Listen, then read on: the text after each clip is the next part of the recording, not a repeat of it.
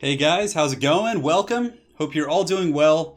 It is time for another entry in our Gotrek and Felix 2v2 tournament series. So for anyone who's relatively new to the format or who hasn't seen it before, the format is each team, it's kind of like sub-commanders in a way, if you've seen it in like StarCraft and other games like that. Each team is going to be getting a total of 12,400 gold to spend.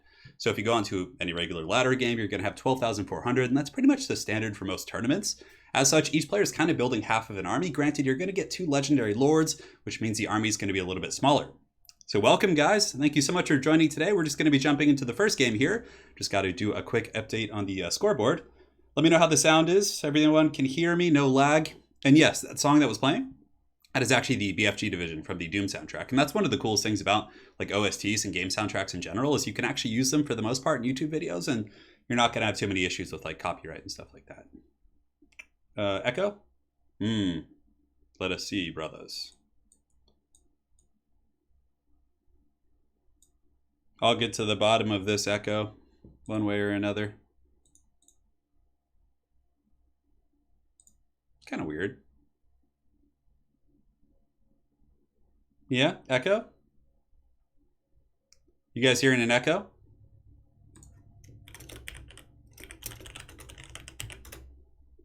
Zoom in more. Hang tight, guys. I just got to get the brackets changed up. We had some last minute changes in regards to players and everything, so I just got to update those real quick. So first one is going to be... Yeah? Does it sound like it's still echoing, or is that just for a couple of you guys? Yeah, I do not have a good beard, that's for sure. It's not my proudest Yes, you do. thing I own there. Thank you, darling. Okay. Yeah, so it might just be for a couple people for some reason. Maybe I was just speaking loudly and it was kind of echoing off the walls. Could be, perhaps. All right, so just doing a quick update to the scoreboard here. We're going to get started in just a minute. And then we got, over here, we have...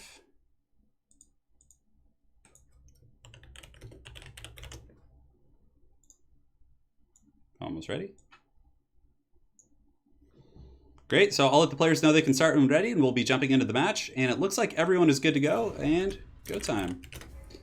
And it looks like the XMT team. So in the first match, we're going to have XMT champs facing off against the Monster Hunters. And that's going to be it. You guys freaking me out, making me think there's going to be all kinds of like echoes and nonsense going on. I was like checking all my like sound levels and all that. Definitely fun stuff. Yeah, so it's going to be sub-commanders, 2v2, Gotrek and Felix style. Hopefully you guys enjoyed the thumbnail. I actually, I don't know if I've encountered that in the story. I mean, the Gotrek and Felix stories are quite long, but it looks like he's going to be fighting Throg in there. Both players, they have their own armies, so it's like 2 small armies. Yeah. All right, and it's showtime. First battle is going to be on Altorf Outskirts, which is a very well-balanced map in my opinion, and it's going to be High Elves and Dwarves facing off against Dark Elves and Dwarves. Yes. So, yeah, it's going to be interesting to see which Elvish faction is going to synergize better here. And, of course, the players do go in with blind picks, but it's such an absurd format. We don't really have, like... We have rules of engagement, so obviously rules against draw kiting and corner camping and things like that. However, the army picks are a little bit less restrictive than they are in, like, King's Cup and traditional tournaments, so players can pick, like, any number of different builds. Things get pretty hog wild for sure. So, yeah. There's going to be some nonsense for sure. You guys are going to be seeing the most absurd builds.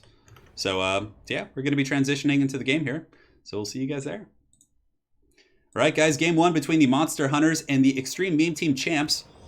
Yes, it's going to be good. And it's best of 3. So these guys have sent in their blind picks for 3 different matchups.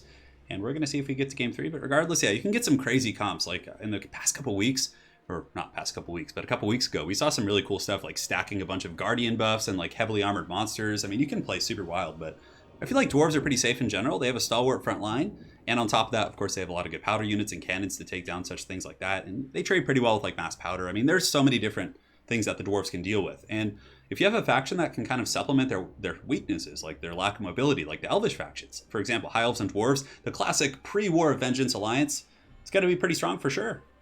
Oh yeah. Oh yeah, it's going to be good. So players are loading in. Not too much lag, actually, considering it is a 2v2. Oftentimes it does take quite some time to load in there, but... Oh yeah. Yes, we do have some representatives of the Extreme Meme Team here today. It's going to be A-Move Hacker and Hakai. So here we have the Dwarves and the High Elves who are going to be played by the Flying Taco, who's also Extreme Meme Team. So they're all over the place today. But this fine gentleman. Flying Taco is going to be playing with, I believe it's Warisha, probably mangling that one. But anyways, it's going to be Dwarves and High Elves facing off against Dwarves and Dark Elves. So we're going to see if the edgy Elves are going to be able to, synergize with the Dwarves better than the proper Elves over here. Proper Elves, I don't even know. All right, so for the armies of the Monster Hunters here in the front line, it looks like we're going to have a combination of Miners, Dwarf Warriors with great weapons. We also have the Peak Gate Guard, so a couple elite infantry here for this High Elf Dwarf army. Going to be interesting to see how they do, but not a bad pick. Going to be decent against Dwarves. Granted, they do magic damage, which is tough against other Dwarvish infantry, so they are going to suffer that 25% penalty on their 55 weapon strength overall, but still not bad. On top of that, we have Alariel, the Pigeon Queen, which is very cost-effective in 2v2s with her heals. I mean, healing Dwarves is very strong. So that's going to be one edge that the High Elf Dwarf combo will have over the Dark Elf Dwarf combo. But there's going to probably be better armor piercing over here for the Dark Elf side. So for the Dark Elves, it's going to be Bleak Swords and Dread Spears across the board. We do also have a Supreme Sorceress with Shadows, and she's going to be rocking the Pendulum. So the Pendulum is always pretty good, especially against Dwarvish and Elvish formations because they're very tightly packed and typically in long lines. So the Supreme Sorceress with Shadows is a pretty good pick. We got a couple of Thunder units, and it looks like a single Great Cannon. And what is the Dwarf Lord for this army here? It's probably going to be a Rune Lord or something of that sort, but it looks like he's hiding in the shadows somewhere. Where is he? How could I not find this guy? Oh, there he is. He's mixed up in the front, so it's going to be a Rune Lord. And over here for the Dwarf army, we do have Rune Lord as well. I got really excited thinking it might be High King Thorgrim Grudgebearer, but alas, it's just going to be a standard Rune Lord. So I'll let the players know that they can start whenever they're ready. Start when ready. Oh, yeah. It's go time. It's go time. So each player has 6,200 gold, bringing the team total up to 12,400 for this particular tournament. Yes. Professor Bone, what's up, man? Sotek. Lady Turin is actually somewhere in the room here, lurking in the shadows. Yes, yes. All right. Well, the archers are going to be decent, I suppose. I mean, they do have a decent range advantage over Thunderers, but most of the Dark Elf infantry is pretty, well shielded. I mean, none of them are really, there's not too many actually good targets here. I mean, the archers actually could pick apart the Dragonback Slayers. That's probably going to be one of their more efficient uses. And, even volume of fire on top of things like Slaanesh Harvesters and the Cold One Knights is going to be pretty effective. So the cannon is going to be tearing downtown, but there is a fair amount of line of sight here. But the first cannon shots are going to be going after the Rune Lord, and he's not terribly maneuverable. He does have a pretty decent HP pool. I believe his starting HP is about 4,200, but taking these cannons is going to suck pretty bad for him. So he's probably going to be wanting to hide back here. Now, the benefit of having him on the anvil is the fact that he does have the Locus of Magic, I believe it's what it's called. It's not something, Locus of Power. So it gives your entire army, including the Elvish army, magic resist. So that can actually be really powerful in 2v2, depending on the matchup you're in. But we're going to see here if it pays off. So it looks like the frontal vanguard of the Monster Hunters over here. So the High Elves and the Dwarves are going to be advancing. Spearmen coming up, and we got some of these... it looks like that's Alariel, the Pigeon Queen, over in the forest.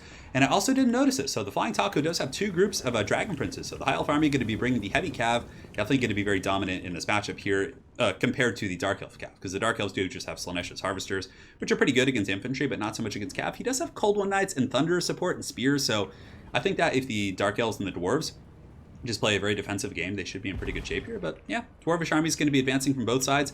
This is a pretty heavy metal dwarf infantry corps too, Longbeards with great weapons, and it looks like he does, of course, have the Peak Gate Guard. And if they're able to kind of get on the flank and smash some of the Dread Spears, that could be pretty strong. But I mean, this dwarf firing line, 3 Thunders, is really going to be able to put the pepper on pretty much any infantry that are going to be coming their way. Now, the cannon shots initially doing some decent damage to the Rune Lord in the back, and it looks like he's dropped about, 500-600 HP, give or take, and definitely not fun for him. But the Dragon Princes, in the meantime, going to be positioning, and Alariel, that's what's really nice. I mean, even though the Rune Lord has taken damage, and normally that would suck really badly for the Dwarves, they do have the Pigeon Queen, so the Pigeon Queen would be able to heal up the Dwarf Lord, which is going to be pretty strong. So the Archers are going to be opening up shop. It looks like they're going after the Miners, because Miners have, they don't have as good of armor as other Dwarf units, and of course they have more shields. I mean, almost everything on this force for the Extreme Meme Team champs here is going to be shielded, with the exception. I mean, Slayers even have shields themselves, so I guess they don't have shields, but they have like swirling axes, so they swing them above their heads, and technically it gives them some sort of a missile block chance. So Archers still shooting in, taking a little bit of damage back from the Thunders.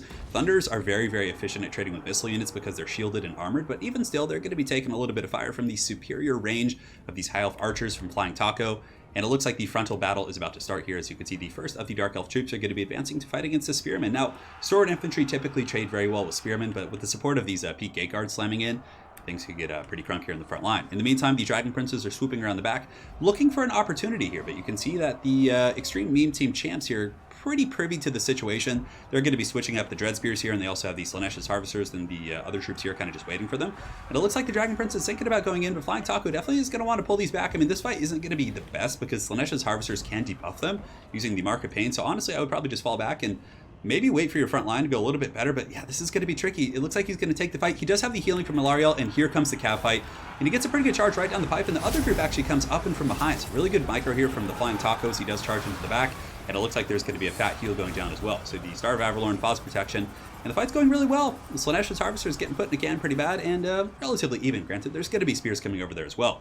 Now, in the main fight, you can see the High Elf Spearmen and the Dwarf Infantry from the Monster Hunters who are going to be advancing right here. And, I mean, they definitely have pretty powerful infantry with the Peak Gate Guard. In a small funds game, these guys can make a pretty big difference, but a move hacker from the Extreme Meme Team here, getting some really good fire downtown, using the Thunders to betray his Dawi brethren here, but perhaps there's some sort of a grudge between their two holds. Now, one of the big deciding factors, I think, is going to be the outcome of this flank engagement. The Dragon Prince is doing pretty good for themselves. I mean, these Slaanesha's Harvesters have taken a pounding. They haven't taken too much damage, but yeah, they have to fall back. You can see the Dragonback Slayers are going to be coming in here, and that's going to be a little bit of a dicey situation. And the Peak Gate Guard are smashing up these Dread Spears, but they're taking a lot of that firepower. But in a way, they're a bit of a distraction Carnifex in that they're going to be taking all that firepower and allowing the Dragon Princes to kind of peel up and around it. Ooh, look at this. Flying Taco getting the Dragon Princes. They can actually sneak up and around. There's so many juicy targets and no protection back here, but it looks like he's going to be committing. Oh no, somehow the Alariel, the Pigeon Queen, got fully surrounded by these Dragonback Slayers and some of these other troops. That is a really disastrous situation, but a beautiful charge coming in from the Princess to try and rescue her, but man, she needs to get out of there. That is going to be bad. But, you know, she did kind of blob all of them up, and from there, the Slaanesha's Harvesters and the Coldman Knights are really just getting fully surrounded by these Dragon Princes. So, for the Monster Hunters in the front line, the Peak Gate Guard have broken through, and it's a bit of a mishmash fight here in the front line. The Rune Lord is going to be chasing the Rune Lord, but one of them has the Mighty Anvil. I wonder who'd win that. Probably the one on the Anvil, just because he has more HP, but a bit of a wet noodle contest coming in there. And yeah, looks like the gun line is still online for the most part, but the Peak Gate Guard have gotten into the cookie jar. Some of the Dread Spears have been pulled in reserve to fight these guys, but these guys are going to cause a ton of disruption in the back line, and the fight over here is very, very close. Alariel the Radiant is going to be going down here. Yeah, she's actually going to break, but if she can get away, I mean, it could end up being fine because she can heal, but the bounce power is actually slightly in the favor of the Extreme Meme Team champs, as they are pulling ahead here a little bit, but the back line is slightly compromised. You can see that the Peak Gate Guard have gotten in there. They're going to be going after the Thunders, and they could peel up here, but that crossfire is so good. A-Move Hacker here doing a very, very solid job. He's actually playing under Gyros are greater than Alariel. That is going to be his name right now, but he's getting some really good crossfire in the Peak Gate Guard. But the infantry core for Warisha right here and the Monster Hunters is actually starting to break through, so a lot of these troops in the back line could be compromised here in a moment. And the Rune Lord in the back, yeah, I think that's just like a complete wet noodle contest. Nobody wants to fight that. But the Pigeon Queen has come back. She could potentially heal. And the Dragon Princes have gotten away from that engagement and are now slamming into the back line. But it looks like somehow they got caught up among some spears and slayers. And yeah, these guys are just going to be getting dragged through the mud. Still a relatively close fight, but I think from here, it looks like the Extreme Meme Team champs are probably going to be pulling slightly ahead in this game. It's going to be a little bit tough to say. Good Dragon Prince play. I mean, they had a couple good engagements, but I think one of the big deciding factors was when Alariel got surrounded. But you can see as she does heal up, the bounce power does normalize a little bit. And you can see here that the Dwarf Warriors and the other troops are actually pushing through. And this is all it takes. A couple, especially Dwarf Warriors with great weapons, to push back here and get on top of the gun line. And the Dark Elf Infantry in the front are just buckling across the board. These Dwarf Warriors pretty much 2 versus 1ing these Bleak Swords. But yeah, it's going to be a very close fight. You can see the bounce power just teetering back and forth, and it looks like the Star of Avalorn is going to be going down right here to heal up the Dragon Princes. A very good choice, granted. They might be pretty close to their healing cap, and not the true healing cap. The healing cap articulating that if they have a certain number of models, they can only have so much HP, so that could perhaps be it. So the Dragon Prince is still in the back line, getting healed up pretty efficiently by the Pigeon Queen. She very selflessly is going to be using her heal on the more important units, the Dragon Princes.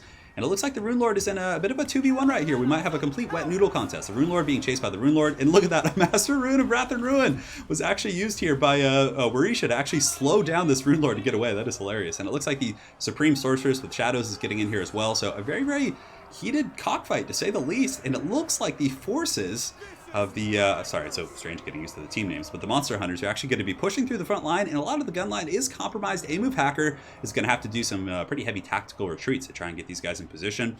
But for the most part, very, very close game.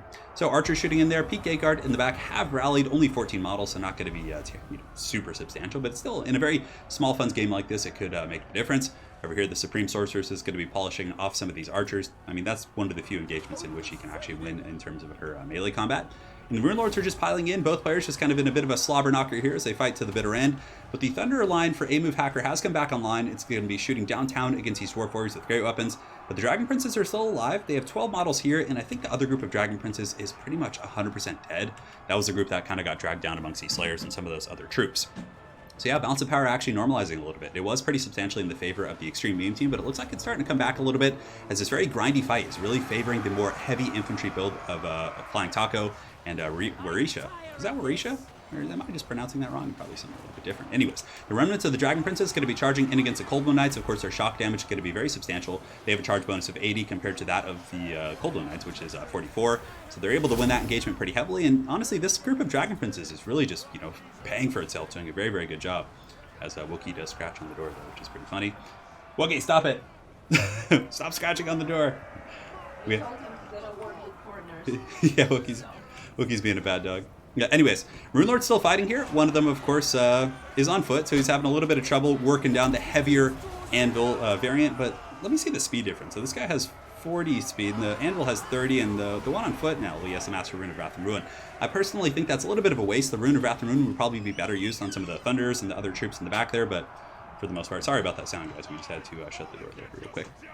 Anyways, yeah, very, very close fight. I think that the Extreme Meme team is pretty much dead even now. The bounce power has really been going in the favor of the Flying Taco and Warisha here, as their forces and their heavier infantry army was eventually able to get into the back line and cause some substantial problems. And it looks like that's going to be one player withdrawing. Man, that's going to be it. So they were able to pull that back. The Monster Hunters are going to be taking game one here. And they were super far behind on the bounce of power. And part of that was because Alariel did get caught, but they were able to come back into the game. Their infantry were able to get through the front line, and you know, they were able to pull the game out, which is pretty impressive for sure. So let me go ahead and update the scoreboard here, and that should work in just a moment. Yeah, those Thunders did work, but I mean, they eventually, you know, the Extreme or the Monster Hunters, so Flying Taco and Warisha actually brought a much heavier infantry corps. Plus, the Dragon Princes were able to really overpower the Dark Elf Cav, and from there they were able to get into the back line, which was pretty solid. So yeah, guys, that's going to be game one there. We're going to transition over here while they pick their armies, just so there can be no screen sniping. GG, game two, and we're going to switch the map onto not Bitterstone Mine. Let's do that's a little bit. The City of Bones. And just picking a map here real quick. Stallion Tomb. We will do Glacial Lake. No, Glacial Lake actually is one of those ones. We'll do Iron Sand Desert. All right, there we go. Iron Sand. All right. So pick new armies and get ready. Yeah, we have, you know, I figured that having my face in the game, there's not really like a purpose to it. I mean, I think just like in between games, just if I just want to chat with you guys, this is the more opportune time for that.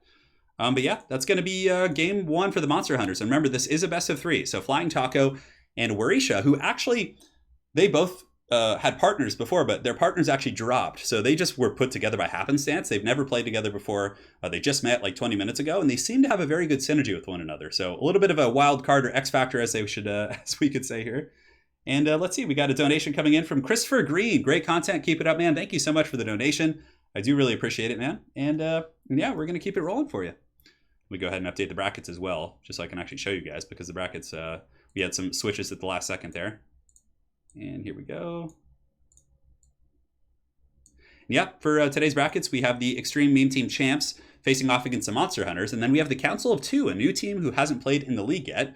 And they're going to be facing off against a second XMT, which is going to be XMT Reptist, which is going to be Rightist and Reptile King. So I just called them Reptist, which I thought was pretty fitting. So that's going to be the names for today. I don't know, 2v2, sometimes if they don't give me a name quick enough, I just make it. So I saw them. So looks like we're going to have Greenskins and Norska as a team. So this is going to be much easier. It's going to be like a barbaric factions versus like the more orderly factions. And they're going to be facing off against the Dwarves and the Empire on Iron Sand Desert, which is going to be a pretty good map for the Dwarves and the Empire. Open field, granted, it does allow for a pretty wide style of play for the Bestial factions as well, so there is some give and take. Yes, yes. And Anthony, I do see your PayPal donation as well. Thank you so much for that. Really appreciate it. Of the $10, Anthony, thank you so much, man. Sorry, I was a little bit unprepared as the stream started. We had a couple teams like drop and then like it was just all kinds of drama, like getting everything ready. So finally we got it together, and and here we are. So yeah, that is it. XMT. Well, there's 2 XMT teams. We have XMT Champs and XMT Reptist. So you guys want organ guns? Well, we'll see. They could perhaps come. All in due time. Yeah, Empire Dwarves. The classic, the contemporary classic. You know, the High Elves and the Dwarves are that very like archaic alliance who, you know, doesn't really make sense anymore. But the Empire and the Dwarves are like the bros. You know that scene in like The Predator when Arnold comes in with like the bicep handshake with Carl Weathers? Like that's like the Dwarves and the Empire in my eyes for sure. Yeah, I can increase the bitrate. Is it a little bit pixelated or laggy? I'll go ahead and give it a try. So let me go ahead and do this. Dun, dun, dun, dun, dun, dun. Hopefully it doesn't like drop the stream or something. We'll find out. Okay, I increased the bitrate. Let me know if the quality does improve. Hand's doing okay. It's a little bit sore, but such is life. All right, and it looks like the Empire and the Dwarf compositions are ready. All right, this is an army, all right. This is an army. Flying Taco is going to be playing the Greenskins. His new partner, Warisha, a new friendship, a new bromance. He's going to be playing the Norskins. And again, Prison Soap, who I believe is Hakai, XMT Hakai, is going to be playing the Empire. And it looks like Emu Packer is going to be playing the Dwarves. When Turin pays the enemy to lose. Oh, man. 3 organ guns and 1. It would be interesting to see like a mass dwarven artillery build face off. Just like that's all they bring is artillery, and the other faction just protects them. But okay, cool. Yeah, I increased the bitrate a little bit for you guys, so hopefully the quality will be better. We'll see. Oh man, a 2v2 autogen tourney someday perhaps. Oh, that's pretty wild. That is pretty wild. Christopher Green says, honey and lemon goes a long way with the sore throat. Mix it with warm water. I know. I'm a dad. Yeah. All right, man. I'll let Lady Turin know. Yeah, she's doing pretty good, though. I got her some ice cream yesterday. Gyros are greater than a Lariel. Start anytime. So this is going to be the first best of 3 of the day. And then after this, we have another best of 3. And that's going to be concluding with the best of 5 finals. Oh, yeah. Oh, yeah. I think we can actually go into the lobby. No, actually, I can see their army, so I don't want to do that.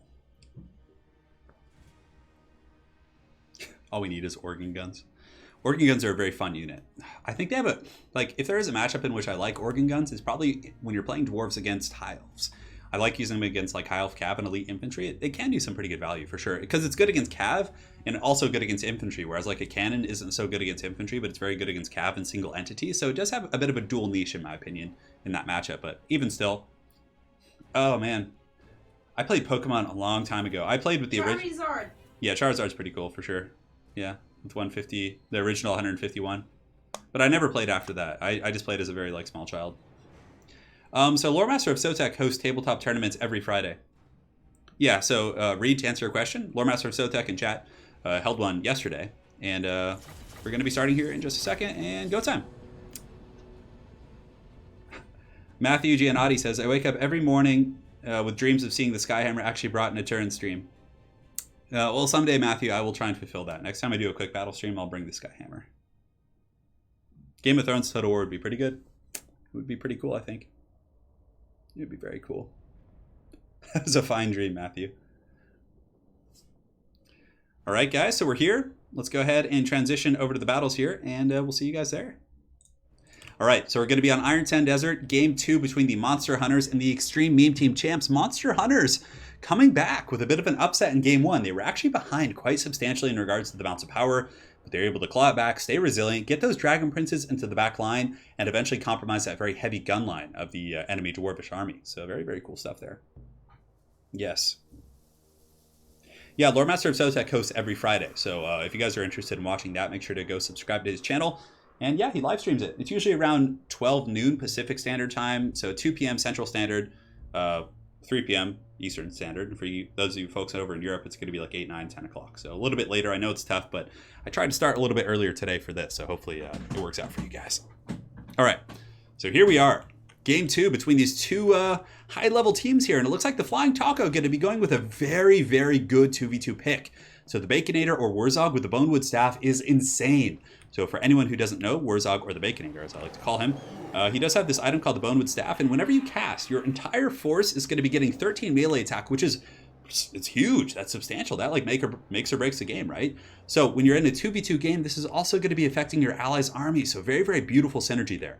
So as far as the rest of the Greenskin army of Flying Taco goes, he's got 8 Peak Loonies, a bunch of nasty Skulkers in the front line, and Squig Herds. So Squig Herds going to be feasting on the Dwarves. Looks like he's very much just bringing an anti-Dwarf army. So we're going to see how effective they are at closing the distance. But the Empire has a massive kind of mobile vanguard. So this is going to be pretty wild. And for the Norskins, we're going to be controlled by Warisha. It looks like in the front line, he's got Marauders. He does also have Wulfric the Wanderer. It's a pretty good, just duelist character in general. Very efficient at hunting down like Empire casters and characters like that. And Marauders in the front line, a couple groups of Marauders with great weapons, and also he's got some Skin Wolves, the premier condom brand of the old world, and it looks like he does have 2 of these bad boys here in the back. And yeah, they're going to probably lose against things like Demogryph Knights, and they don't have the best armor piercing, but nonetheless, they regenerate and can be pretty good in those long, grindy 2v2 games. So that's going to be it for their force. The Bonewood Staff really going to make these guys pretty good and tasty. And for the forces of the Extreme Meme Team champs, we got Pistoliers on the front line. Pistoliers, Outriders, so a massive gun force here. He's just straight up going the Rough Riders here. But the Pistoliers is going to be pretty efficient against the Doggos. Going to be good against the light armor of the Skulkers and the Squig Herd. So a very, very good Empire army here from Hakai. Definitely liking it quite a bit. And it always confuses me when the players like switch their names up. But for the forces of A-Move Hacker, his ally, it looks like he's going to be having Miners and Slayers. So just a whole front line of Miners and a couple groups of Slayers as well. So the Slayers are going to be, that's a pretty efficient army against what we see. I mean, Squig Herds plus Skin Wolves, but they will take a beating from Marauders as well. So there is some give and take there. Oh, and look at this. For Hakai, he does have Balthazar Gelt with the final transmutation. And guys, we have the Temple Meme Luminarch going to be going after that Greenskin Bacon. And the Luminarch's going to be super good against both Wulfric and Wurzog, neither of which have any ways of healing. So yeah, very, very cool armies for both players here. So I think it's about time. I'll let them know they can start when ready. Start when ready. He went to the toilet, so wait before we start. All right, so we got a little bit of a delay here, but it shouldn't be too long. Maybe a little bit of nerves coming in there. Yeah, man. So we got for the Dwarf Lord of Rune Lord, of course. Rune Lord's pretty much standard protocol for dwarves. It really is unfortunate. Granted, in 2v2, I think High King Thorgrim Grudgebearer could be pretty good with the Great Book of Grudges, just giving melee attack and a bit of a Death Star if you're going to go for that style of play. For example, you could have like a Dwarf Death Star stacked on top of like a Vampire Count one, and the Vampires could have like all the different AoE buffs, but granted that probably wouldn't be that efficient because there's no healing, so there's better synergies. I mean, you can't heal the dwarves with Invocation of Nehek. Yeah, look at this. We have all kinds of crazy Empire Cav. The Rough Riders are going to be coming in just dirty here. So in total, Outriders. So 3 Outriders, and it looks like we're going to have 2 Pistoliers. The Outriders going to be pretty efficient, for sure. They have better range, but yeah, we're going to see if the Marauder shields in the front line. That's really going to be a big part of it. Can these shields effectively screen out the Empire Missile Cav? Because that Dwarven army, as a standalone, will just be trounced by this force. Even though there's not like pure dedicated AP from the Norskins, there's a ton from the Greenskins, and just like with the Bonewood Staff and the Wa going down, the Wa is going to be a force multiplier and be buffing the Marauders as well. So, I mean, so many good synergies with Wurzog. I mean, the Greenskins, a very, very powerful 2v2 race. I personally really like mixing in the Greenskins with factions that have healing. I think that's one of the biggest weaknesses for the Greenskins is the fact that they can be sniped out and killed that way. So the guns are going to be shooting in, going after the Marauders with great weapons, but very effective shielding so far. The Marauders have been able to kind of just get in the front and take those shots and, enjoy themselves a little bit. Hey guys, welcome for everyone joining on the stream. This is the second in the first best of 3, the second game between the Monster Hunters and the Extreme Meme Team champs. So Monster Hunters is going to be Warisha and the Flying Taco, who's also of Extreme Meme Team. So they're all over the place in this 2v2 league. And we also have XMT Hakai and XMT A-Move Hacker on the other team over here, which is going to be the XMT champs. So the guns of the Empire are going to be shooting downtown. Probably you want to shoot at those Squigs, honestly. The Squigs are a pretty good target because they can rampage, and from there they'll chase you into open field, and you can simply drag them into the targets of your choosing. But this force is going to be pretty damn strong here, going after some of these... yeah, I mean, if it can get to this Dwarf Death Star, but look at this. The Templeoff Luminarch is going to be lurking right here. It could potentially, one or two, not one-shot Wurzog, but it could do some really good work if it gets that square contact. Yeah, the Marauder Shield's going to be pretty good. So here come the Outriders and the other troops here. Just going to continue to poke in, but really they're not getting too much value. I mean, there's not... because they don't have like the best arc of fire. I mean, considering they are powder units, so it's a little bit tricky. And also the nasty skulkers do have stock for the most part. So I mean, unless you're very, very close, they do of course have stock, but so you can't see them. The skulkers would be a pretty good choice as well. Slowly removing the armor piercing would probably be one of the more efficient ways to deal with this army, just to make sure that the dwarves can kind of hold. Although the dwarves, let's see, they have miners with blasting charges and 3 slayers and just like this glorious box of doom, just harkening back to the days of old Warhammer 1 Dawi Doom boxes. Over on the far side, it looks like there's going to be an effigy of the Git going down. Oh, and the squigs are coming in with the Fists of Gork, so the squigs are going to feast, and the squigs get in there, and you can see the riders are being punted from their horses, and they're probably going to be able to get away, but not before they break, maybe. -1 leadership, and that's a really good catch right there by Flying Tacos. A beautiful play using the effigy of the Git and also getting that damage buff with the Fist of Gork. So far so good. It's a pretty good little catch considering their force is like not mobile at all. They're able to get a catch on this highly mobile force. And FG of the Get, of course, is going to be on cooldown for quite some time, but a nice little catch there getting those guys. But the guns are starting to be a little bit more efficient here for Hakai. They're going to be shooting into the great weapons, getting rid of the armor. And the Nasty Skulker is trying to get close enough to use that smoke bomb. I mean, if they could get a smoke bomb on one of the 2 of these. Oh, what is this? A Brain Buster. Now, definitely need to be safe with your Winds of Magic. Wurzog needs that Bonewood Staff for later because look at the buff right now. You can see 48 melee attack on these Marauders from the Bonewood Staff, so probably want to save most of your Winds of Magic for the main fight. So far we haven't had any shots here from the Templehof Luminarch. Probably going to be going downtown after Wurzog, I would imagine. That's probably where we're going to see it. I mean, Wulfric the Wanderer's going to be a little bit of a trickier target. He's kind of lurking behind the army, but Wurzog is out in open field. The guns are going to be shooting in, going after the great weapons, and one group of the Marauders with great weapons is almost online. Oh, but the Skulkers are getting so close. Oh man, they almost could have gotten a smoke bomb. If their angle had been a little bit different, maybe they could have gotten that, but the Temple Meme Luminarch going in, and it looks like it goes after Wurzog, but the Skinwolves, the brave condoms of the old world, are able to take that blast right to the face and able to save Wurzog that unwanted penetration from the Temple of Luminarch. So in the meantime, Skinwolves are going to be chasing an open field. Varisha should definitely pull these guys back. They're taking a ton of gunfire, and this is not where they want to be. Pretty much a hard counter, against all these different troops, but they're actually able to catch some of the Outriders, so maybe he's just trying to... It's a bold strategy, Cotton, and the wall has been popped, which is going to give them a speed buff, putting them up to 93 speed, making them actually faster, but looks like a very good net of Emmentalk coming down from the Temple of Luminarch, but I just don't know how this Dwarf army is going to be holding against this onslaught. I mean, just the melee attack in the WoW and just all these force multipliers coming in for the Greenskins and the Norskins, it's going to be incredibly powerful. So they're moving in right here. These Skulkers coming up and around the flank, and the Outriders are kiting these Skinwolves pretty effectively, so this is a nice little pick here.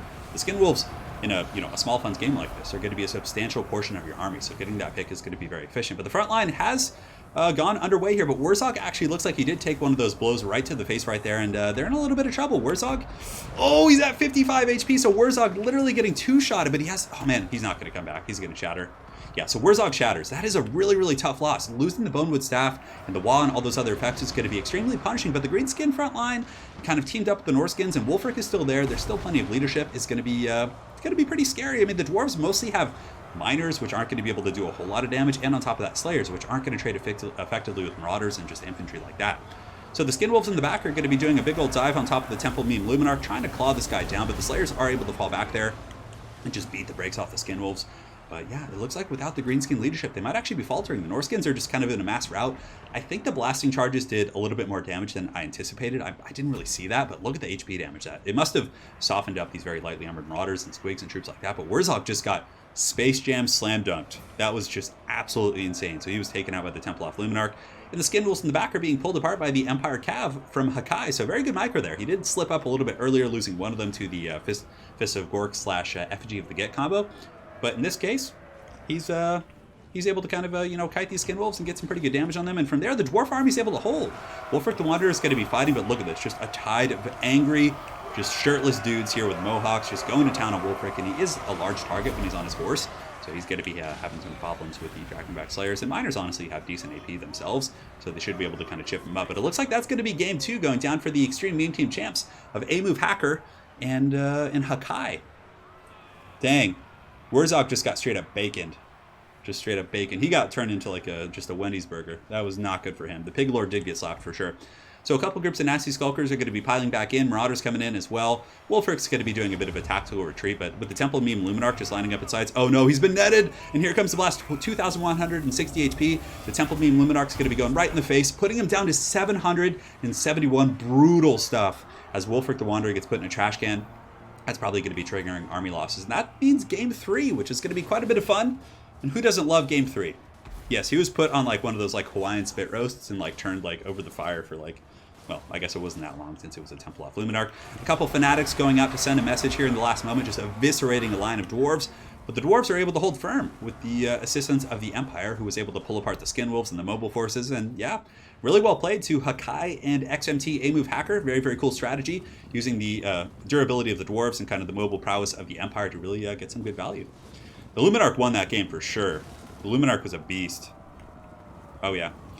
So as far as the funds go for this tournament, it's going to be 12,400 in total for both players. So each player has access to 6,200. Just a couple goblins going here. Looks like in total there's 20 of the AP Gloonies, Pistoliers, and other guys who are going to be jumping in there. And that's going to be game 2. Yeah, that was a pretty cool little 2v2 combo there. Using the Temple Meme Luminarch, I really thought that the Dwarf Army would struggle with all the miners, but I think the fact that they killed Warzog was really just kind of the straw that broke the camel's back. And the Skinwolves did get picked apart very efficiently by the Outriders and Pistoliers. So yeah, some pretty substantial tools there. Couple Gobos left. Looks like there's going to be one AP Clooney kind of getting in there, going fisticuffs. Yeah, that was something. Wolfric also got spit roasted, yes. It was also spit roasted. And he was able to use the net of Aminitok from the Templehof Luminarch to lock down Wolfric. And from there, Wolfric couldn't run. He was just straight up like, just on a spit roast. It was not good. I was not good at all. But very cool army coming in. I love Flying Taco and Warisha's army. It was cool. It was solid. But at the end of the day, you know, the gooning of the Templehof Luminarch plus Balthazar Kelt's final transmutation and the Slayers and the durability of the dwarves was able to hold out firm. So that's gonna be game 2 there. Go ahead and update the scoreboard here, and it's 1-1 in this best of 3 series. We got a cockfight on our hands, to say the least. So game 3, and let me go ahead and switch up the map so the players know. And we will go on La Anguille. I probably just mangled that so hard. My PC build, Snuffleupagus, is on my channel description. And for game 3, it looks like we're going to have... let me go ahead and check the army compositions to make sure the players are following to code here. All the rules are being adhered to. Oh man, I'm getting a ton of messages here. Hold on one second. All right, 1 second, guys. Just making sure.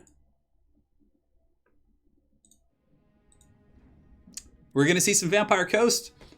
This is how you know people are going for the throat. You know, when the Vampire Coast comes out in this format, you know that people want to win. And both teams actually have a Vampire Coast player. So I think it's going to be Vampire Coast and... let me see. Let me go ahead and double check. They send in their blind picks, but I just have to minimize the Discord, which is a little bit annoying. So, and Dark Elves and Chaos. All right. Dark Elves and Chaos versus, and then for that team, let's go ahead and double check and see what they're playing. Yes, and then for the Extreme Meme Team Champs, let me go ahead and double check their team and see what they're playing. They're going to be doing Coast and Lizards. Cool. This is it. This is for not all the marbles, but relatively close. Hey, what's up, Professor Pipes? Thanks for joining, man. What is cracking? So we'll let the players know, pick armies, and when ready. And we will do some stretches and hang out with you guys. So for anyone just joining today, let's go ahead and jump over and take a look at the brackets for today. So we do have 4 teams in total that are going to be competing. And we got the XMT champs facing off against the Monster Hunters, which is currently in game 3. The winner, of course, will be moving on to the finals. It's just kind of a quick flash tournament format. And the Council of 2, a new team to our league who hasn't played before. They're going to be making their debut here in the Gotrek and Felix 2v2 league. And they're going to be facing off against another Extreme Meme Team. Extreme Meme Team. We got the XMT Reptist, which is going to be Rightist, and the Reptile King coming in with maybe their steel chairs. We'll find out. That's going to be that for now. And the players are just going to pick, and we'll hang tight. Yeah, it's a really fun tournament format, for sure. Ah, Professor Pipes, I see. A fierce opponent he is. Hey, what's up? What's going on, Reptile King? Hopefully you're ready to party. Oh, the graphics card should be there, Tomo. And also, I wouldn't take any of my computer specs like to heart because this computer is almost 3 years old now. I haven't upgraded anything in like 2 or 3 years. I really need to do that. So yeah, we got the Vampire Coast and the Lizard Men. So apparently they've decided to share their lizard trinkets, facing off against the Dark Elves and Chaos. So pretty easy to distinguish in terms of casting, which is going to be nice. But Flying Taco is going to be playing Chaos, and Warisha is going to be playing Dark Elves, and Hakai is going to be playing the Vampire Coast, and we got A-Move Hacker playing the Lizardmen for today's matchup. Reed, when Total War 3 Kingdoms does come out, I will give its multiplayer a try, but more than likely I will just be playing a campaign or two, because I'm going to continue to focus on Total War Warhammer. That's my jam, so. So Christian asks, why do pro StarCraft players use only one race? It's just a bit of a different culture. One of the things that makes Total War Warhammer so interesting is kind of the diversity of races, right? So I think just kind of the culture of this game has kind of evolved to be like, hey, you know, most players know 2 or 3 races, and it's a lot more fun from a spectating point of view. Like, rather than watching just, you know, a Terran play against a Zerg like 5 times in a row. It's not as fun, in my opinion. So, but in StarCraft, that's kind of the culture. Just like people tend to specialize in one thing and just become pro at it. With the level of competition and like how good those like guys are that play StarCraft 2 on a professional level, you kind of have to just be like a pro at one thing to compete, in my opinion. It's a little bit tough to split it up. Tiamat64 says, gotta go out and do that social thing. Oh, that sucks, dude. Can anyone think of an excuse I can give the missus so I can watch the stream? Diarrhea. Yeah, there you go. That's a good one. Yeah, there is going to be a new DLC before 3 Kingdoms, according to the development blog, because yeah, they did change the date there. So players are picking their armies. Just going to double check, make sure they're moving along, and yeah, looks like we got some dank strategies afoot. You guys are going to be pleased for sure.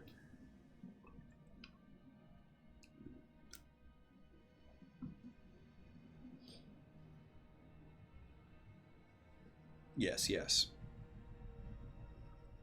Can I get a bless up for the screaming one?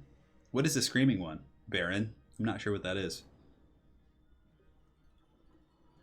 How will any Total War game even compare to Total War Warhammer, though? I just watched gameplay for 3 Kingdoms. Yeah, it's tough. Total War Warhammer is just amazing.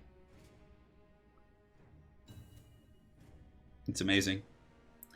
It's like I feel very fortunate that the one game I decided to like get back into Total War in was Warhammer. It worked out so well. Are there any other limits on army comps? No, that's it. It's kind of like, I didn't want to put limits on, I mean, there's a couple things that if I really wanted to make this into a competitive league with like prizes and ante and things like that, not ante, but prizes, I would probably institute a couple rules, like in regards to summoning. So some really abusive builds are like double Vampire Coast or double Vampire Count, Vampire Coast. Like any builds that can just spam summons, like you could run like double count Noctilus and just get 2 Roth's Moondials and like 2, like if you really want to get gross. And that's really abusive, I think. It's really hard to deal with in this environment, like having that many summons. So that would probably be one of the only things I would change. Like I would put some limits on some of the summoning characters and also make it so like, yeah. But as far as like limiting large units and things like that, it's not something I wanted to do, because what if one player wants to go infantry and the other one wants to go monsters? It's like it would kind of ruin that style of play. Whereas like what I really like to see is like the strengths of factions come out. So for example, you might see a bunch of good infantry from dwarves, and from dinosaurs you might see 4 dinosaurs. But that's cool. I don't want to limit them to like 1 or 2. So there are some things I would change in regards to rules, but for the most part, like people, it's been good. The games have been even, and yeah, it's been working out. Nobody's been abusing things too badly. Yes. Yes.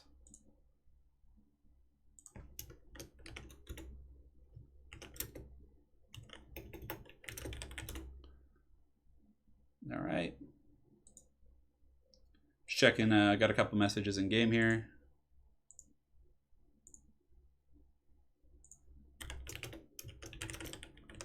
All right. The lads are almost ready. This Lizardman army is something special, all right. Something special. Dwarfs Chaos could be pretty good for sure. I mean, Dwarfs, yeah, I don't know. I'm trying to think what would be the best energy with Dwarfs. I actually really do like Dwarfs High Elves. I mean, giving them the healing and the mobility of the High Elves is pretty good. Dwarfs Bretonnia is really fun as well. Like having a Fey Enchantress, like helping the Dwarf front line with like the elite Bretonian Cav, just getting in there and just going balls deep. It's pretty fun for sure. Yeah. Let's be honest, why we're really here. Oh, man. Hey, Christopher, and again, thank you for the donation earlier. I do really appreciate it. I do.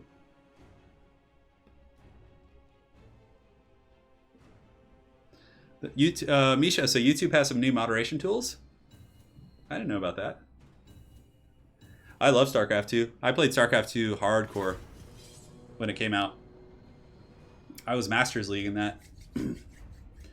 Not quite Grandmasters, but I was like Masters, like the highest tier of Masters League. But now, unfortunately, that game came out right after I got my hand problem, so I couldn't play up to my potential, which was really disappointing. But it was a really fun one.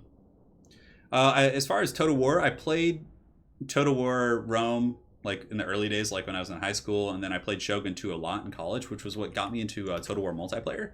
And back then, I was even watching channels like Air of Carthage and those guys back then when I was like in 2011, 2012, when I was at the tail end of my college career. So yeah, I remember seeing those lads. Good times. All right, so here we are, Game 3 between the Monster Hunters and the Extreme Meme Team champs. We're going to see who's going to be taking the crown and moving on to the grand finals. Yes, yes. That's right, Tiamat. I played Protoss as well. Protoss was my main. I was okay at Turin. And Zerg, I was awful. Ugh. Zerg is just like a whole different game playing Zerg in StarCraft. My life for ire. I've never played Seven Kingdoms. No, I'm not sure what that is, Philip.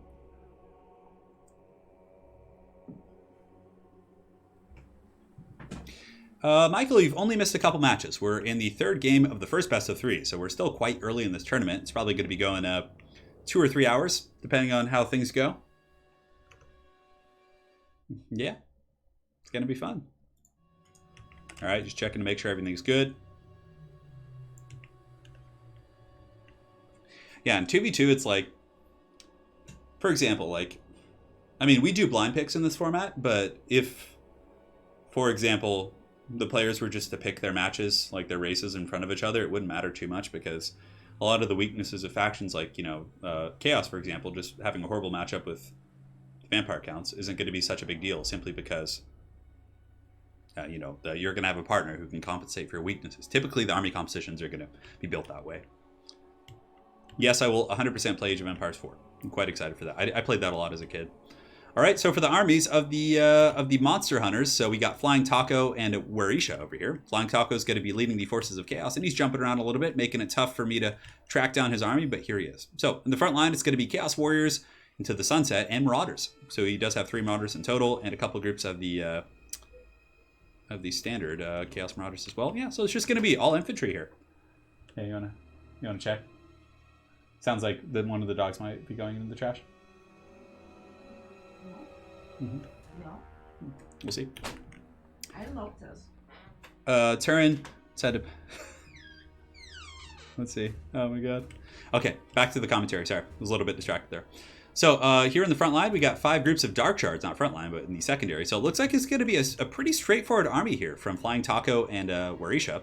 Literally going to be heavy-duty Chaos Warriors in the front line, Marauders on the flanks to provide a little bit of chaff support, get up and around, maybe absorb some gunfire.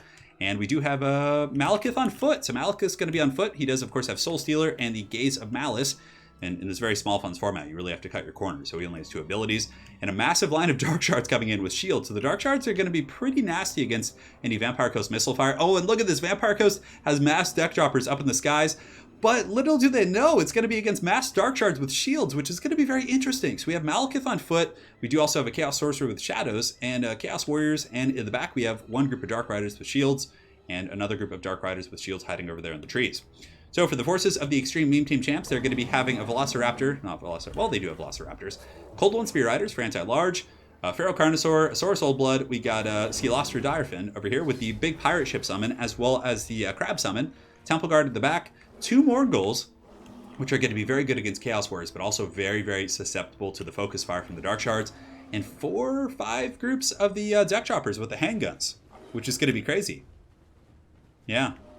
This is going to be a very strange matchup. I mean, the Deck Droppers can dive onto the bows, but for the most part, I mean, if Chaos and Dark Elves can kind of secure that back line and make sure to keep it safe, like, honestly, I would probably put the Chaos Warriors in the front line and use the Marauders defensively, almost like Spearmen, and just keep them in the back to protect against the dive. But, man, those Dark Shards are going to tear apart this army if used effectively. So this is going to be really interesting. So start when ready.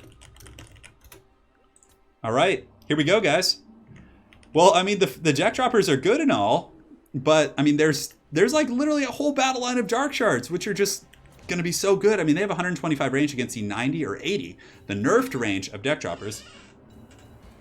I'm so sorry. I need to pee sometimes. Yeah. Let's see here. Yeah, this is going to be an interesting one, guys. The Dark Shard's going to be pretty effective here. So Chaos Warriors are going to be piling forward, and suddenly the deck droppers are probably like, oh god.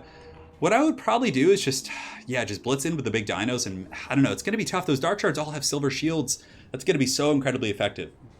So as far as the teams go, for anyone just joining, we have Flying Taco and Warisha here for the Monster Hunters, and over here we have for the Extreme Meme Team Champs, we have XMT Hakai and XMT A-Move Hacker. So the first thing they're going to be doing is just scattering to the wind, which is probably isn't a bad idea. Probably want to attack from multiple angles. Those deck droppers are not going to be happy with this engagement. So the Chaos Sorcerer with Shadows does have the Enfeebling Foe and the Pendulum and a bunch of other juicy abilities. And Malekith is going to be on foot. So the Velociraptor is going to be coming around the flank. But yeah, the Inexorable Advance, these guys are moving in here. They're just going to be pressuring this army. Solastra could get some crab summons to pressure the back line, but for the most part, I mean, they're probably just going to dissipate before they do too much damage. Yeah, both armies are kind of advancing right now a little bit. I mean, these guys are kind of like, they look like they've been cornered, you know? It's just like, oh, we've been cornered. What can we do? Oh my goodness. I don't know. This is going to be crazy. I mean, I feel like the Dark Elf, High Elf army is so simple, but potentially so effective now. He needs to be careful here. He doesn't have too many reinforcing elements, but here comes the first volleys, and oh, this is going to melt those guys. They're going to be taking some huge damage. So they need to fall back. Chaos needs to make sure to protect these Dark Shards. If they do not here, you can see the Damned Knight Errants have been summoned. Chaos is going to be reforming ranks to kind of protect. And the Dark Shards are going to be falling back. But it looks like he's a little bit split up on his forces. Deck Droppers just kind of lurking out in the wings. But I mean, they should be able to kind of deal with this force here. You can see Melkos is going to be going down on the Damned Knight Errants. But yeah, the Dark Shards need to kind of split up a little bit. The big dinos are getting in there to cause some problems. These Dark Shards are going to be piling back in. They need to start shooting at the big dinos. And the fighting is underway. Melkos was able to do some pretty good damage, and it looks like the Dark Riders with shields are going to be jumping on top of the Saurus Old Blood. Malekith on foot, going to be using Enfeebling Foe on the Feral Carnosaur, and the bows need to start shooting. Man, a little bit of getting caught with their pants down a little bit. The other Dark Shards are going to be shooting up in the skies here at the Deck Droppers, and going to be doing some good damage for sure. But they're shooting at Chaos Marauders, and yeah, this is a lot of gold to be doing nothing. But this Lizardman army, with the support of the Terrors of the Night, or Night Terrors, plus the Mournguls, seem to be doing pretty good.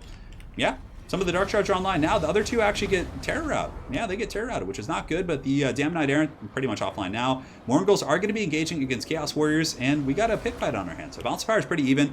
Deck Droppers are just lurking in the shadows, looking for something they can shoot freely. But once the Dark Shards are offline, if somehow this Mourngul and Dinosaur Force can take them out, that's going to be devastating. But anyways, looks like one group of the Dark Shards is offline. The other ones are pretty much okay. We have 1, 2, 3 here, and then it looks like so there was 4 in total, I think, and yeah, the fourth one pretty much offline. Dark Riders with shields are going to be taking the ammunition from the Deck Droppers, but the bounce power is still relatively even. The Dinosaurs are holding on pretty well, considering the Dark Shards too, but look at the damage they just put out. It's pretty nuts. These Dark Shards need to get on top of the Dark Riders, and the Marauders need to try and pin down these Dinosaurs. It's going to be tough with the mass problems, but the Pirate Ship of the Gods, look at this. The giant pirate ship's going to be going downtown using Lore of the Deeps, and that's going to be blasting through a lot of those troops. And even if it doesn't do a lot, it does send a message for sure. So the Dark Shards with shields here get pounded, and there's only 2 left, really. I mean, this third group is pretty much in tatters. The Chaos Warriors are fighting, but of course they're going to be losing to Mournguls, which isn't going to be great. And there's still a massive force of Deck Droppers that are going to be coming in for cleanup duty. So, yeah, wow. I can't believe it. So some of the Dark Shards in the forest are going to be shooting up in the skies at those guys. These ones need to turn and start working on the big dinos like ASAP. But the summoned, there are some summons here for the Vampire Coast, I think. Is there going to be some Crabby Boys? There are some Rotting Prometheans. Bounce of Power is slightly in the favor of the Extreme Meme Team Champs. Their initial blitz onto the Dark Shards, which were slightly out of position. I mean, the problem with the Dark Elf and Chaos build is the fact that they didn't really have anything high mass to stop the dinosaurs. I mean, they have Crossfire, which is going to be pretty good, but they didn't have like superior, like really heavy-duty monsters to keep the T-Rexes from going wherever they want. Regardless, the Chaos Sorcerer is going to be fighting in the front line. Malekith doing the same thing, eventually able to wear down these Night Terrors. And it looks like we're going to be getting a Soul Stealer and a Melkos up here on the big dinos. And these Dark Shards need to just turn and tear into this Feral Carnosaur or the Saurus Old Blood, because it seems like a lot of the Dark Shards simply just aren't fighting. But anyways, the Deck Droppers are going to be pulling back. A little bit of fire going downtown here to finish off these Cold Wind Spear Riders. They should be breaking from that focus fire. And Murderous Prowess has been popped, so Warisha needs to make sure to get these guys back online to start shooting downtown against the Feral Carnosaur and some of these other troops. The deck droppers are now here, and they're probably just going to start Lord Sniping, but yeah, they don't really have too many good targets. Everything has like silver shields in this matchup. These Dark Shards are going to be shooting at the Feral Carnosaur, which is good if they can rampage them, but you can see here that A-Move Hacker doing a pretty good job with the T-Rex, just kind of bouncing about, but Vampire Coast is getting a little bit tattered. Their Morgul's are running out of steam, and they just have the deck droppers, which are really just getting peppered down. You can see a lot of the deck droppers are in very, very bad shape. And also, there are Temple Guards, something we didn't see earlier. The Temple Guard were kept in a bit of a reserve situation, and they're in here now, and they're going to be causing some problems. So the Pendulum going down, looks like it was a bit of a swing and a miss from Chaos, so a little bit unfortunate there. The Dark Shards just teeing off into the Feral Carnosaur, and it looks like he's getting pretty low, 2,800 HP. He might actually rampage here in a moment, but it looks like Godzilla over here is going to be chasing down the other Dark Shards. So yeah, the Dark Shard's pretty much offline, which is going to be, yeah, really rough. I mean, there's one group here. The other one has been taken out by the Feral Carnosaur. I don't know if this one group is going to be enough to deal with all of these deck droppers. I mean, that is a lot of power right there. And yeah, this big-ass T-Rex is going to be tough to take down as well. Granted, Malekith on foot isn't a terrible combatant. Soul Stealer is still something that they do have available to them. But look at the deck droppers just sniping in here, going after the Chaos Sorcerer. And I really do think that the build from Chaos and Dark Elves had the advantage, but I just think a couple micro decisions were what made this. They had all the tools to really, you know, take those guys out. Anyways, the Feral Carnosaur has rampaged here. It looks like Malekith is going to be going in there to maybe take that guy out. These Dark Shards are online. These ones are as well, but look at this, just massive deck dropper force. The Morgul's are crumbling, or they're actually critical binding, so they're kind of back and forth between crumbling. And the Summoned Prometheans are going to be disappearing here in a moment. And the Dark Shards are back online over there, so there's still two somewhat healthy groups. 34 models right here, and these ones do have 57. And it looks like the Feral Carnosaur is taken out. It's probably going to be going down here. So that Feral Carnosaur is going to be falling. It has 15 HP most likely, and it looks like, yeah, just going to shatter anyways. So don't need to pay too much heed to that. But, you know, the Dark Elves could hide in the trees, but they really need to take out the big dinos. Malekith's in good shape. He's going to be a tough cookie to crack for sure. The Chaos Sorcerer is alive as well. They need the last Samurai, the Saurus Oldblood. A-Move Hacker is going to be moving in here, getting the big dino pressure. And the deck droppers are something else to consider, is that if these deck droppers do run out of ammo, they're just going to be like limp noodles. Like one group of Chaos Warriors will be able to clean them up. So very, very close fight here. You can see the Temple Guard in the back are going to be getting saturated by the Dark Shards, which is a decent choice, but you still have to deal with this big-ass T-Rex back here. The Saurus Oldblood does pop the Horn of Kygor to give himself some charge and melee attack. Malekith is going to be getting in there to fight in the melee fight. Celostra is still lurking, and Celostra, of course, does cause terror. So in the late game, you can see the terror routes actually coming in here against these Chaos Warriors, which is going to be quite strong. Malekith in that fight against Temple Guard, which I don't think is the most efficient use of his time. I think he should probably be going after the Saurus Oldblood, just giving a little bit of an extra punch. But these Dark Shards, let's see what they're shooting at. So it looks like they're going to be reforming ranks, taking all that powder, just all these haggard deck droppers up in the sky, just shooting at them. Both of these teams just fighting tooth and nail here to qualify for the finals, just absolutely close. And if he has another Soul Stealer, like dropping it right here in the middle, just in the center of all these deck droppers, could be very, very strong. So we're going to see how that goes. And the Saurus Oldblood's a little bit beat up, but for the most part, he's in okay shape. This Dark Shard group is having some problems, but look at this. The deck droppers are actually starting to crumble as well. Malekith and the Chaos Warriors are probably going to be able to finish off these Temple Guard, maybe, especially if these guys pile in there in the back. Looks like a Case of Malice is going to be going down to do some good work against these guys.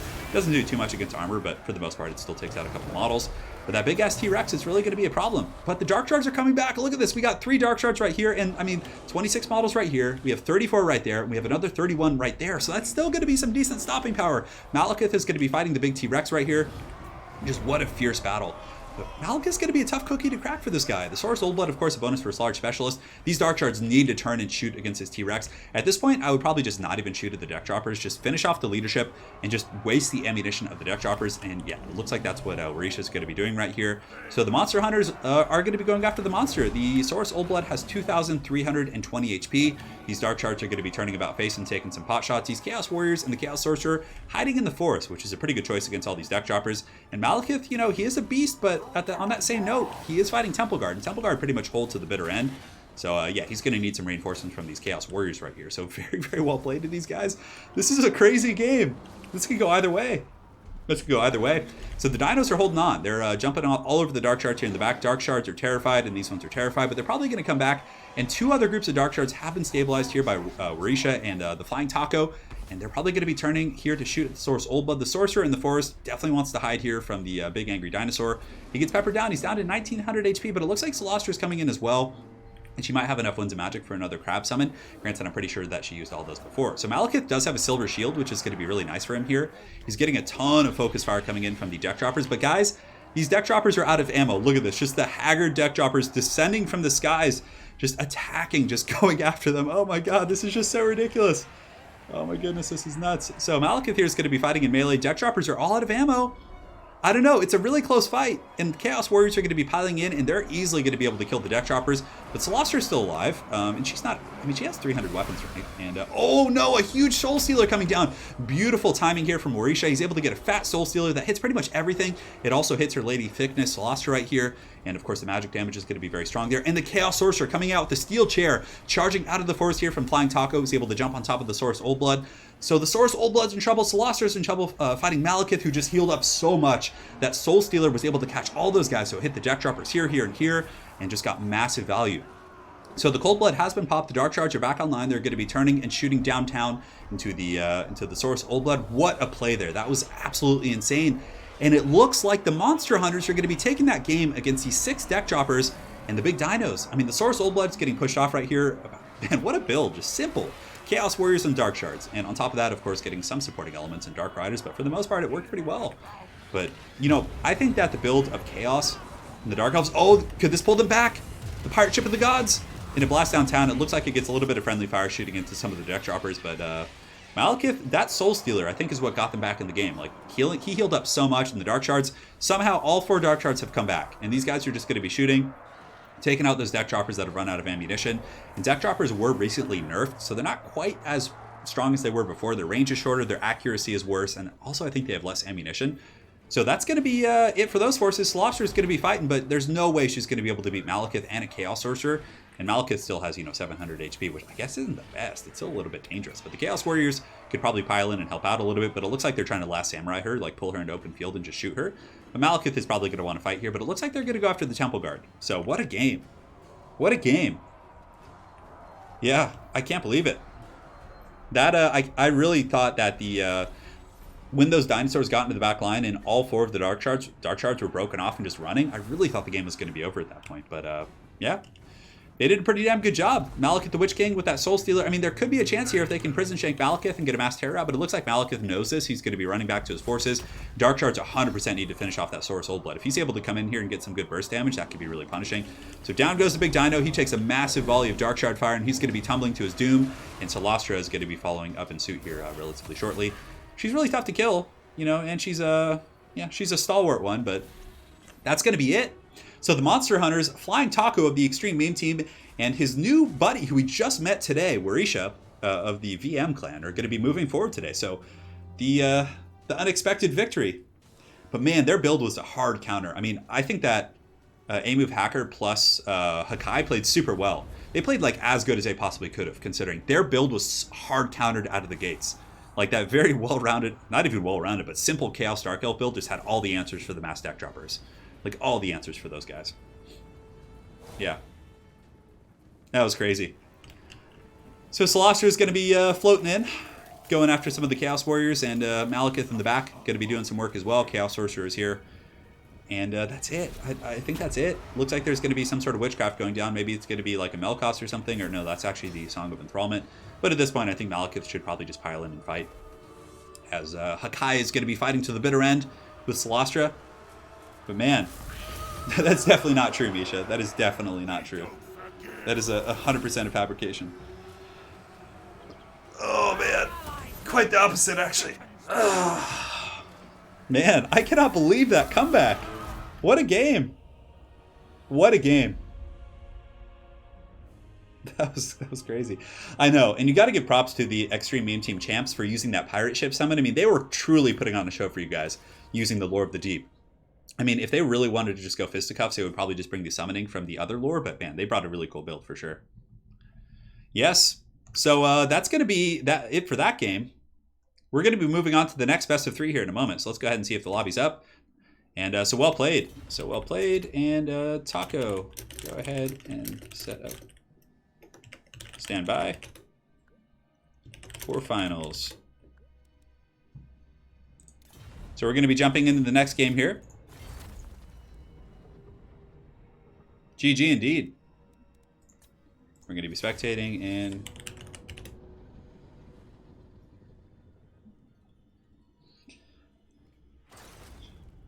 well played to those lads. A beautiful fight it was. So we're going to just update the team scoreboards here real quick. We got a fierce one here coming for you. We got Another XMT team. So we have a... Let me go ahead and get their name updated. Update the scoreboards as well. Here we go. Here we go. Thank you guys so much for joining today. XMT Flying Taco is even on the other team. Yeah, you guys are all over the place, man. In a good way.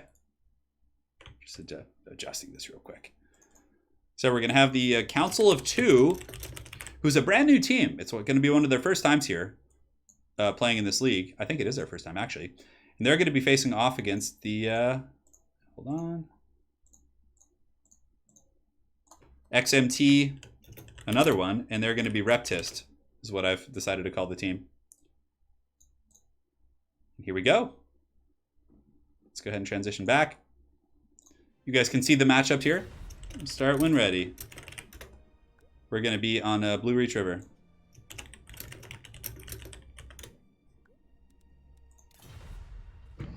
Oh, double Beastmen! And you see that tactic coming in there from the Extreme Game Team Reptist? They actually held their picks right until I get into the lobby, just so their opponents can't see that. I have no idea, Sean. Maybe.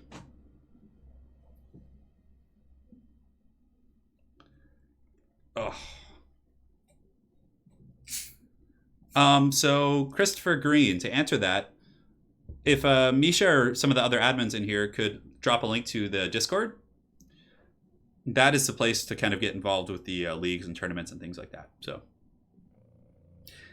Julian, we may do another league where the players pick the. Oh, that's right. You can see the armies here. I better change that. For some reason I thought I just couldn't see it, but yeah, we'll switch it back.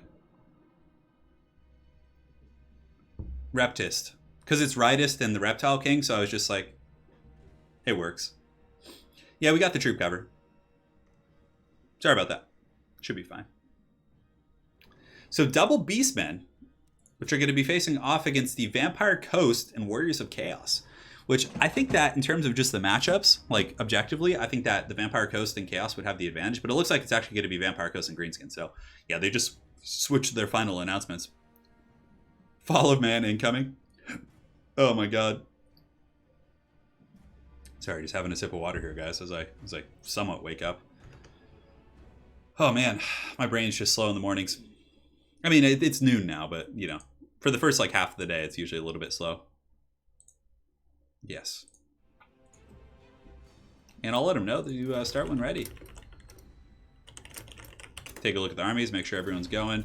Vampire Coast army's looking pretty good. Greenskin army's good. Looks like everybody's about to ready up. And we're going to see if these first timers, I'm not sure where they're from. I think the two gentlemen on the second team, the Council of Two, are actually Europeans. But I think everyone in this game is. I'm not sure where Reptile King's from. Yeah, and if you guys are enjoying the 2v2 stream, please make sure to drop a like. It does mean a lot. Helps out quite a bit. Certainly appreciate it. And encourages me to stream more often. All that kind of good stuff. I know, the Beastmen are such an awesome faction. They're so awesome. I love the Beastmen. I hope someday they get some new stuff. Because they have so much potential, you know. So I'm actually going to be playing, for any of you guys who are... Spencer Galland, thank you for your first like. It does mean a lot, brother. All right, so let's go ahead and transition to the game here. We're going to be on Blue Reach River, which is normally one of my least favorite maps, simply because a lot of players abuse the forest and just like camp in them. But yeah, it's good for 2v2. I think it's going to be pretty solid for that. And let's see here. Let me get some of my massage stuff for my hand here, and also get my laptop charger. So bear with me for a moment, guys. Ugh. We're almost back. And for the next stream, tomorrow at some point, I'm not sure when, but tomorrow night, maybe or tomorrow, because tomorrow I'm actually playing a game of Warhammer 40,000. I'm actually joining an ITC league. So ITC is the competitive format for Warhammer 40,000. So I'm going to be joining like a ranked league, which is going to be interesting. It's going to be like my first real test at competitive 40K. I played about, 7 or 8 games in total, and I actually have done pretty well in those games. So I'm like, okay, I want to step it up and like play against a really degenerate list and see how it goes. So, going to be in a 40K league this week, and I'll probably do battle reports on it. Not like, I don't know if the gentleman at the store will be comfortable with me recording it, but I'll probably like do a summary where maybe I'll do like a video explaining it so you guys can follow my progress. But the army's really cool. It's using Mortarian, a bunch of Plague Marines with Light Bombardment. It's going to be really fun. Yes. So the players are loading in here. Of course, there's always a little bit of lag when connecting from across the seas, but hopefully it should be fine. And yeah. Thank you for the kind words, Anna. She's biased.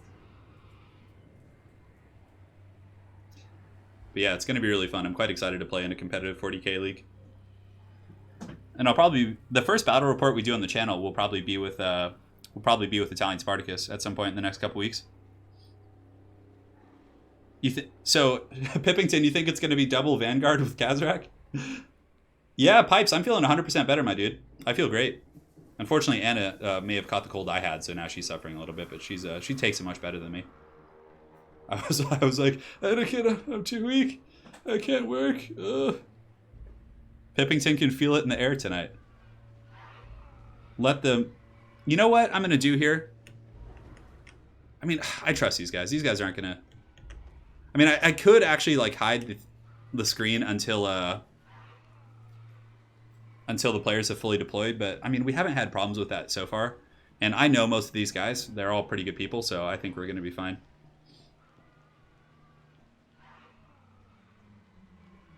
We'll do battle reports eventually, for sure. I only have a Death Guard army, unfortunately. So it would get a little bit redundant. But granted, I'm going to be making a Black Legion army as well when Shadow Spear comes out in the new box. So, is that on pre-order yet, by the way? Oh. Yeah, oh yeah, Wicked Z, I would eat a baguette on stream, for sure. Anything with bread is like right up my alley. All right, so here we are, double Beastmen. So it doesn't look like it's going to be a mass Vanguard army, Pippington. It looks like it's going to be Morker the Shadowgave and Morker the Shadowgave. So, of course, a spawn of Chaos, a mutant of the Chaos Gods here, would split himself into two to cause more disruption amongst enemy ranks here. A little bit of lag. Hopefully we'll stabilize in a moment. Let's see. So, yeah, we're going to see if the lag can subside. Hopefully it does here.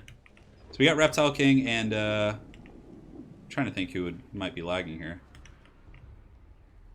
Yeah, we'll let him load in for a minute longer. If we have to like reset something, we can, but... If someone is lagging really bad, I could also step in and play on a team. Okay. I don't know who would be causing the lag. Who would be the X Factor? Beppis Crabman, thank you for the $10 donation. Really appreciate it, man. The old double Morger.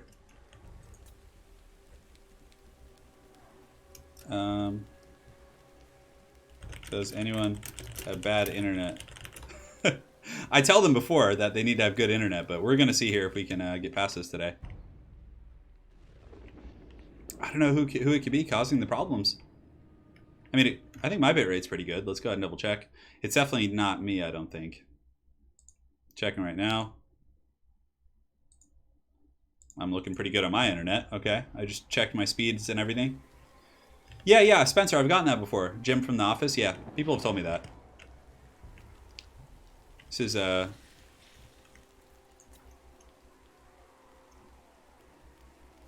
This is too choppy.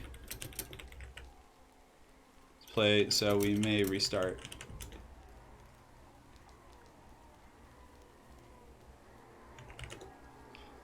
Yeah, I don't know. I mean, different host.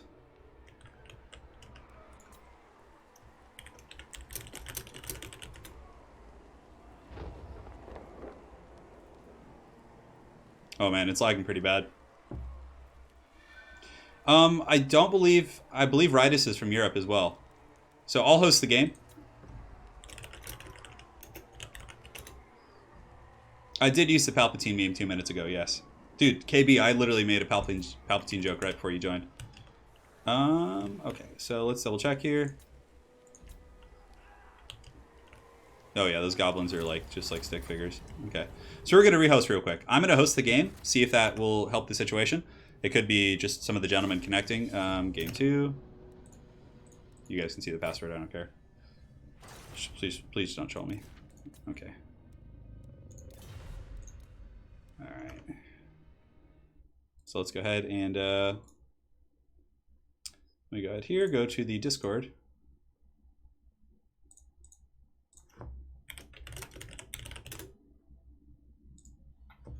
All right, great.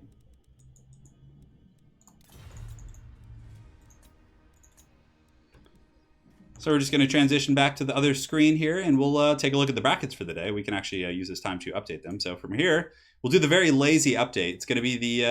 hang on a sec. Why won't it doesn't let me do it unless I put it in this screen, which is very, very annoying. But anyways, Monster Hunters, yes. They're going to be moving on to the grand finals. And it looks like the first of the gentlemen are going to be arriving into the lobby here as we do get things going. Hopefully we can fix the lag situation. All the players have actually articulated that they have no problems.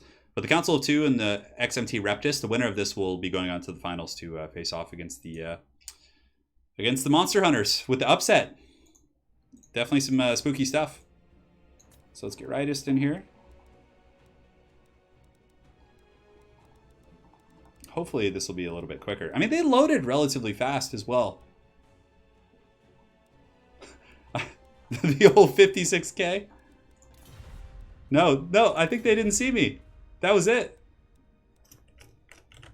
I am here. They don't see me because I'm the spectator. For some reason, maybe they just saw an empty lobby. Okay. Let me go ahead and tell them they were in the right game.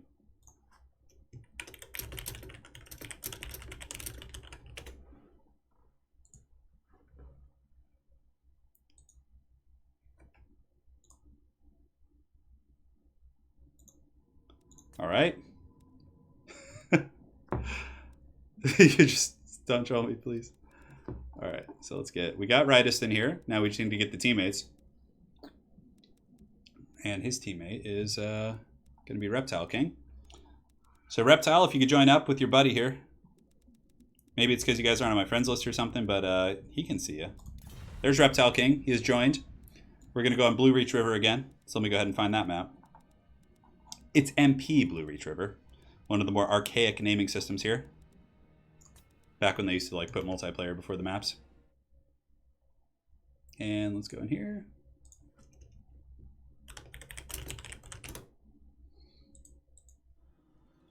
We got the double Beastmen coming in.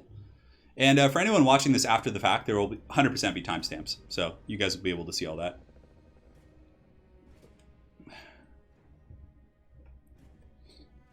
Let's go, champs. Right, you have no opponent yet. You can't ready up. They were in the game, and then they left. All right, so let's get them.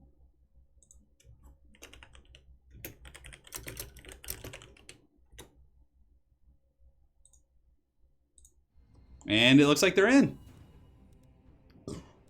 Let the games begin, brother.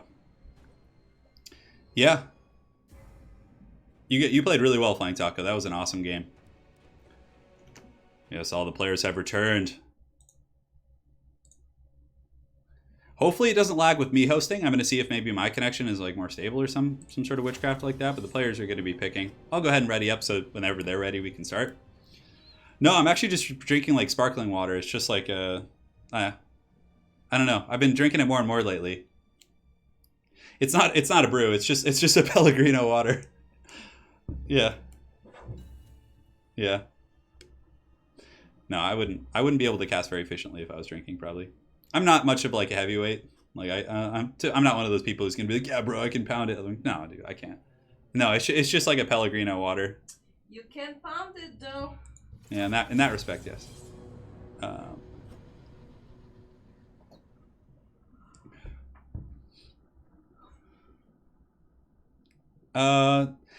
Yeah, I did watch the Texas speech. Yeah, the Brava Alpha Busa. It's so good. Oh, funds. That's right. So custom. I'm sorry, I failed you guys. I had to look in chat. Sorry. I'm sorry, guys. I'm just out of it.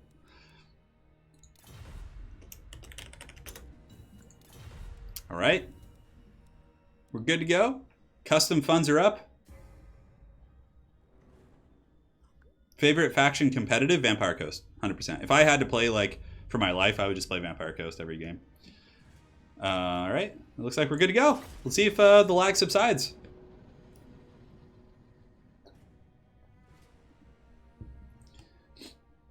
Sausage, the Polish sausages or kielbasa are amazing. They're very good. Yes. You have failed them for the last time. All right, so we're gonna see if the players have lag issues this time around.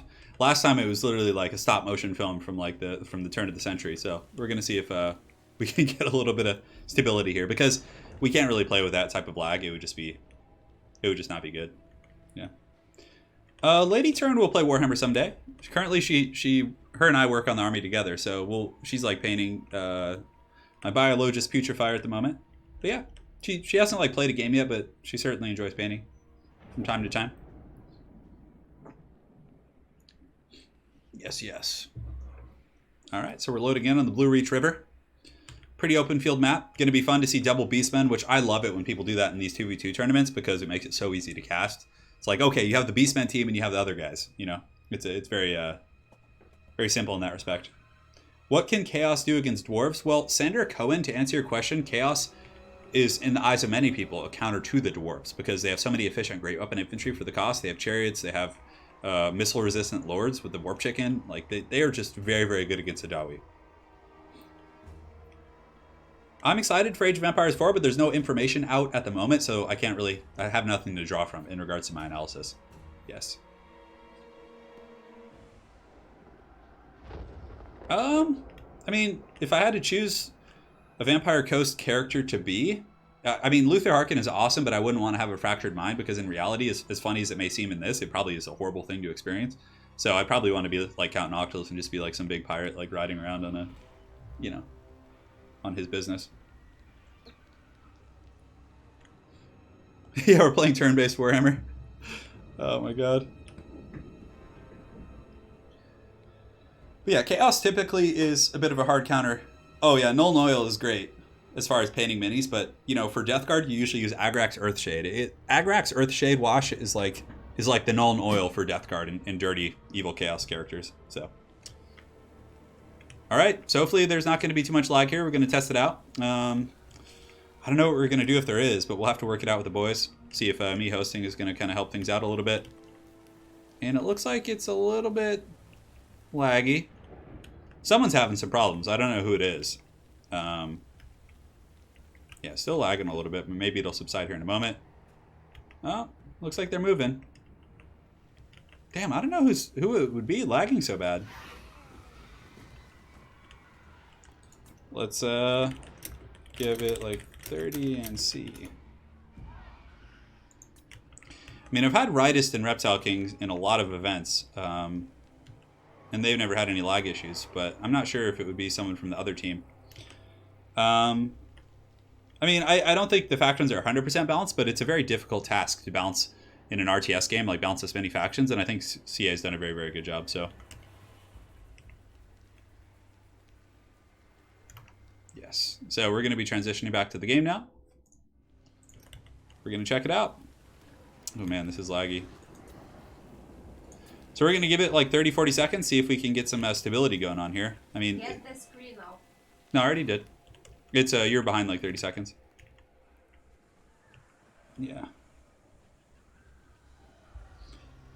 Yeah, vampire counts are really good, for sure. I mean, the undead factions are a little bit more forgiving, simply because the units don't break, so it's like, even if you screw up, they're at least going to generate some value for you. Yeah, I don't know. It's tough to say. You guys are EU too, so I wonder why it's laggy. Yeah. We do indeed have a EU matchup here. I'm gonna use the lag to pee again. And don't give me the look for making noise with the doors. Alright. Someone has a potato. It could be computer. Maybe we should load in with 3 and see who is lagging. We could. We could. Damn. It's a damn shame. Maybe we should load in with 2 and see who's lagging. You know, there's not too many good solutions for this, unfortunately.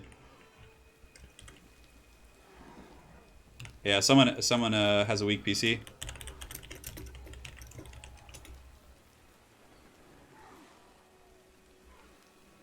Yeah, well, they were just hosting, and the lag was pretty much the exact same, Misha. So we were just kind of experimenting to see if perhaps that would fix the issue.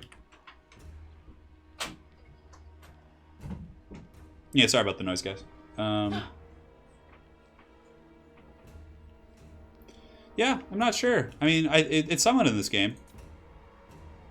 Okay, so we'll go ahead and let's fly to Turin without latency.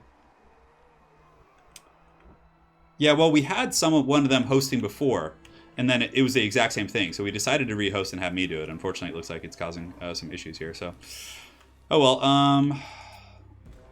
Can you guys check if you're able to watch the stream in HD? Yeah, it's not a bad idea. I mean, it could be like a timing of the day type thing, just screwing up one of their internet connections. Could try.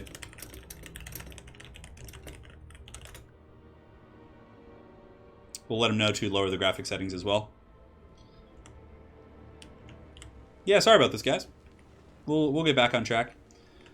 We'll find out who's lagging, and you know, we'll probably just. I mean, I could grab a partner and play myself. I have a feeling. I know I've never had problems with Reptile King or Rightist in any of the Flash tournaments we played in, so I don't know. The Winds of Magic are weak. No, I mean, we have players from Russia play. I'm pretty sure Falcon's from Russia, and he has no connection issues or anything. All right. So we're going to transition this here while we get it set up. So, yeah, if you guys have any questions, let me know. We can just kind of hang while we try and troubleshoot this a little bit, but we'll jump back into the game here. Even while playing my PC as Flash, I always log first. All right. So Elion says his connection's pretty good. Maybe my bitrate needs to be turned down a little bit. That wouldn't make sense, though. I've really, really good internet here, and we had no problems in the last game, so.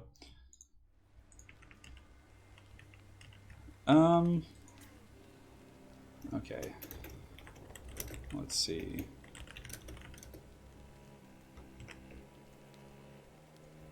If I were to jump out of the game, so I will leave game. You guys stay. And let's see if it lags. So I'm going to jump out of the game, and these guys can stay. And we're going to see if it lags when I jump out. Favorite foods. I love cornbread. Cornbread's really good, but I don't eat it too much anymore because of all the dairy it has in it. The butter and stuff. It's a shame. Oh man, this is really laggy. This is like horrible lag. It's one of the risks of running 2v2 tournaments in general is like just connectivity issues in this game. Alright, so I'm going to leave the battle right now. And we're going to see. You see the armies right now. Pretty good little armies for sure. Alright, so let's go ahead. Does it lag when I leave? Don't worry guys, we'll get it fixed.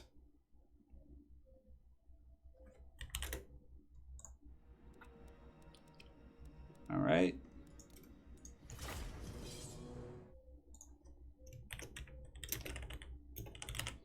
we can do a process of elimination. Find out who's lagging. And we will do that.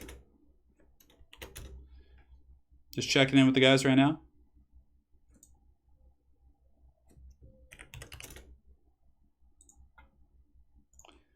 So Ritus says now it's fine. So let's have you host again. And I'll spec. Maybe it just needs time.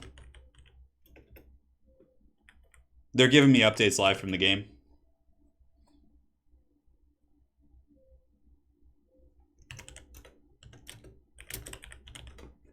Okay. Okay, so they have a suspicion that it's the Reptile King. Because he left and the lag immediately stopped, apparently.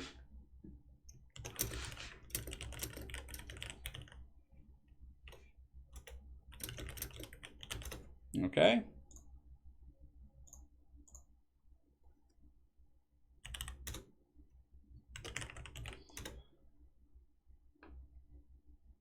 All Vanguard dog build. That could work.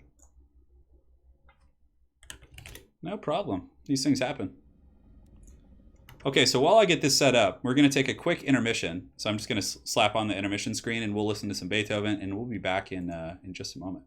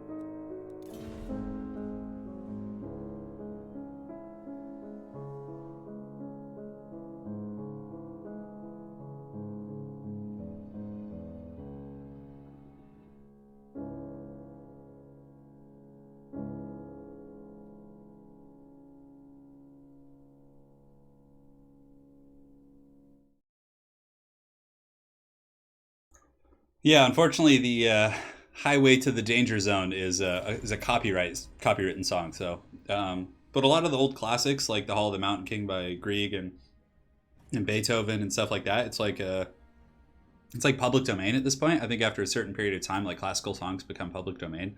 So you can usually use those without any issues on your streams and things like that. So it's a pretty cool little situation. But yeah, Reptile King is, I believe, restarted his internet, and he should be rejoining here in just a moment. I'm not sure. Apparently, he plays in these type of things all the time, and I think I've had him in a couple of mine with no issue. So we'll find out. But if he does lag, we have a replacement standing by. Zardar Total War would be jumping in to play with Rightist, so we would have a new 2v2 team. No, let's see. Yeah, ranged only high elf build bus guy. It can work. Yeah, it could work. Like Lothar and Seaguard especially because they have good melee defense, so you can kind of use them as like a ghetto front line. It's not by any means like competitive, but it can work. It's like decent. Yeah, it can work. All right, and it's about showtime. Going to be double Beastmen versus Greenskins and Vampire Coast again. And for anyone watching this back after the fact, we will 100% have timestamps and everything, so you guys don't have to wait through all this the shenanigans. Hey, you got to be careful though with like copyright stuff. If you like, even if you have like a little bit of a sound from something that's copywritten, you can get the fat hammer. Same team, same armies, yes. And if Zardar joins, he'll play the Beastmen as well. Yeah. Constantine, that's pretty funny.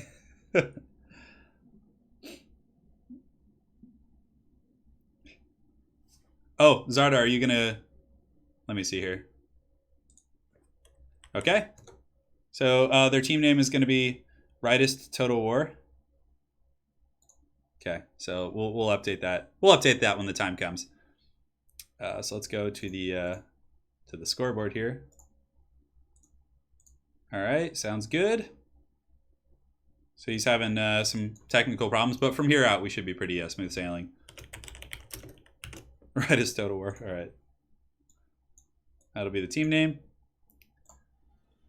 All right, so Zardar's going to be jumping in. It should be Radar. Radar.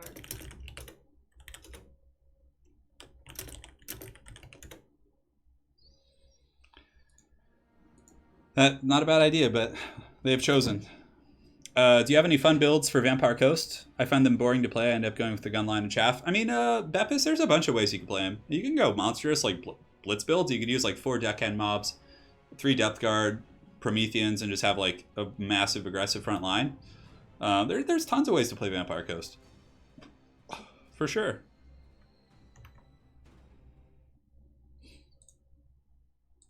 All right, and...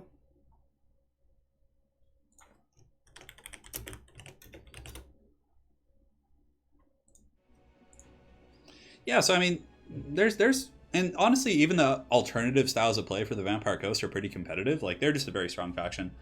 Solastron a crab, Ball of Crabs around her, nothing else. Pippington has a great point. It's definitely a fun build as well. And yeah. Does Optimus Pine have a YouTube channel? I'm not sure. You'd have to ask him. I've seen him here in chat quite a bit.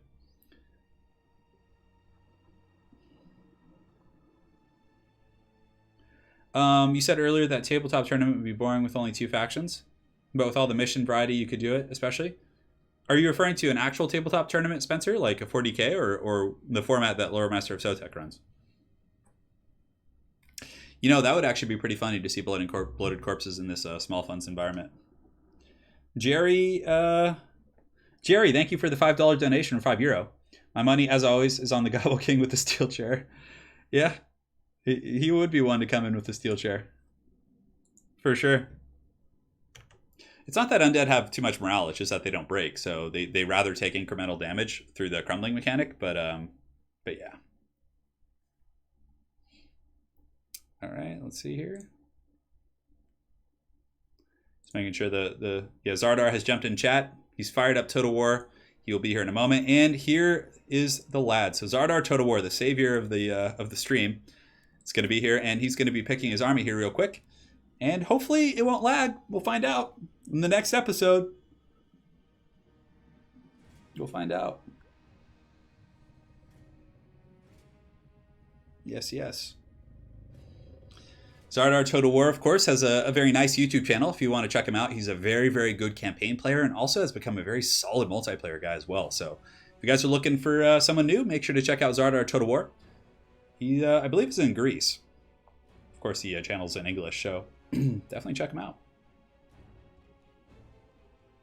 It is I, Optimus Pine, leader of the Woodbots. Yes, the Undead factions have always been kind of on the higher echelon of competitive play. But not to say, like... I mean, I guess at the last ever chosen in the finals, we had the Tomb Kings win, but it was a very close battle. I mean, I think it was more of a play thing. When Aerocross played against Talaxla and Soothsayer, I think it was just simply a play. So, yeah, that's my 2 cents. And I did miss a donation from earlier from... that name is in... Cyrillics, I think, Russian. Yeah, I don't know how to read that, but tournament is great and all, but who would be in the next who would win? So Tech and I will probably record that this week. Is that the one I missed? All right, it's go time. Do it. So Zardar Total War coming in with the steel chair out of nowhere. It is I, Optimus Pine, leader of the Autobots. You know that movie, the Bumblebee movie? What was it called? Anna, what was that movie called? Just Bumblebee. It's called Bumblebee. The Cybertron battle scene in that movie was actually really cool. Like if they did all the Transformer movies in that like style, it'd be a whole different game. All right, so we're gonna do transition here. We're in the game, and wow, look at that. So we loaded in instantly. Okay, there it is. We're good to go. All right. We did it, boys. We did it. So here we are. We have the Beastmen. So the double Beastmen facing off against the Greenskins in the Vampire Coast. For the Beastmen in the front line, it's going to be Ungor Spears, just chaffy. Looks like they're going to be winning through other means, most likely. Ungor Raiders in the back, a couple groups of Centaurs. We got double Morker, though. So even though the front line is a little bit limp noodle, I mean, the fact that you're going to be getting 4 Chaos Bonds is going to be pretty nuts. Plus double Manticore summons. We got a Brace Shaman with Beast and a Brace Shaman with Beast. That is going to be gross. So we're going to have 4 Manticores in total summon, most likely. 4 Chaos Spawn. Chaos Spawn. I don't know why that was a little bit weird, but that's going to be nuts. That is going to be incredibly powerful. I love that thought right there, just taking advantage of the power of summons in this format. But they're playing against Vampire Coast, and they have Noctilus, the king of summons. So there's certainly going to be tools against that, but man, that is going to be really, really nasty. So, on top of that, the Vampire Coast has a bunch of deckhand mobs in the front line. Got big, thick Count Noctilus riding on a steed right here with the Rosamundale, Invocation from the Heck, and Drown Dead. In the back, we do have Wurzog, who's going to be dancing it up. Of course, Bonewood Staff and FG of the Get, always pretty useful spells. Goblin Big Boss, and we got some Halberds back here. We got some Piggies over here, so some Orc Boar Biggins, Orc Boys on the flanks, and some light skirmishing with the Morgulf's Mangy Marauders, but for the most part, it's not going to be much to write home about. Death Creepers on the far side. Going to be going fisticuffs with some Poison Warhounds, most likely. So, we'll let them know. Start when ready. Hey, good luck.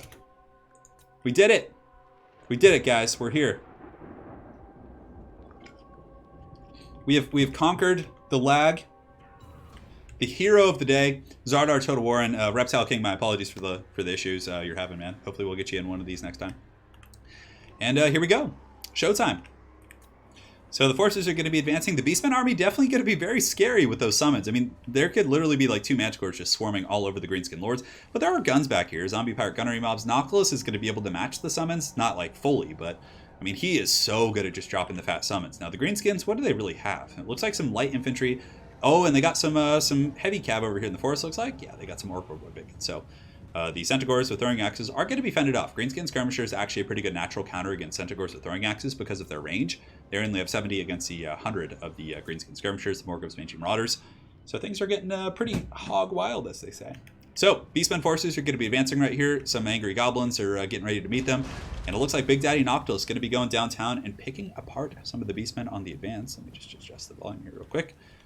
And Wurzog just lurking in the wings. So in the meantime, it looks like the Death Creepers were able to avoid these Chaos Poison Warhounds. There's not too many ranged targets for the Beastmen to kind of swarm on. It looks like there are some Zombie Pirate Gunnery mobs, but the real battling is going on in the forest. So the Orc Boys able to screen out these throwing axes.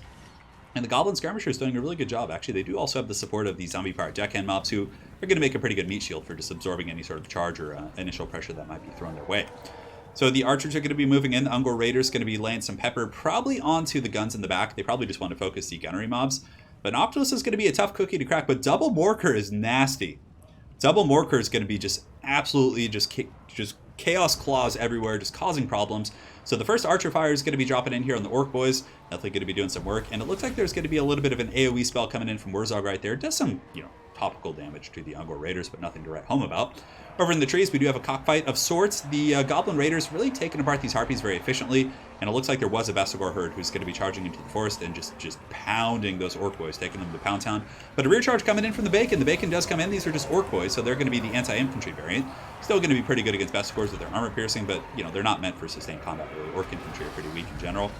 But the double Manticore summon is here. So one Manticore has been summoned here. The other one is going to be summoned as well. It's going to be charging into Count Noctilus here. And look at this, the Chaos Spawn have been dropped in the back line. So typically the Chaos Spawn are used to win the frontline fights, which I think is a little bit more optimal because Noctilus is going to be able to just summon stuff. And Noctilus has the Wa as well, which means his speed is going to be 62. His peg leg is going to be on overdrive as he just marches and gets down to business here. So yeah, Noctilus should be able to kind of squeak away there. Now over here on the periphery, you can see the Goblin Skirmishers still able to chip away these Harpies, the Vestigors and Centaurs able to kind of beat down the Orc Warboy Biggins and the supporting deckhand mobs, but those Boars are actually doing pretty good. They've pinned in the Centaurs for the most part, and are still getting some pretty good value, and it looks like Noctilus did use the Roth's Moondial to shut down the Ungor Raiders temporarily. Now if we look back here, it looks like the Summon Blob, so one of the Summon Manticore is pretty much already dead here from Ridus and Zardar. The other Manticore here is doing its thing as well, but yeah, really good stabilization with the deckhand mobs here from the Council of Two. They do have these deckhand mobs with the halberds fighting them, and Wurzog is even getting in there with his pig, and he's doing some pretty good work against the Manticores. Looks like the Manticores are going to be falling, and they really didn't pay for themselves too much, but the front line is still falling for the Orc boys and the Vampire Coast. You can see the Chaos Spawn are able to just pile in there, and here comes the second wave of Chaos Spawn. It looks like one of the Staff of Corruptions was used, and the other Manticore summon is still in good shape, but it's just this one mainly that's had its bread butter. Now the bounce power is definitely in the favor of the Beastmen right now, but the Beastmen have a false inflation. They have all these different summons, and once those summons do dissipate, the bounce power will normalize, and considering, how many summons they have, the bounce power really isn't that bad. So Noctilus back here is kind of getting swarmed on. He has his halberds, the Manticore's coming in as well, but if they can just weather the storm, a lot of the Beastmen army was invested in casters and expensive lords and things like that, so if they can weather the storm, they should be okay. Now, in the forest, we do have a couple deckhand mobs still fighting. Some of the greenskin skirmishers do get on top of the archers, which is a nice little pick. There is some bacon coming back, and also the Morgrim's Mangy Marauders are still in good shape. Now, we have a pretty close fight. Bounce power is kind of teetering back towards the middle, but the Manticore is doing a decent job against Noctilus, but really I would probably use them to just go after the greenskins. If these Manticores were both sent after Wurzog or this Goblin Big Boss, for example, it would probably mean they're dead, like 100%.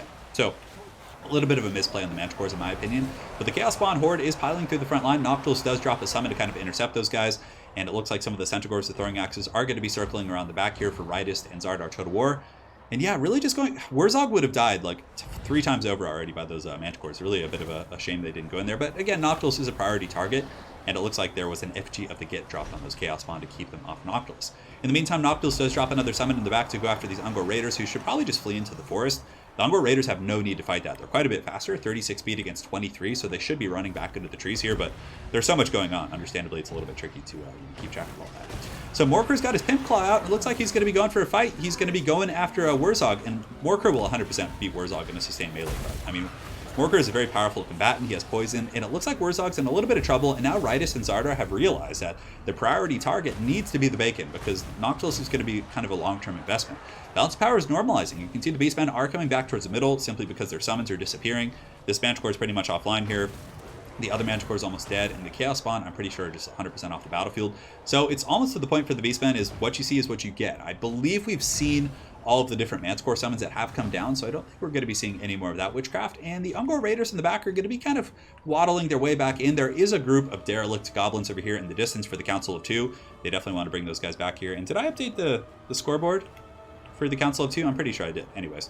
But yeah, those guys need to come back here. And to answer your question about the face cams, Armando, I only use the face cams in between games because I figured you don't need to see that during the games.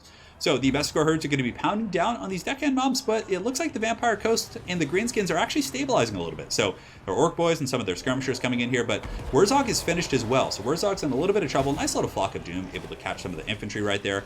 But this build is very, very dependent on its summons. Now, had those Manticores been used on the Bacon early and gone, well, he's not even the Bacon, he's not riding his pig, but had they been used on Warzog earlier, man, they could have killed him so fast, and I think that would have been a very, very different initial engagement. However, this is still anyone's game, and double Morker is going to be really tough. I mean, Noctis is okay at fighting, but against these like Beast Lords and Casters, I mean, it's going to be kind of tricky to take those guys down. Now, the second Morker, we got one right here, and I believe there was a second Morker that's still alive. There's no way that he's died already, is there? Yeah, we'll look around a little bit, see if we can find him. So this Beastcaster actually getting taken out pretty bad by the Goblin Big Boss. Beastcasters are decent fighters, but the Goblin Big Boss is a little bit better. He's faster, he has poison, better weapon strength overall with his poison. And Noctis is just dropping the thunder, dropping those fat summons, so getting his revenge for earlier. When all the summons were going off, the Council of Two is getting that sweet, sweet revenge there, and it looks like they're able to actually break off the Bray Shaman and some of those other characters. In the back, the Ungo Raiders and company are being rode down by the Boars, and it looks like the Vampire Coast and the Greenskins are somehow going to stabilize. The Baconator, you know, took that beating for his people. You can see here he is. Is this the Baconator? Yeah, this is Warzog. He's definitely, he took it like a champ, and he was able to scurry away a little bit, create some separation from Noctilus. But Noctilus should be able to stabilize here. Morker is going to be kind of clawing him, but the second Morker is still alive, actually. But the Goblin Big Boss might be able to kill him with some good cycle charging, and if he does get some support here from some of the deckhand mobs, maybe, I don't know, hard to say. Morker the Shadow gave in the duel with the Goblin Big Boss, but it looks like Morker might actually lose this. Negative 24 leadership, and he is broken. And I think with that Morker breaking, that's going to be the straw that breaks the Beast back, and I don't think there's any way the Beastman can come back. Now, that's definitely, I mean, the summon build from the Beastman, I think, was very strong. It was very, very good. My one critique is the targeting. I think that going all in on Count Noctilus is not worth it. Noctilus is usually someone you save for last. I think you just got to polish off everything else first. But that's going to be game one for the Council of Two. Yeah. That's game one. Well played to those guys. It was definitely, I mean, they were on the ropes for quite some time with all those summons kind of swarming in there. But, you know, they were able to do a really good job. So we'll go ahead and transition over and update the scoreboard for the next game. So currently 1-0 for the Council of Two in this best of three. Zardar, Total War, and Rightist, both of, I believe, who are representing the Extreme Mean team, are going to be coming in here in a moment. And yeah. Well, that was crazy. I really can't believe the Greenskins and Vampire Coast pulled that one out. GG. Great game. So Rightist is going to be going for the Empire, and Zardar Total War may be playing Beastman again. It looks like we're going to have Chaos and Vampire Coast coming in for the Council of Two here in this next match. And yeah, we're just kind of hanging out for the finals. We're just waiting. And after this one, we will be moving on to the finals most likely, so hopefully it'll be a little bit smoother there with no lag and other issues like that. And yeah. Yeah, the battle line was pretty damn weak. So we're going to have Dwarves and Empire, so a very classic alliance with the Bretonnians and Chaos on the other side. All right, then.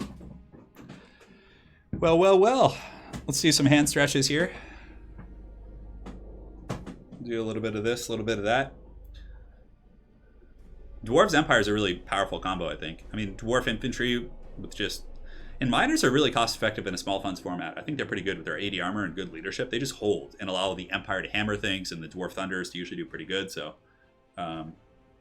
Yeah, the polearms were good, but really I just think that, you know, a lot of the Chaos Spawn and Manscore summons, which the army was really heavily invested in, just weren't efficient. They didn't get the damage they needed to be effective. Michael Francis, thank you for the kind words. And Philip, for the 10 Zlatis. Here's to Krokar's Arm Fund. Also smash the like, guys. Thank you, man. Thank you for the donation of your 10 Zlatis. All that good stuff's going on. Oregon guns, you want it, don't you? We could get Oregon guns. It's certainly a possibility. But we'll find out. Empire and Dwarves facing off against the Chaos and Bretonnians. So at least everyone's playing different factions. And for the most part, Dwarves and Empire are a very recognizable alliance. So it's something that you can kind of see. That was a great game indeed. I'll let them know. Start anytime. And map is... And make sure they change map. Yeah, if you guys like or enjoying the stream, again, my apologies for any technical issues we had earlier, but please make sure to drop a like. It does help out quite a bit. Yes. Flame cannons, a little bit risky. The close range, it's just, yeah. It's not. Flame cannons are a bit of a meme. I'm trying to think of matchups in which flame cannons are actually competitive. I think compared to like the dwarf cannon and the goblobber, it's really just not worth it. The goblobber is so much better. You have the range, plus you have like a discourage. I mean, yeah, the flame cannon does too, but the goblobber is just so much better. Well, it's not me you have to bribe for these games. It's the gentleman playing, so. The old alliance between the Dawi and the Manlings, indeed. Players are picking their armies now. Oh my god. Yeah, we're getting there. So tomorrow, I'll probably do at some point during the day. I'm not sure when I'm going to be playing my 40k game. I'm probably going to be doing a Gothic stream. I'm sorry, my floorboard's so creaky. Whenever I like move my chair, it screeches in pain. We could see gyrocopters perhaps, but I have a feeling we're going to see like a more traditional. I mean, when you're in an environment when you're on the ropes, you're not really going to take as many risks. And in this case, I think that they're probably just going to play a little bit safer and just do it to it. Yeah. Professor Pipes, I've read a couple stories from the Masters of Stone and Steel. I haven't read the entire omnibus, but I've read 2 of the stories: the Doom of Dragonback and the Grudge Bearer. Yeah. Gotrek and Felix, I'm on Demon Slayer, so I'm in the 3rd book. Yes. Switch map. Got to make sure they switch the map. We don't want to have to do a restart when they see each other's armies and everything.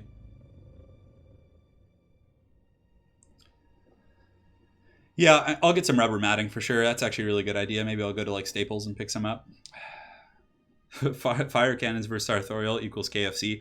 You would think so, Stephanos, but it's not quite the case because Sartorial has massive missile resist. So I'm pretty sure that applies to artillery pieces as well. They can win the game or the hearts of the people. My peasant dream is to die for the Lady of the Lake. Oh my god. Let me go ahead and message them on Discord. Make sure they do change the map.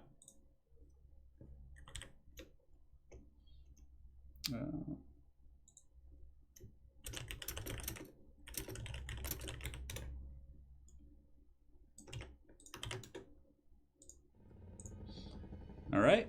It's almost showtime, guys. Spencer says, I heard you recommend Gotrek and Felix. The first omnibus is so good. It's so good. They're just like easy, fun stories, and they're awesome. It really kind of gets you a broad perspective on the Warhammer universe. So, like in the first like Gotrek and Felix book, you get to experience like trolls, chaos sorcerers, like Tzeentch cultists or Slaanesh cultists, like beastmen, mutants. Like you get to see like a pretty broad scope of like Warhammer monsters and villains and characters. It's really good. You get to see like the Imperial cities, you get to meet the Skaven, you get to meet demons. It's like you get a little bit of everything in that book, which is really why it's so good, I think. Yeah, I'm on Demon Slayer right now. The book about the naked dwarf king fighting off the assassin with a pillow, the Skaven assassin with a pillow, is the Grudge Bearer. And the king is High King Barrendon Stoneheart, who's the High King of Zufbar, I think. Is it Zufbar? I think it is. Yeah. It's pretty good. Like the Skaven assassin like comes down his like fireplace and like he like is just like literally naked in his room, like in his pajamas, and he like fights it off with like a pillow. Because dwarven pillows are like super heavy. They're filled with like grains, and they're literally like a club. So he like surprises this Skaven with his pillow and clubs him. But it's not. He gets shanked though. The dwarven king gets like messed up really bad. But it's a great scene for sure. But the king survives, and then like he's all like has stab wounds and just like he puts on his armor and goes out and like fights a battle. Just dwarves are so badass. Yeah. So yeah, looks like the dwarf army's ready. The Empire army is ready as well. We got some cool characters coming into this battle for sure. We're trying to get the show on the road. Players are just making their final adjustments to their armies. There's a lot at stake here. The pride. The pride. And we are off on the Tower of Hoeth. Turin, would you be up for making a video like beginner? I know, I need to do something for like folks who are new to the game to get into multiplayer.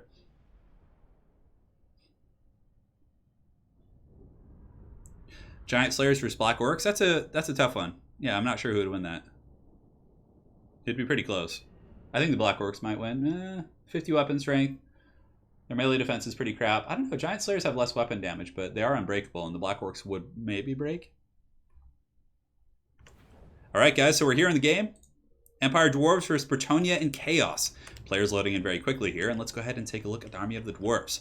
So Zardar Total War is going to be whipping out a Rune Lord, a combination of Longbeards and Miners and Thunders. So pretty simple stuff. Dwarf infantry with guns, something we've seen very commonly in this tournament series. I mean, you're capitalizing on the strength of the Dwarves. They have really good, durable, cheap infantry, and they also have pretty good guns. So why not bring them? And for the Empire, we're going to have a Big Daddy Boris. So we got Toddy up in the skies. Toddy going to be coming in with his Minlan Runefang to provide some healing. We got a Jade Wizard, which is going to be very good for healing the Dwarves. A Witch Hunter to purge some Heresy of Chaos. And it looks like just Spearmen. And I think he has some Demogryph Knights in the forest as well. Yes, maybe so. And the Royal Altar of Griffites. The Terror is going to be pretty good against Bretonnia as well as Chaos. A lot of the elite Chaos troops are just not immune to psychology for some reason. So for the forces of the Council of Two, the newcomers to our league here, in the front line, they have a combination of men-at-arms. Secondary line is going to be Foot Squires, Peasant Bowmen with Pox Arrows, which aren't going to find too many good homes against the Dwarves, but against the Empire, like just cheap Spearmen with no shields, it could do some damage. And at the very least, it does provide them with some poison options. Forsaken at the back, which are a unit that I thought had gone extinct a couple weeks back. I was like, I haven't used Forsaken in like a year. Let's go ahead and try them against a good player. So I played a game against Aerocrastic with Forsaken, and God, they are terrible. Used to be my favorite unit too. Chaos Sorcerer's up here in the sky with Shadows. He does have the Enfeebling Foe, the Withering, and Pit of Shades. We also got some Poison Hounds out here on the far side. But yeah, the Bretonnians basically just have like a Peasant Tide. Just infantry. That's pretty much the name of the game for this army. It's going to be like a massive infantry force with almost no cav or good targets. The Dwarf Thunders have actually I do have a good target in the Chaos Sorcerer here, and the Lord for the Bretonnians is going to be King Lewin. And Lewin's actually going to be on horseback, which is something you don't see terribly often, but again, in a small funds format, it's going to change things up. So the teams for this matchup are going to be Kisei J, and probably mangled that one, and Elan. And they're going to be the Council of Two, and they're going to be facing off against Rydist and Zardar Total War. So Rydist is going to be the Empire, Zardar Total War is the Dwarves, for anyone who's just tuning in. Yeah, Forsaken are just such a bad unit. Such a bad unit. It's a little bit unfortunate. All right, so we'll let them know. Start whenever. No need to wait for little old me. Forsaken are decent in campaign, but in multiplayer they just don't generate their value. They're just so squishy. With their like 22 melee defense and their low model count, they just get taken to pound down. I think if Forsaken, let's go ahead and see if we can find them right now. Actually, do a little bit of an analysis while we're waiting. So they're really good in the sense that they're fast and they hit hard, but they have 60 models plus like pretty small HP pool and 20 melee defense. They just get their bread buttered by like so many different units. Yeah, it just seems like they got nerfed. I don't know what was changed exactly, but they just don't perform as they should. So a little bit of a defensive formation coming in here from the Dwarves and the Empire. You can see in the front line it's going to be Miners with some Miners in reserves. We got some Thunders as well, but this is a pretty big, meaty army here. And as far as great weapons go, we have Chaos Warriors with great weapons, a couple groups of Poison Hounds, which if microed effectively can definitely do some good work against the back line here. If the Hounds can get onto the Thunders or maybe start feasting on a Witch Hunter or maybe go after the Jade Wizard, that would be a really good situation for them, for sure. They seem to be Forsaken. I like that. That's definitely very accurate, Philip. Yeah, Forsaken were really good on launch. They were actually one of my staples of competitive play when I used to play Chaos back in Warhammer 1, but I'm pretty sure there was some substantial bouncing changes that really kind of changed the way that they play. Maybe it was between Warhammer 1 and 2, but I'm not really sure. Anyways, the Manscore of Chaos is going to be swooping overhead, just patrolling the front lines, barking words of encouragement or guttural sounds of encouragement to the men-at-arms here on the ground. But the Dwarves definitely ready for this. They got their Thunders. They have some pretty good tools against large targets up here in the skies. And the Witch Hunter as well, with his Heresy, or accusing of Heresy, is going to be pretty efficient. So it looks like the Witch Hunter is going to be baiting out ammunition. No, I don't know. Yeah, it looks like he's juking it. Look at this micro here. Beautiful stuff here from Rydist. He's actually just zigzagging back and forth and just straight up Benny hilling these archers. These peasant archers definitely need to lock in their sights a little bit better. But the Witch Hunter's juking it out, wasting that ammo. Some MLG plays coming in there from Rydist, but they're on the ropes here. Council of Two, of course, is up 1-0 here. And yeah, we're going to see what happens. So the forces of the Bretonnians and Chaos are going to be advancing here. They're probably sick of being juked out by the Witch Hunter, and now they're going to be shooting into the Thunders. Honestly, just using ammunition on the Royal Altar of Griffites wouldn't be a bad idea either. I mean, yes, they're armored, but even still, it's going to like accrue value over the course of a long battle. So the Bretonnians getting ready to charge. Blasting Charge is going to be very devastating against these low-tier infantry initially. And it looks like some Poison Hounds might be getting sent right up the pipe. The Thunders are going to be returning fire on the Peasant Bowmen, and they just unleash hell. These peasants are just getting wrecked by that Thunder fire. They, of course, have shields and armor, so they're going to be very durable against such effects. Now, the Manticore looks like he's going to be feigning a bit of a charge, but he can't go in there because the Royal Altdorf Griffites and the supporting elements of the Witch Hunter and Boris here would just take him to Pound Town. They would straight up Guy Fieri him. Just brutality. For Sigma! Jukes for Sigma! I know, it's pretty great. Anyways, troops are advancing right here. The Miners with Blasting Charge is going to be dropping some hot blasting action here on the Men-at-Arms, and the Chaos and Bretonnian forces just getting ready for the charge. But the Peasant Archers do have the range advantage, I believe. I think Thunders are around 145, and these guys are 160, so if the Bretonnians want to just fall back and shoot, they can, but of course, you know, Ritus and Zard are pretty skilled in dodging these shots here, so they're going to be just doing the Serpentines, you know, just juking back and forth. I mean, some of the shots will make contact. You can see Boris takes a fat load to the face right there, but he's going to be able to heal through that pretty effectively. And yeah, almost like getting there. About 75% of the ammunition has been wasted on the Peasant Bowmen, so it's not enough to, you know, be disastrous, but it will add up in a very long game against the Dwarves. I mean, he did invest, you know, probably almost 1,200 gold in the Peasant Archers. So the Thunders are going to be shooting downtown, going after the Men-at-Arms. Boris Todbringer are going to be going for the duel in the skies, maybe, but it's a bit of a bold strategy considering the poison. And yeah, they should just get the Peasant Archers and start shooting at some of the more easier targets like the Royal Altdorf Griffites. They wouldn't be able to juke you. But look at this. Peasant Archers have actually done some okay work against the Thunders here. I mean, they've gotten them down relatively low, so definitely some good work from those Peasant boys. Up in the skies, we have the first duel of the match. So we have Boris Todbringer, who does have the Enfeebling Foe cast on him. He's going to be fighting here against his Feral Manticore. The Manticore is out of control and rampaging. Beautiful play there. So Ritus went in, he attacked the Feral Manticore, and he's trying to rampage it back to his lines so they can just pretty much feast on it. But it looks like the Manticore is able to get out of that rampage somehow. No cold blood for these guys, but yeah, interesting stuff. So Toddy's going to be going back in. I mean, Toddy does kind of have free range here. He could easily beat up this Chaos Sorcerer. I don't know if he could win a 2v1 versus those guys with the Enfeebling Foe, but even still, he could probably do pretty well for himself, especially with some Thunder Overwatch fire. So the Dwarf army is going to be advancing right now. Those Peasant Archers doing some pretty good work against these Dawi Thunders. The Thunders still have most of their model counts. They're going to be shooting back against the Peasant Bowmen. But yeah, the Peasant Bowmen really kind of surprising me here, doing a pretty good job in this little initial cockfight that we do have. Sorry, just getting some water there, boys. And yeah, Peasant Bowmen continuing to shoot in there. Thunders have advanced a little bit, but there are some line of sight issues. I guess there's some dwarves in front of them. The first blasting charges have gone down, and the Men-at-Arms are just being shreked. Just straight up taken out to Shrek Swamp and just taken to Pound Town. You can see these guys are just getting the business incredibly hard. But I mean, they're only like 250 gold for the standard Men-at-Arms, so it's not really a big deal. Also, Ritus did jump in with the big boy himself, Boris, and was able to get a nice little punch of damage there. But the Manticore is actually going to be going in to fight Toddy. Now, Toddy will have a good fight here, but he's still going to take some damage in return. Peasant Bowmen are going to be shooting, and Chaos Warhounds looks like there's one group in the back, and the other one is lurking in the shadows here.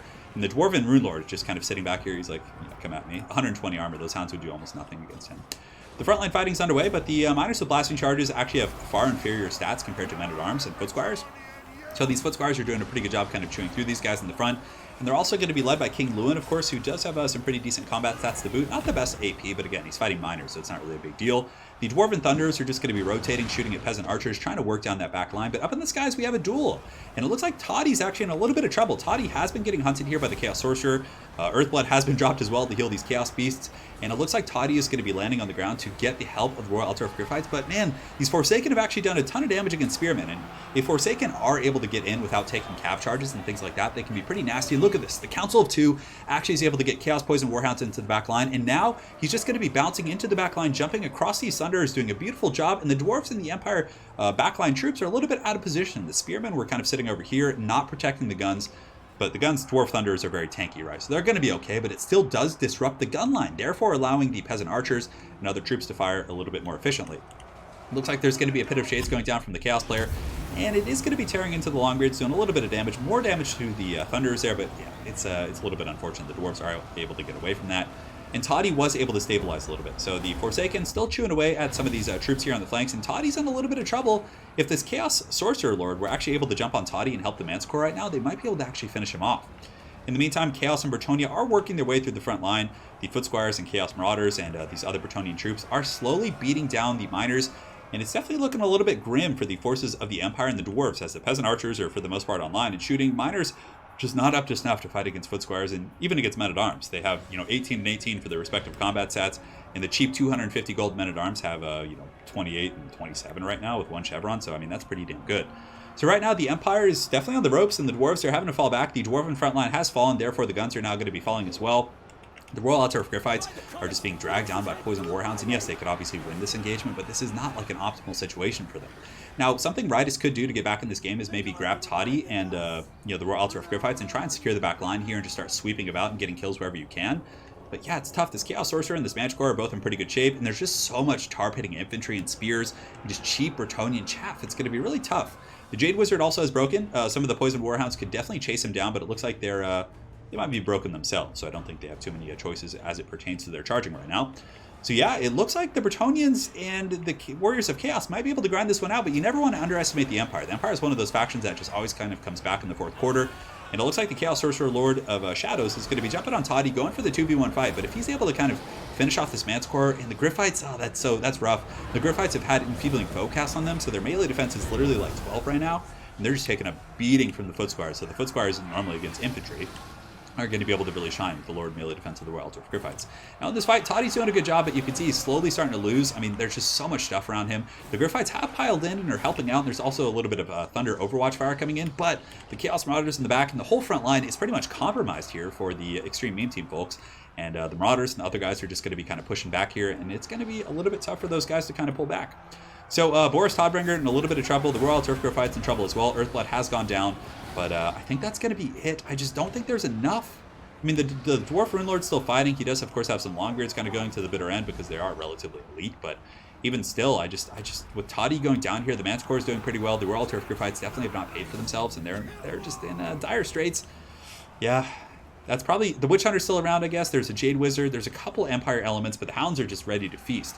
They're going to be swooping around the back, chasing these very tattered guns off the battlefield, which is one of the lifelines they have to potentially get back in the game. King Lewin, the hero of Bretonnia, who has strangely allied with Chaos today, is going to be attacking this Jade Wizard, and yeah, his combat stats are pretty beastly, so he's going to be able to easily finish that guy off. The Royal Outturf Griffites are indeed broken, and it looks like the Council of Two is going to be pulling this in, and maybe coming in with a 2-0 victory. We're going to find out here in a moment. The Master Rune of Wrath and Ruin was dropped on these Foot Squires, doing a little bit of a last-minute damage here, but yeah, I don't know. I just don't think there's any way. And it looks like that's going to be it. The Council of Two coming in, and this is their first time playing in this league. Two gentlemen who asked to join the league, and they clearly have quite a nice synergy and have done pretty well there. So just a very wide Bretonnian army using King Lewin on horseback, Forsaken, Manticores, all kinds of crazy stuff like that. So that's going to be 2-0 there, and we're going to be taking a quick intermission as we do jump over to the finals there. And yeah, that's going to be it for now for that game. So very well played, Ritus and Zardar Total War. I know they just joined together at the last minute, so there's a little bit of confusion there, but they put up a great fight. But just the width of that Chaos army using the Manticores and the Bretonnians with, saving money on the Lord, just going with a very cheap King Lewin on horseback, allowed them to get a very wide army, which I thought was very, very powerful. So let me go ahead and talk to these guys. And GG. And let's see here. So we're going to go ahead and set up a new game. I will set up finals. So I'm going to jump out of that game here, and we're going to take a quick intermission while I set up the final. So thank you guys so much for joining, and we'll be back in the next couple minutes with the grand finals for today's tournament.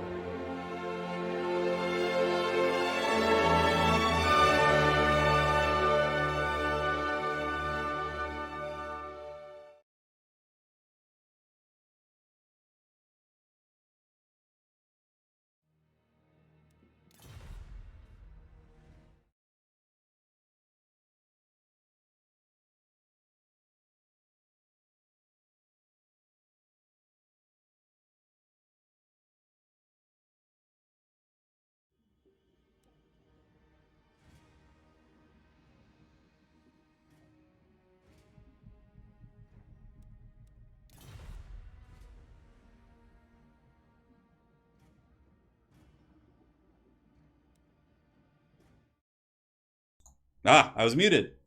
Yes, of course. Here we are, guys. Grand finals. It's showtime. I know I was just giving you guys this epic diatribe, but alas, we got the Council of Two, who's going to be going with double high elves, it looks like. So let's go ahead and pick the map here. So we're going to be on let's see, find something fun, something easy to see. Fallen Man. One player just playing up on the high ground, just playing by themselves. We'll do Alpine Ridge. Alpine Ridge. Alpine Ridge, and we got to set the funds to custom. And time limit, it's unlimited.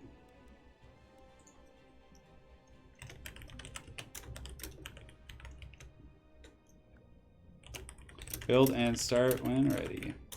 So in the finals here, it is going to be a best of 5, so we're going to see how this goes.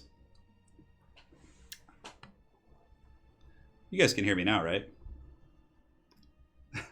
I think we have double. No, it's actually, it looks like they are now picking their actual races they're playing. So it looks like it's going to be Chaos Empire facing off against High Elves and Tomb Kings. Turin, the Phoenix God. Related to the late Charlie Chaplin. Oh, man. Okay. It's going to be interesting, all right? We were asking for which factions. Oh, okay. We'll send you, as you guys sent in blind picks. They are Empire Chaos, I believe. Pick away. Yeah, guys, we're here in the grand finals. This is it. Best of 5. I think doubling on factions is actually kind of fun, Mr. Fang. I like it. I think it's cool to see, like, what, like, you know, with the 2 commanders.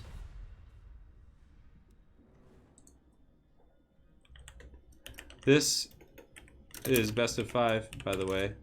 So send me 2 more.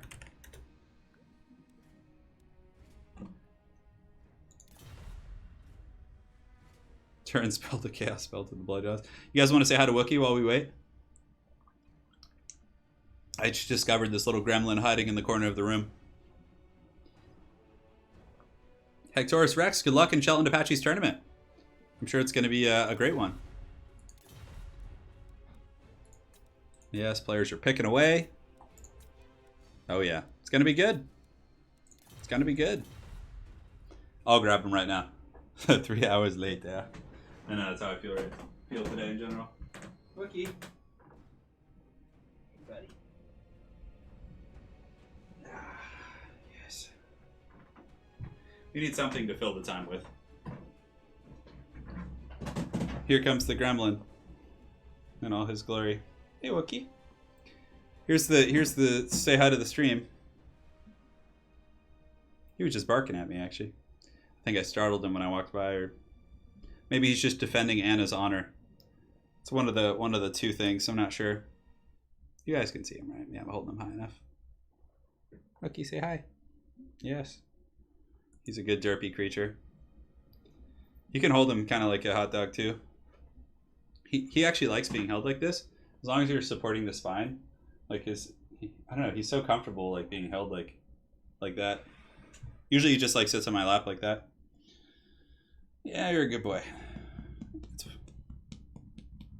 I know, Wookiee. Do you have to go to the bathroom? I don't think so. He's just gonna go back to his corner and rest. That's him. All right. All hail the Wookiee. He's arising from the bed with tattered limbs and incredible tails. Go on, Wookiee. Let's go back to your bed. Come on.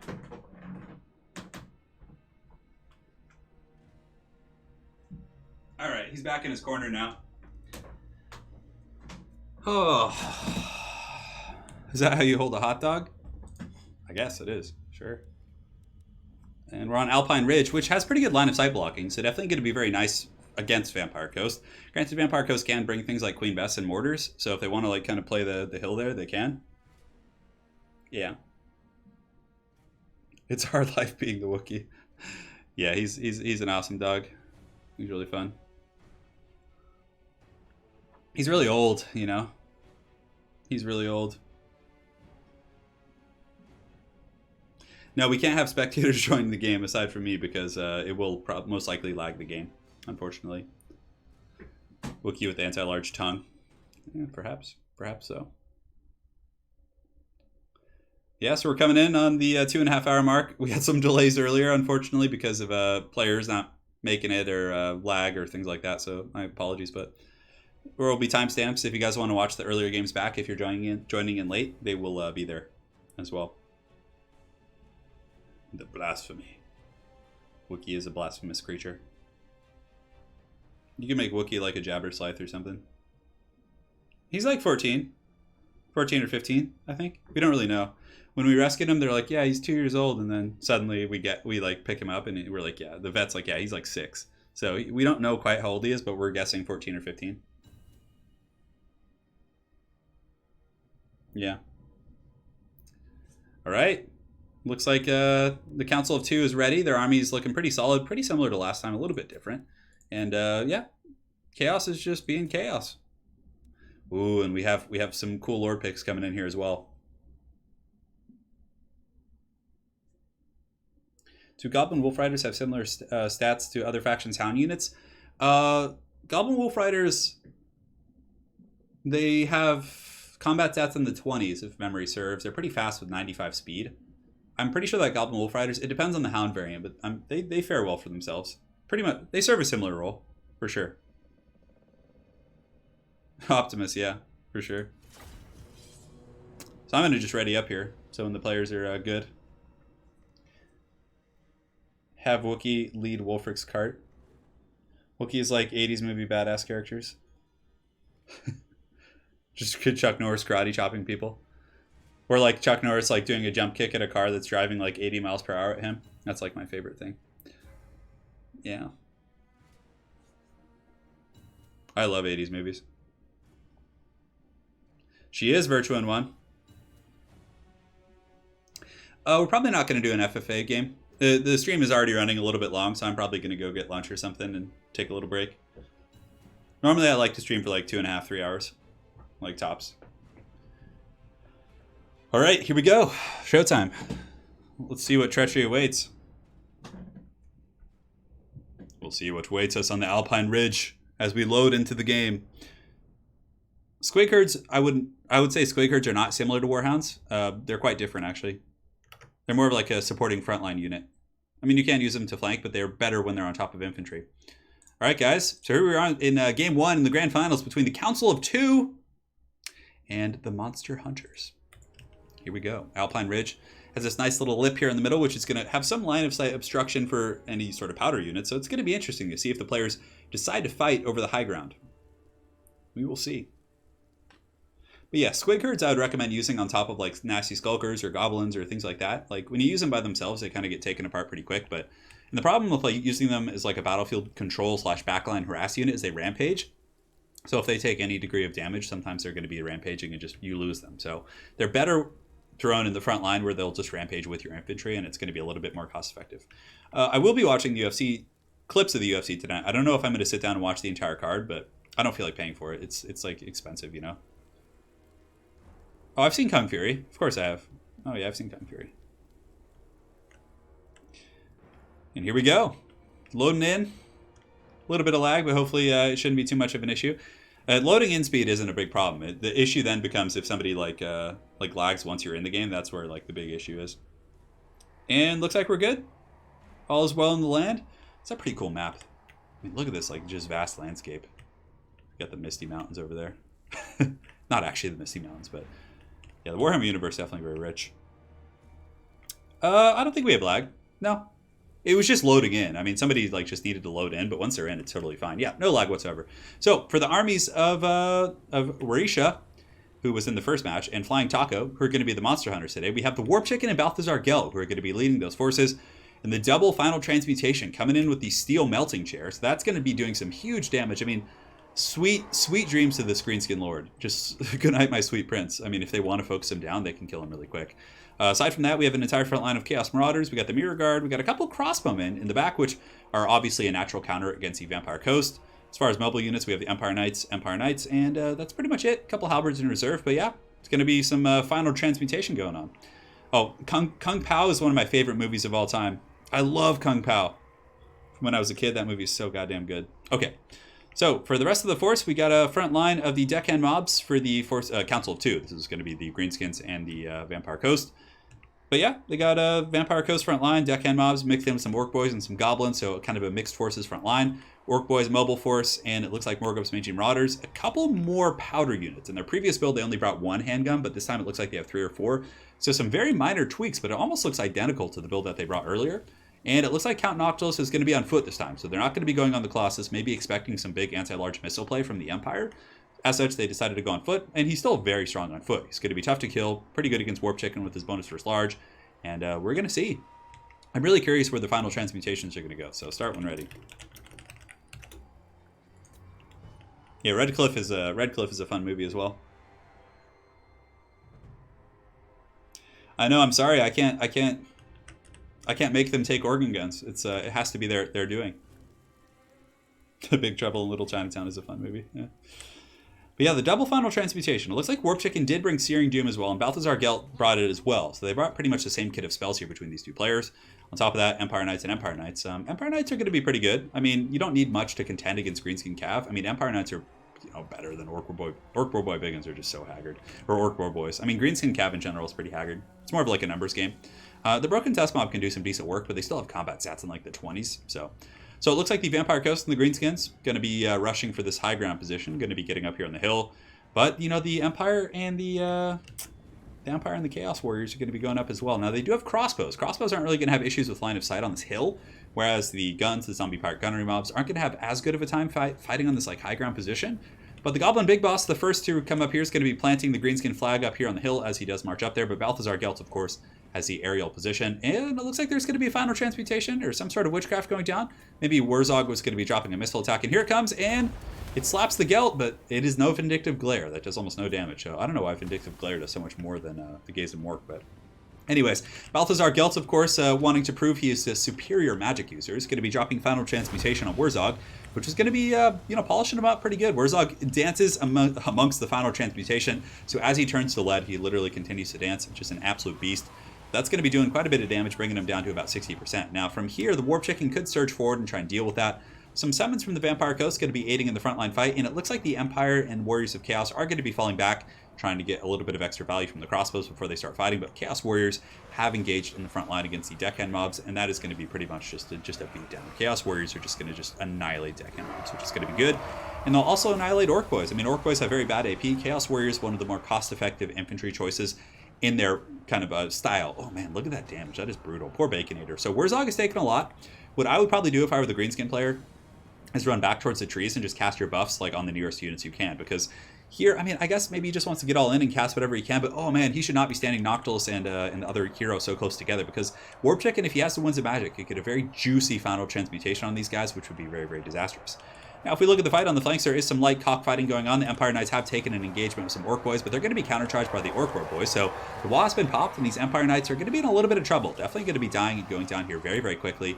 You can see they're just being evaporated by the Orc Boys. So the poor combat stats of the Orc Boys being made up for by the Wah effect. And up on the high ground, the guns have gotten into that good position. So the Vampire Coast and Greenskins have secured the high ground, which is very, very bad for the Empire and the Warriors of Chaos, because the guns are not going to be able to shoot very effectively. They have a perfect arc of fire. They're just unleashing hell into halberds, and infantry just kind of going wherever they please. Now, the one thing that's going very well for Chaos and Empire is the fact that they were able to get the Baconator down very low, and I suspect there's going to be a final transmutation coming in here pretty soon, but Chaos is holding well. The Chaos Warriors are also doing very well against the chaff units. They're holding against the Orc Boys, but Noctilus, of course, is there, and Noctilus does have very good armor piercing, as he's able to skewer one of those Chaos Warriors. So Wurzog just kind of dancing up here on the hill, doing his thing, having a good old time. And it looks like there's going to be some witchcraft going down right here. Not sure, but it looks like it's going to be actually a Fist of Pork. Not going to be terribly effective. These guys are pretty much almost dead. But the guns on the high ground, we got these Zombie Pirate Gunnery mobs here, and these ones right here doing pretty good. But look at this. Varisha is able to break through here with the Chaos Warriors, and he's going to be chasing back here after the Zombie Pirate Gunnery mob. So this is a great breakthrough in the front line, being able to shut down the guns. Some of the polearms are going to kind of intercept these guys, and the polearms will do pretty good for the cost, but Searing Doom has been dropped here from the Warp Chicken. Definitely should be saving it for final transmutation. Wurzog actually almost kills himself. Balthazar Gelt's going to be going in for the duel, so Gelt swooping in from the skies, attacking Wurzog, but he's taking downtown fire here from the Zombie Pirate deckhand mobs. Is Wurzog going to be falling to Balthazar Gelt melee combat? It wouldn't be the first time. Balthazar Gelt has come in with the steel chair before, and he's going to be laying a bit of a beat down here. So Balthazar Gelt He's also going to be dropping a final transmutation on Count Noctilus, so getting some really good value here. Flying Taco doing a solid job. He is able to get Wurzog. Oh, Wurzog just squeaks away. Final transmutation is going to be hitting the boys and Noctilus, doing some pretty good damage. And it looks like it's a slight advantage, I would say, to the Greenskins and the Vampire Coast, but it's still something that they could, the Empire and the Warriors of Chaos could come back from. In the back line, though, the guns are back online. A bit of a mistake, in my opinion, not finishing off Wurzog, because he's probably going to come back and be able to cast some spells, therefore triggering the Bonewood Staff. But the zombie guns up in the high ground, that's one of the big problems. They've just been shooting all day, just happily. Big Searing Doom is going to be going down here, burning down a lot of these Greenskin forces. Balance of power is still relatively even. Definitely a slight advantage for the Vampire Coast and Greenskins, but it's still something that could be remedied there. So Wurzog in the back is still broken. -4 leadership. He might be able to stabilize here in a moment. Some of the Empire Knights have come back for Sigmar. They're going to be getting a downhill charge here on the Vampire Coast troops. So these guns definitely going to be getting sandwiched here. The Knights getting a fat, chubby charge. Beautiful stuff right there. Chaos Warriors coming in. And if they can crumble these guys and really put them down quick, that would be a huge boon. If they could do that, take these guys out and rotate over to the other guns, I mean, that would just be incredibly solid.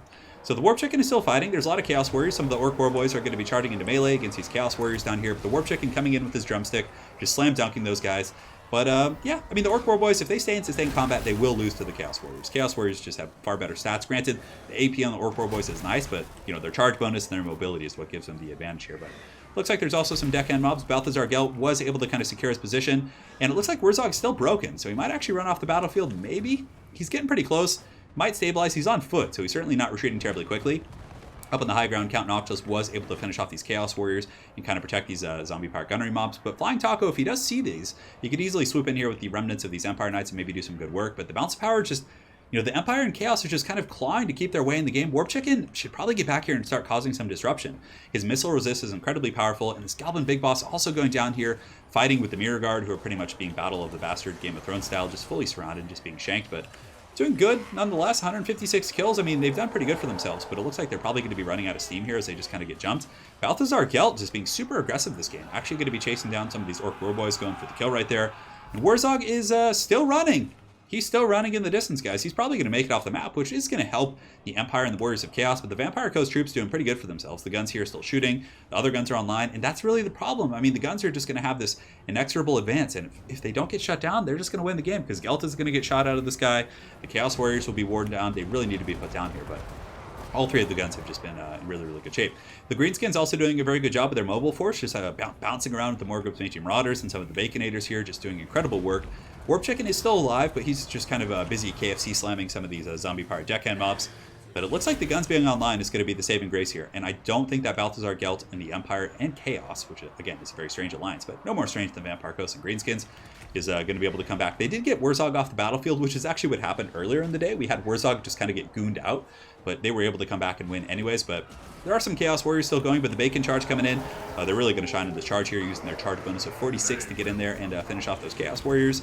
And yeah, Searing Doom's going to be getting dropped on the zombie pirate gunnery mobs, but even if the Warp Chicken was able to kill everything left on the map, I don't think he would be able to kill Count Noctilus, who's just pretty much full health here, just kind of cackling and having a good time.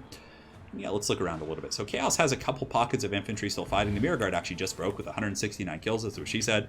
And yeah, Chaos Warriors are broken here. Warp Chicken's still fighting. Balthazar Gelt is trying to fight with the remnants of his halberds right here, but I have a feeling the Empire forces are pretty much going to be completely routed. As you can see here, the Morgul's Mangy Marauders do circle around, and the guns are now shooting Gelt. And you can see with that, the bounce power does start to fluctuate in the favor of the Vampire Coast and the Greenskins. And the Council of Two is going to be probably jumping out to a 1-0 lead here in the Best of 5 series. Count Noctilus just going to be cackling and summoning more troops here. Beautiful stuff. And the Warp Chicken just going to be drumsticking to the bitter end, getting those biscuits, getting them gravy, and having a good old time. So let's see. Looks like that might be it. There's some Chaos Infantry up in the high ground. Chaos Warriors coming back who could help the Warp Chicken to stabilize. But I guess there still are some summons, so maybe if he could shut down the guns, but there's still so many. I mean, this one group's in good shape. Warp Chicken, I think, needed to be on the guns a little bit earlier, jumping on those guys. Balthazar Gelt is going to be going down to Morgul's Mangy Marauders. Doesn't take much to fight Gelt in melee. I mean, he still has pretty high melee defense for a Caster Lord, 38. There's a Goblin Big Boss coming in, and the Goblin Big Boss is just going to straight up just steel chair this guy. So here he comes, Balthazar Gelt getting the rear charge right there. He's not going to be happy about the situation, and yeah, you can see he's going to be breaking right there. And good night, sweet prince. And from here, Sartorial the Everwatcher going to be going to fight some of these Bacon boys. But yeah, the firepower's coming in. Some Chaos Warriors in the back have gotten there, but I'm surprised they haven't been slapped with army losses yet. Looks like they are shaken, but I mean, they might be able to finish off the gunnery mobs, but there's simply no way that Warp Chicken can fight this. It's going to be too much. So Matthew Smith, thank you for the $10 donation. Glad to be able to make it to the stream. Here is some Oath Gold. Thank you, man. Glad you're enjoying the stream. We've been on quite a journey today. It's been quite a 2v2 series. We've had a lot of very close upsets in games and just all kinds of madness. So Sartorial, of course, with his missile resist and the fact that he's unbreakable, is going to be fighting to the bitter end. I would probably just leave the game, but it looks like he's having a little bit of fun just kind of slam dunking these guys. And it looks like the Goblin Big Boss is going to be jumping in there, and he's just getting straight up Last Samurai. Surrounded and just executed. It's not going to be fun for that guy. This campaign is boring, but the MP are beasts. Are we talking about Total War Warhammer in general? Gelt has balls of gold. He does. And what is this tooltip that just appeared here? Did I just trigger something? Oh.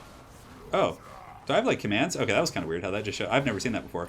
So yeah, that's going to be game right there. The Ever Chicken is going to be going, but down he goes, swinging his buckets of gravy and KFC legs in the air as he does. But a great fight. You know, they had the double final transmutation, but I don't think it was... Wurzog didn't go down fast enough. He was around for too long casting his magic, which I think was a little bit punishing, but nonetheless, that's going to be game one there, so we're going to update the scoreboard here real quick. Well played to those guys. And we're going to switch to the next map, which is going to be Pillar of Bone.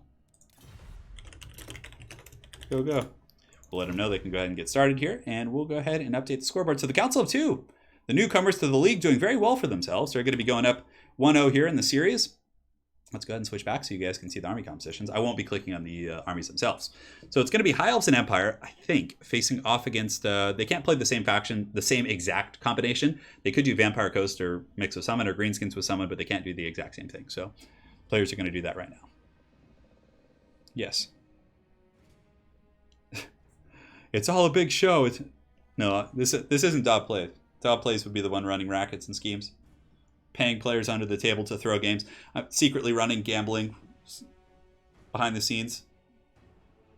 Hi, Turin. Swapped off Apex Legends as soon as I got the notification. Good man. Good man. Thank you for joining. Oh, man. Yeah, that was a really good game. These two obviously have played quite a few games together, doing very, very good work, but it was a close one.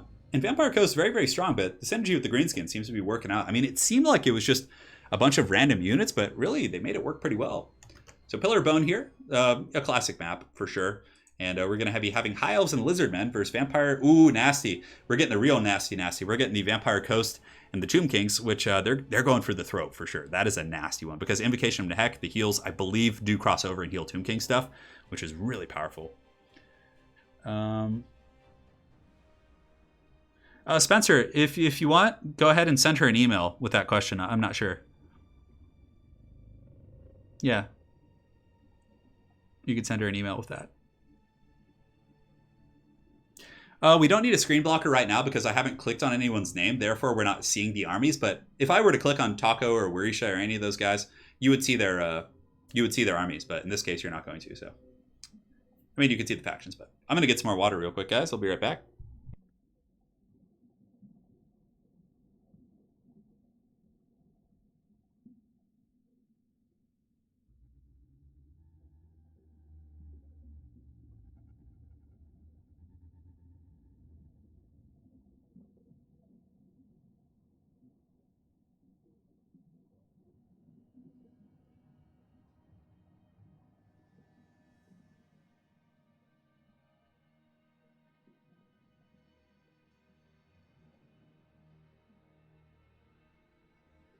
It's good to be here on a Sunday afternoon with you guys, just hanging out.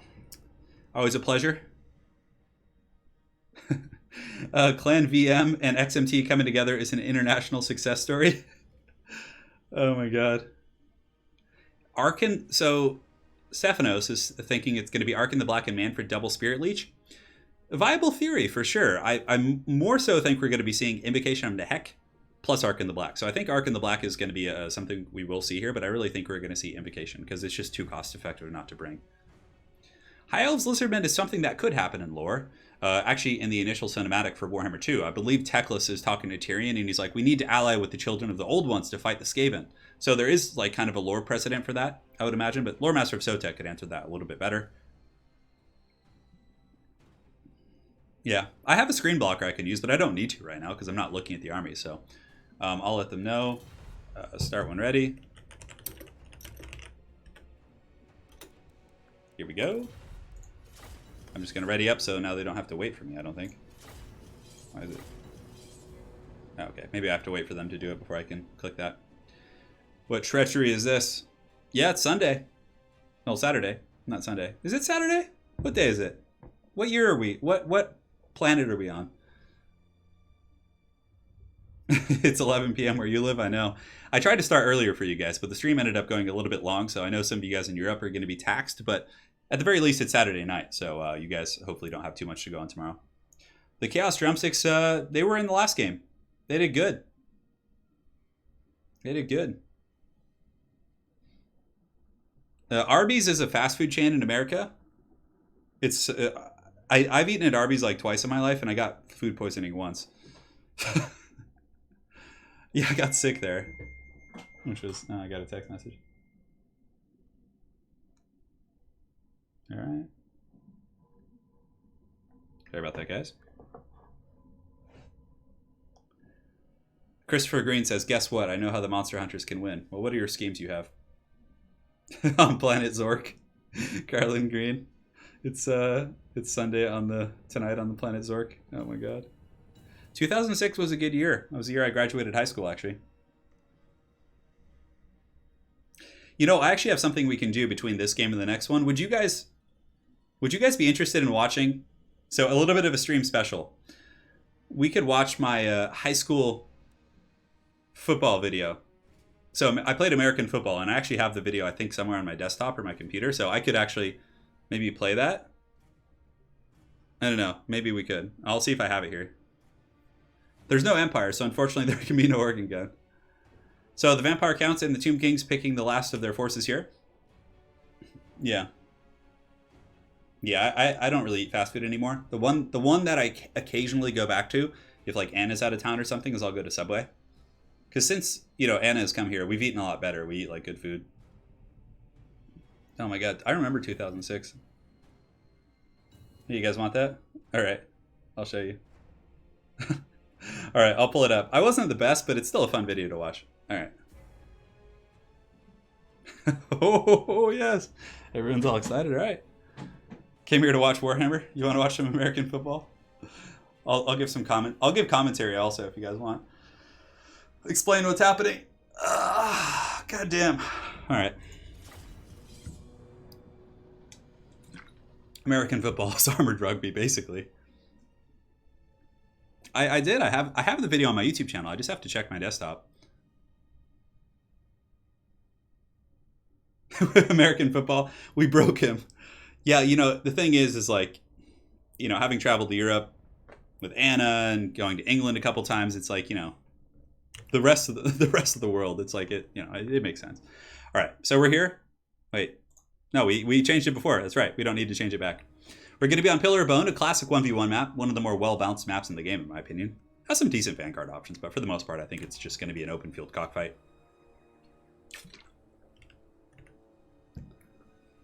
Blood Bowl. Blood Bowl's fun, for sure. Usually I have like one game. I have Warhammer as my primary game on the channel, and then there's like one off game that I play on the side, and Blood Bowl was it before, but yeah, I've been doing more Gothic Armada, which I love. Gothic Armada is so much fun. Let me see here. While they load in, I'm going to go ahead and double check and see if I even have the video. I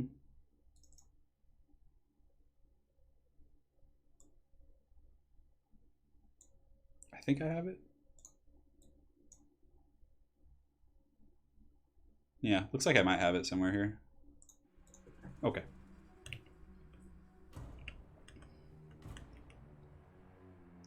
Let's have Turin, Italian Spartacus, MNC, Loremaster form a team IRL. A soccer team? Oh, that would be pretty funny. All right, so let me go ahead and make sure everything looks good on the camera angle. We're solid. And here we are, guys, in game 2. Again, apologies for the delay in the army picks. It does take quite some time in 2v2. It's a little bit more tactical. There's a lot more variables to take into account, so it can take a little bit longer. But for the forces of the Council of Two, the new lads to the tournament coming in with a couple upsets today. They're going to be going with Vampire Coast and Tomb Kings. And for the Lord, we have Vlad von Karstein. So we're going to have Vlad on foot. We're not going to be seeing a Blood Dragon Vampire Lord. They're going very, very wide. There's also going to be a White King in secondary support, and we have Grand Hierophant Kotep. So everybody here was just, ragging on these guys, being like, hey, they're going to bring just double Spirit Leech, just degenerate. But no, we get Vlad von Karstein, and we get Grand Hierophant Kotep on foot, which is insane. So on top of that, for anti-large, we're going to have some Blood Knights. And I really think they're just trying to kind of, I think they're trying to kind of go away from the expectations that everybody has to maybe trying to, fool their opponents here. But the entire Tomb King's army is actually going to be Tomb Guard. It looks like it's Tomb Guard with the Kepler Guard in the back, Blood Knights for anti-large, zombies across the board, and yeah, that's pretty much it. So a very interesting force. And for the Lizard Men, it looks like we're going to have two big-ass dinosaurs. We have a Feral Carnosaur in Krok-Gar, with Hand of the Gods, of course. Oh, no, he doesn't have it. No, there's not going to be any Super Saiyan blasting. We have Alarielle the Radiant. So the Pigeon Queen with her Earthblood is going to be dropping some fat heals. And it looks like in the front line, it's going to be Spearmen, White Lions. Swordmasters of Hoeth will be quite good here against the Tomb Guard. And a couple Saurus Warriors on the flanks, and that's it. So it's really just going to be an infantry monster mash. However, the forces of the Monster Hunters actually do have a Skink Priest with Heavens. So there's going to be some Wind Blast getting dropped. Wind Blast is going to be super good against Kepler Guard and Tomb Guard. I'm really eager to see the Blood Knights. The Blood Knights are going to have to be super effective here to take down Krok-Gar and company. But yeah, interesting build. No Roomba. He's just going in on foot. Chad von Karstein. He's going to be a Chad today. So here we are in game 2 between the Council of 2 and the Monster Hunters. Council of 2, of course, is going to be Elion and his buddy Kisej. Probably something like that. We have XMT Flying Taco with the temporary alliance with Clan VM. And it's going to be Warisha. And it sounds like there's some fat fire trucks going on outside. But the two big dinos going to be rushing forward here, looking for a home. But yeah, 100%. This is going to be the best target. The White King is a really good target. They could go after Grand Hierophant Kotep. And honestly, that's probably a good choice as well. But if the Blood Knights protect Kotep, he's going to be pretty safe. So the big dinos are going to be charging in here, attacking the Zombos. Zombos definitely not having the best of time there, but it doesn't really matter. Losing zombies, they're there to get punished. Swordmasters of Hoeth are going to be engaging with the Tomb Guard right here. Saurus Warriors are going to be rushing in as well. So the big infantry fight is pretty much underway. Now, in the back, the Skink Priest looking for targets as well. Alarielle is just probably going to be healing the big dinosaurs. But this big Feral Carnosaur is getting down and dirty. I mean, he's going to be okay against Swordmasters. It does provide some good AP, but the Blood Knights are on the hunt. And Blood Knights are going to be charging in, and that is going to be tough. But, ooh, the two big dinos get on the White King. And there is going to be healing with what's his name? With Vlad von Karstein. And it looks like there was a Potion of Strength and Heroic Killing Blow was popped. But the Blood Knights are going to be attacking Krok-Gar, and it's definitely going to be pretty good. Master of Legament has been dropped, and a huge Wind Blast. Beautiful stuff coming in there from the lads of the Monster Hunters, able to just wreck those Kepler Guards. So Wind Blast is just such a damn good spell against the Tomb Kings and the very tightly packed, lightly armored infantry. Now, Grand Hierophant Kotep just kind of lurking in the shadows, maybe thinking about some Vortex spells he wants to cast, but just trying to play it safe. And Vlad is going to be engaging in the melee fight as well to help out. But yeah, this is really the name of the game here. So, ooh, look at that. The Star of Averlorn has gone down, which is going to provide huge heals to Krok-Gar, so that's definitely got to be a pain in the ass for the Vampire counts right here. You can see that Elion is going to be pulling these guys back. That is just going to be so much just effectiveness. But, oh, it looks like Krok-Gar got, pushed out of the circle a little bit, so he's not getting the tail end of these heals here. He does get in at the last second, but he is missing out on quite a few of those heals. But good stuff so far. Granted, the Vampire counts do have ways of healing as well, so it's not going to be too bad. But if they do get a surround on this Feral Carnosaur and are able to chip him down, that would be very cost-effective. And Invocation of Nehek here definitely would be very, very welcome as well. Now, the forces of the High Elves and the Lizard Men are starting to grind through the front line a little bit. The White Line's able to kill some zombies. Swordmasters of Hoeth must be doing pretty well for themselves. Where did they even go? They're actually a little bit surrounded, but yeah, they're going to be okay. And the Blood Knights are going to be fighting the Feral Carnosaur, but the Blood Knights are getting worn down a little bit. You can see the Nero's Incantation of Protection from Grand Hierophant Kotep is going to be going down on the Blood Knights right here, keeping those guys a little bit juicy against this Feral Carnosaur, who he might rampage. He's trying to get away here. Blood Knights have pretty good mass, but you can see that the Feral Carnosaur is trying to push away. These two Valiant Knights of the Red Keep trying to hold him back, but Krok-Gar is going to be coming in with the Steel Chair, jumping into the back of these Blood Knights who are really, really thirsty for an Invocation of Nehek.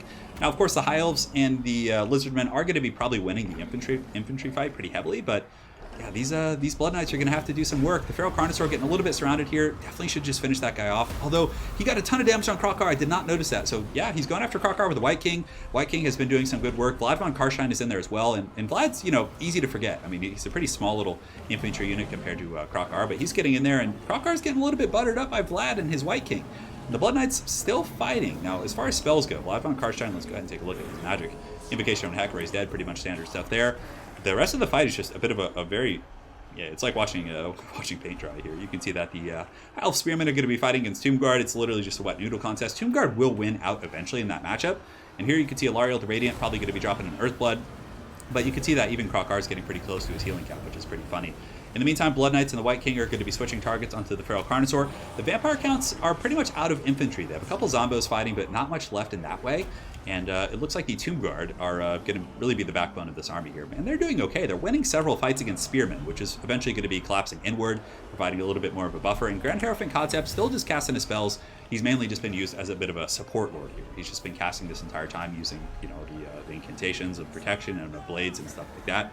And the Carnosaurs are in good shape. Krokar is just kind of getting that safe fight, probably just getting away. Oh, and a big wind blast coming down right here. It tears into the Undead and into the Tomb Kings here. Might actually let these Spearmen win this fight, but it looks like they're actually about to break, so probably not.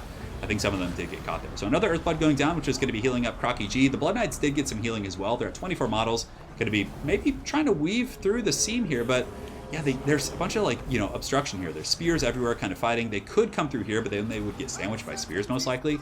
Not going to be the best engagement for them. The Pure Main Company still going on, which again are going to be providing Guardian to the big dinosaurs in the late game. Yeah, so I mean, if Krokar fights on top of the Pure Main Company, he's going to be very tough to kill. Now, the Kepler Guard, I believe, are still going somehow, so they probably got some Invocation love. The Joff's Incantation of Cursed Blades is going to be helping them fight Saurus. And it looks like the Blood Knights are going to be committing for an Alpha Strike. So Vlad and the White King are fighting right here against the big dinosaurs. But this is the kind of the trap here. You know, they're going to get sandwiched with infantry. Saurus Warriors are going to be bouncing backwards to fight the Blood Knights, and they don't want to be fighting those targets. You can see even the Spearmen tried to rush through these Conic Shrine Stalkers to get on top of them. So Krokar does get hit with the Master Beguilement, going to be neutering his combat stats, and it looks like Krokar did come in for a leaping attack on Grand Hierophant Kotep, trying to butter him up and get in there, but Kotep's going to be trying to drift away here. He's trying, but him and his gown are having the most fun against the T-Rexes, but infantry units, you know, they can be knocked over instead of taking damage, so Kotep's just going to be running for the sunset. Swordmasters of Hoth, as far as kills go, they have 336 kills on these Swordmasters. Absolutely ludicrous, just crushing through these Tomb Kings and Vampire Counts infantry, and at this point it looks like Krokar, as well as his Feral Carnosaur, are going to be going after Kotep, trying to goon him out, but Kotep's been doing pretty good. Surprisingly, two of these big beastie boys have been going after him, and he still hasn't taken any damage. He's just been getting knocked over, which is quite nice. But the Vampire Counts are slowly starting to grind out this infantry fight, more so the Tomb Kings. The Kepler Guard and the Tomb Guard are just getting in there and just kind of enduring, but the Swordmasters of Hoth and a couple groups of Saurus are still alive. And remember, the Skink Chief is still here, but that combination of the big dinosaurs with the Star of Avalorn is so nasty. And for, you know, quite some time in the game, the Bounce Fire was actually in the favor of the Tomb Kings and the Vampire Counts, but the big easy dinos here just getting in there. Krokar and his Feral Carnosaur pretty much healed up to almost full health, and yeah, you can see now that a couple attacks on Grand Hierophant Kotep and his nightgown here, he's just getting punished. They finally started to make contact with him, and there's nothing to really help him out. I mean, he's just kind of just getting slayed. I mean, look at this guy. I mean, Kotep is not made for this. I mean, if he was on his room bed, it'd probably be even worse, but Kotep is just getting tail whipped and taken out by Krokar. And he's trying to climb his way up. There's no big construct to protect him. There's no Necrosphinx. There's no, like, you know, halberds for him to stand on. The only thing that they really have versus large is going to be the Blood Knights and, of course, like maybe the White King. But yeah, it's going to be tough. So Kotep's still clinging on to life. It looks like he's going to get a spell off before he goes, and the Bounce Power has shifted in the favor of the Monster Hunters. So Flying Taco and Risha able to claw their way back into this game a little bit. And it looks like Grand Hierophant Kotep might be trying to survive here, but he's just in a bit of a desperate situation as he does just get teabagged by Krokar right there and gets taken out. So if we look around, Tomb Kings do have a fair amount of forces still fighting. The Kepler Guard, a bunch of Tomb Guard all over the map. Vampire Counts might be able to anchor this game out with if they're able to get some really good engagements with the Blood Knights. But the White King's very beat up. You can see right here, he's in pretty bad shape. And on top of that, the Blood Knights are pretty much almost 100% dead. I mean, that Feral Carnosaur, with the support of some nearby units, might be able to actually take him out. But the Skink Priest gets taken out. So Vlad von Karstein comes in with his sword and is able to actually beat down the Skink Priest. So this bounce of power just going back and forth and back and forth. The Tomb Kings just have so much infantry left. I mean, the Tomb Guard having really good staying power, which is pretty crazy. So, I mean, just look at the kills. 400 kills on the Swordmasters of Hoth. That's got to be a record. Definitely a very impressive performance from those guys. And you can see here that the White King is going to be getting jumped and just circle beaten by Krokar and company. So it's going to be a little bit tricky for that guy. Over here, Feral Carnosaur is just kind of looking for a home, just roaming the Jurassic Park, and he's going to be jumping onto the back of this White King. A very good target. The White King, of course, on horseback means he's a large target. Blood Knights in the distance, a very good use of a very beat-up unit. So using these very beat-up Blood Knights to chase off the Skink Priest is better than having them just die for no reason in melee combat. But, I mean, the forces of the High Elves and the Lizardmen are pretty much out of the game in regards to infantry. Now it's just going to be, can these two big dinosaurs fight against, these ground troops? And, I mean, they should be able to. If they can kill the White King and then maybe goon out some of the other guys, I don't know, it's going to be really tough. So, yeah, we're looking. Big T-Rex going after the White King. White King is trying his best to fight back. 733 HP, but he gets a couple attacks into the Feral Carnosaur. The Feral Carnosaur is so healthy, and that tail whip right there puts him down to 360 HP. So that guy's pretty much done for. Vlad von Karshine's in good shape. He's going to be a tough cookie to crack, that's for sure. And it looks like the Skink Priest has come back, so the Skink Priest is going to be a huge saving grace. Getting those Wind Blasts, if he has any left in the late game, is going to be incredibly powerful. And it looks like Alariel the Radiant is still alive. So there could be some heals, but Krokar has got to be at his healing cap. Yeah, so the Feral Carnosaur and Krokar probably both died like at least once over, but they're able to kind of stabilize here, and they're going to be bouncing over there to fight something else. So the inexorable tide of the Tomb Kings and the Vampire Counts moving forward. Vlad von Karshine, very tough to kill. Very lore-friendly as well. But, yeah, I don't know. It's going to be a tough one, guys. I'd like to see your predictions in chat. Somebody asked in chat, why not bring Cetra and the ROR and Necrosphinx? Well, because this is a very small funds game, so each player only has 6,200 gold. So that would pretty much be their entire army if they brought those guys. So, yeah, it's a little bit all in if you do that. So right here you can see Vlad von Karshine is going to be getting attacked by Krokar, but he's not having any of it. Vlad's just anchoring. The High Elf Spearmen and the White Lines have re-engaged, and the Skink Caster is coming back. Blood Knights may be looking for an opportunity to charge here. Might be getting into the back of these 408 kill Swordmasters, but it looks like they're pathing through. The Feral Carnosaur is just going to go straight up Jurassic Park and just murk these guys. The Blood Knights, especially if these Swordmasters turn around and fight, then that's just going to be a disaster. 570 HP on the Blood Knights, and it looks like a couple of them have been taken off their horses, and they're going to be running away here. They have to get out of there. That is not a good situation at all. So for the first time in the battle, just in a very clear way, oh, but look at that. The Ushapti Summon actually normalizes the bounce of power, so the Ushapti Summon is going to be cleaving these Half Infantry afoot. Just going to take them apart. No, it looks like, oh, and Vlad getting punted. And if Vlad is away from his infantry in kind of an open field, he's going to probably go down relatively quickly. Now, an invocation from the Heck could be super strong here. High Elf Infantry, the Swordmasters have come back in, adding their tally up to 417, which is pretty incredible. And I believe the Puremain Company is still in here, which is going to be giving Guardian to Krokar is getting the Guardian buff right now. It's most likely going to be going over to Alariel the Radiant as well. So a lot of very, very good buffs going down right here. So close fight, but I just don't think Vlad's going to be able to pull it out. I mean, the advantage in terms of infantry does go to the Tomb Guard and, you know, the Vampire Counts. They still have some troops on the ground fighting. And the Swordmasters of Hoth are still going, but Krokar is just going to be too much, especially with Alariel. But, I mean, Vlad is still there. Now, as far as other heroic units go for this team right here, man, this is like as close as they get. This is just a ferocious one, guys. But the two dinosaurs are going to be kind of bouncing out, looking for targets. And it looks like the Ushapti were able to finish off the last of the High Elf forces. So basically, the Spearmen have to engage here. Well, I guess it doesn't really... Yeah, they're going to be regrouping and probably getting a heal. So yeah, both players are going to be re-engaging here. So I'll let them know, just in case they don't know, that they have to engage here. So both armies must be attackers. I mean, but they're going to regroup and heal up a little bit. And the Spearmen and the other troops have to be engaging here. And yeah, they're going to be piling in. There's no healing, really. I mean, I think Alariel's probably out of Winds of Magic. She got like 100 heals, so...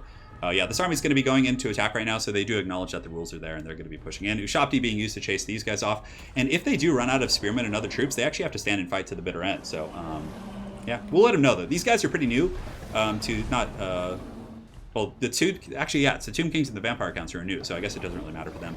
So we're letting them know they have to be attackers. They're going to be moving in here. Krokar getting a very nice Vortex ability, but Tomb Guard are just so sticky.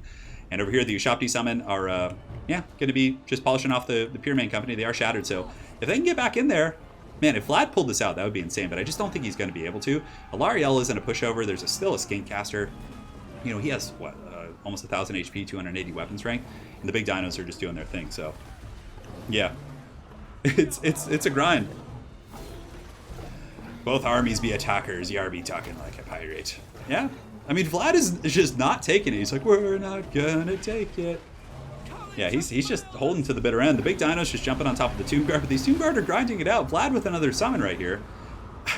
Man, how crazy would it be if Vlad was able to beat both Krokar and this Feral Carnosaur? I mean, Vlad still has some room before his healing cap, and he does have the Blood Drinker, so he does have that perpetual healing, and it looks like he gets on Alariel, but the big T-Rex is not going to be having that. They're going to be jumping on top and just really taking him to Pound Town there.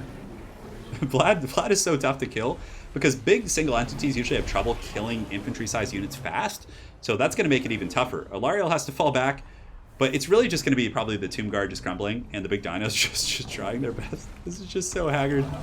Oh my god, look at the Feral Carnosaur here. He's just like, oh god, there's zombies clawing at my feet.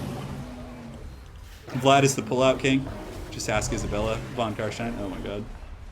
So Vlad's getting beat up now. He's taken a couple of the dinosaur teabags to the face. Contact was finally made, and he's rapidly been sent to his healing cap right here. So the dinosaur is probably going to pull him out of the fight, and Vlad is trying, but he's just being trampled. And, I mean, there's still Tomb Guard, a couple other supporting troops, but they've done some decent damage, but the dinosaurs are just so big and angry. They're going to be able to feast on Vlad. I mean, And this was actually funny because this was a matchup we saw in the what's it called? In the Who Would Win series with Lore Master of Sotek. And yeah, it's going to be GG there. GG. Great fight. Yeah, there's no way, because Vlad's going to be crumbling pretty quick here. I mean, he does get a nice little attack back on the Feral Carnosaur, and the Tomb Guard are fighting as well, but yeah, he's going to get taken out. I mean, that's just too much armor piercing, I would imagine. Army losses is going to trigger in a moment. Vlad really is immortal. And Vlad gets the T-Rex Teabag, the old classic. And Alarielle, ooh, she actually had a Harmonic Convergence left, so she had enough magic to kind of buff him, and Vlad von Karstein is going to be falling, and that's going to be it. So that's going to tie up the series. I mean, that looked like the Undead were going to take that one for quite some time, but it looks like the Flying Taco and Warisha, Warisha, he's going to have to tell me how he says that or pronounces it, but that was a crazy one. And there's still some zombos fighting. I mean, they could leave the game, but it looks like they want to give us the cinematic beatdown of the remnants of the zombie, so we can gladly watch T-Rexes just teabag these guys with their tails, which is pretty hilarious. Alarielle just using her Dragon Ball Z magic on them, which is fun. Vlad did really good this game, though. He did a ton of damage to the Carnosaurs. He held. He didn't give any big targets, and yeah, they both played really well. Both teams played super well, but it just came down to not enough anti-large. They only had Blood Knights. The only thing they had against, and when you're playing against Lizards, you kind of have to respect the large a little bit more, especially in small funds, because it is one of their big strengths, and I think the Blood Knights just weren't up to the task of taking those guys out. Yeah, so there is yet a chance for the Organ Gun. So that's going to be it's going to be game 2 there. Let's go ahead and update the scoreboard, and let's do this real quick. Red player score. We'll transition back. So we're 1-1 here in the series. They tied it up. Next game.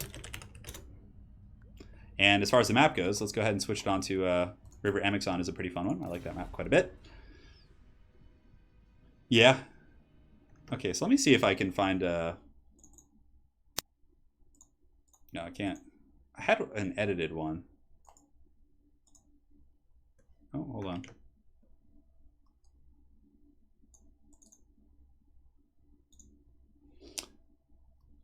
That was a game. That was a game, all right. So, yeah, next one is going to be Chaos and Bretonnia facing off against... Yeah, I'll have to double check the blind picks of what they sent me. Christopher Green, what's up, man? I'm here. All right, so let me see if I can find this, actually. I can try and find the video. I think I uploaded it on YouTube a couple weeks back. It's just hidden. You guys wanted to see the football video, right? I know those Swordmasters got a ton of kills. I was saving the football thing for a stream. All right. Here we go. Can we check here? Can we see? Get a little something, something. Yeah, it's going to be Greenskins and Norska against... So it's going to be a pretty wild matchup. It's going to be very grindy. I don't think we're going to see any kiting. It's just going to be just two brutish forces running into each other, which is going to be quite a bit of fun.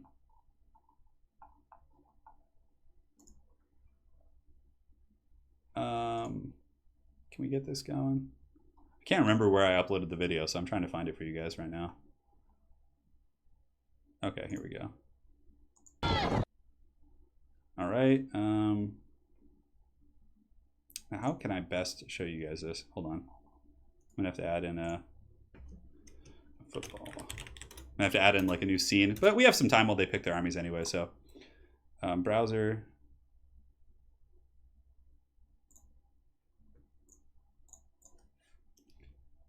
And we'll do this.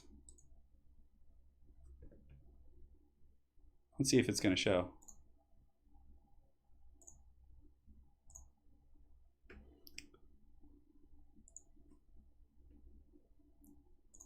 Yeah, players picking their armies. I mean, Norska Greenskins is pretty strong, getting that like massive wall across the board. Yeah, for some reason. Okay, that plays the sound there, but it doesn't show it for some reason. So maybe I just should download it and then show you guys. Should download in a second, then I can just slap it in as media.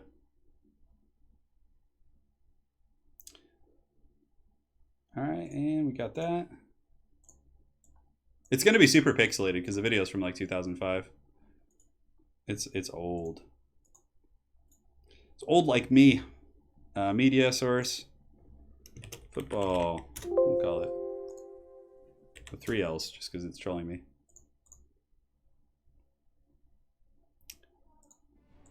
Players are still picking. I'll let them know they can start whenever. All right, and where's that football video? Ah.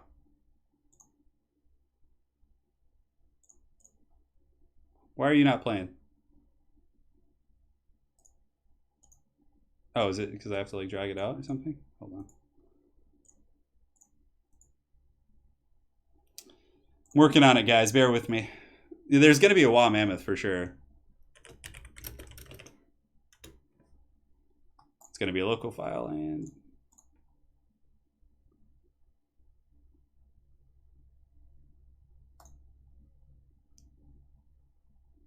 Now, why is that not working?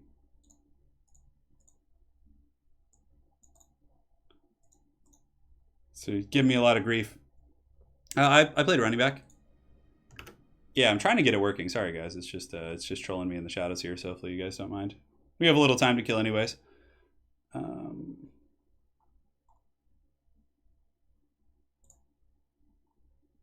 Oh, maybe it's because I have to transition it in. Okay, let's see if this works. Does that work? Is that working? No, it doesn't look like it wants to work. Yeah! Huh, okay. I'll keep working on it, guys. See if I can get it. If the game starts, we'll do it after the next one. But it looks like, you know, they still take some time to pick that. You'll see for yourselves in a minute.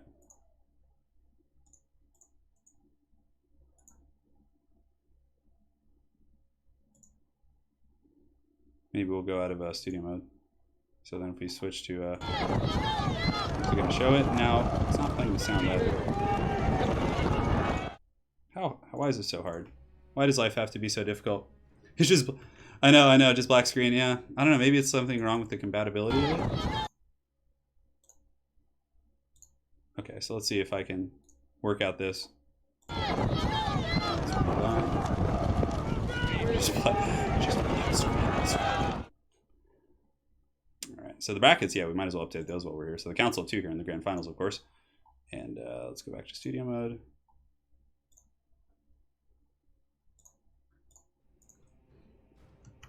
Turin cheesy. I'm sorry, guys. I'm not trying to. I have it right in front of me. I'm just like, it's like, why won't you work? Okay, so I should be able to get a screen capture going on here.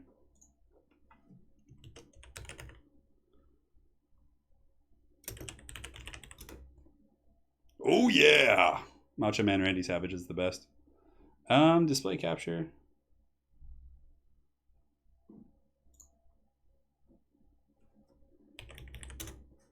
All right, so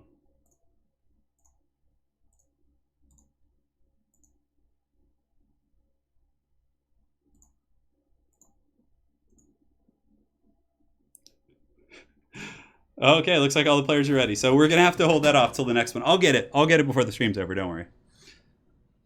It's like maybe the file is like so old and crappy. I don't know. I can watch it on my desktop, so I'll just have to set up a desktop viewing here. Here we are, guys. My high school football is copyrighted. Yeah. Don't worry, I'll get it going. But here we are in game 3, and it's been very back and forth. I know. Well, for some reason, it's like it's giving me some grief on that. All right, so here we go.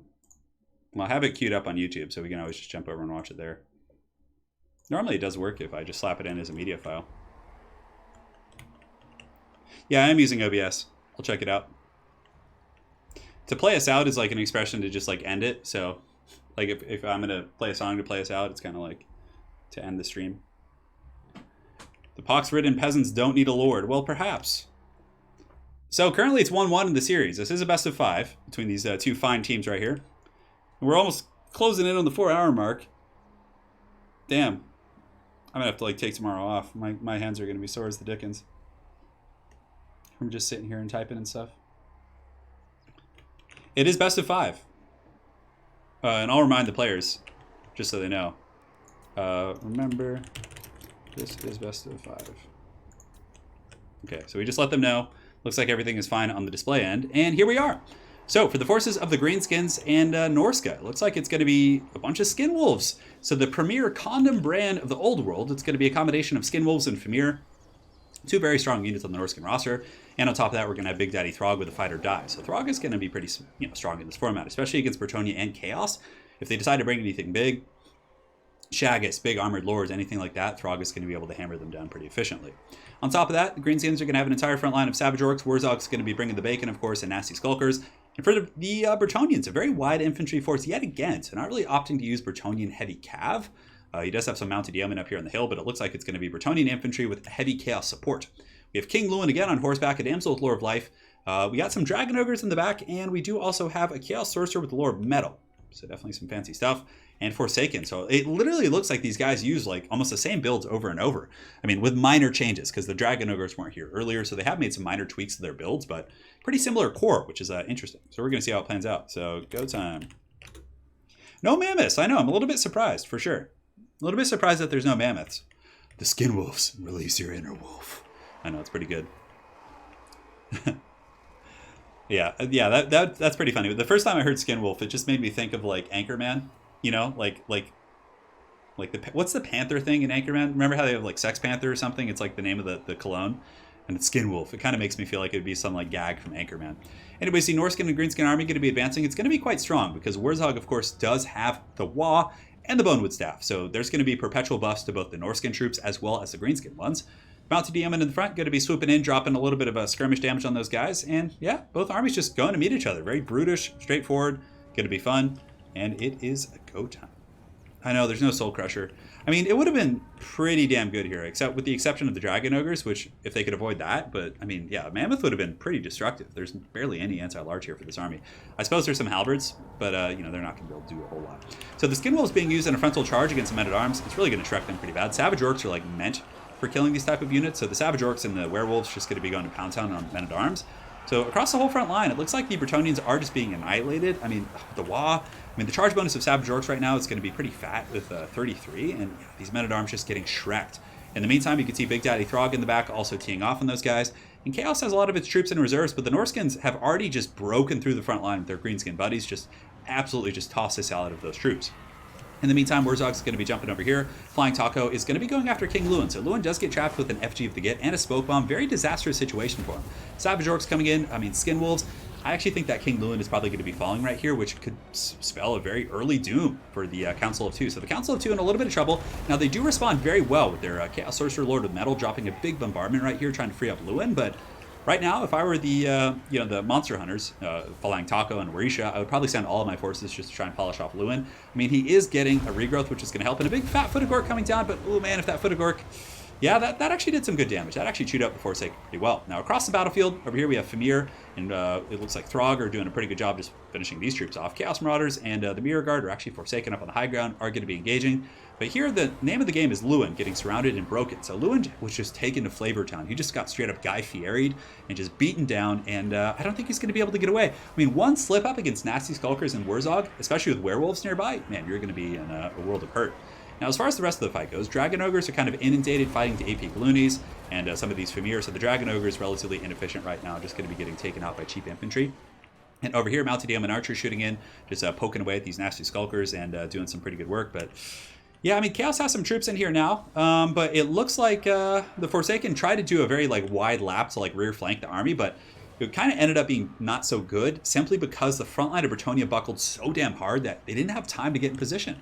So over here, the Chaos Sorcerer is going to be just falling back for now, and it looks like a very decisive victory for the forces of Flying Taco and Warisha here, as they are probably going to be going up 2-1 with Lewin going down like that. I just don't see the Warriors of Chaos of Bretonnia coming back from this. I mean, there's just so many angry greenskins everywhere, and they're in pretty good health. I mean, the Savage Orcs usually take a beating themselves, but with the Wa and just getting in there balls deep against Men-at-Arms, they were able to just go to work on those guys. So it looks like the Damsel with Lore of Life going to be charging into melee herself, which is always a sign of desperation when the damsel has to pull out her staff and start fighting up close. She could do okay. A pretty good tactic right there, blobbing the boys up and then getting a bombardment with the Lore of Metal, but it looks like very good micro here from Flying Taco. You can see he's actually clicking away and getting away from that particular fight. So pretty crazy stuff. In the meantime, you can see Throg and the Fimir are going to be going after the Dragon Ogres. Dragon Ogre's probably going to get slapped with the Frostbite here in a moment when Throg whacks them. And yeah, they're going to be breaking. And the Skin Wolves are going to pile in as well. Skin Wolves with anti-large. Actually not terrible against Dragon Ogres, so the Dragon Ogres are just going to be getting taken to Guy Fieri Flavor Town. So that's going to be it, it looks like. That's going to be a quick one. So now if the Extreme Meme Team and Clan VN team up, the Grand Alliance are able to win the next one, that's going to be it. That's going to be it. Man, that front line just ransacked the Bretonnian front line. Just ran them over. And the Forsaken flanking was an interesting tactic, but they should have been used in the front line. The flanking with them just kind of put them out of position. But I mean, it was a bold strategy, Cotton, but alas, it did not pay off there. So let's go ahead and update the scoreboard here. The gold score is going to be 2-1. And we're going to jump over to game 3 here as soon as the players are ready. Or game 4. Next game, and we will put them on... We'll put them on what map do we want to do? Troll Country. Whenever I think of Troll Country, I always think of that, like, remember that band, Avenged Sevenfold? They have that song Bat Country. You know, it just makes me think of of that. I don't know why. It's funny. Okay, so Troll Country is going to be the next map. I'll see what I can do here for the football. See if we can get that going. You guys remember Avenged Sevenfold? Oh my god, that was something, wasn't it? Media source 2. I don't know why it wouldn't just play. Loop, restart playback when source becomes active.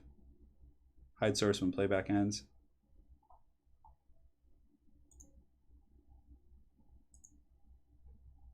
All right, just playing with it again. All right, so we're just gonna have to do the old-fashioned way. We're gonna have to do it the old-fashioned way, boys. We're just gonna have to add in a...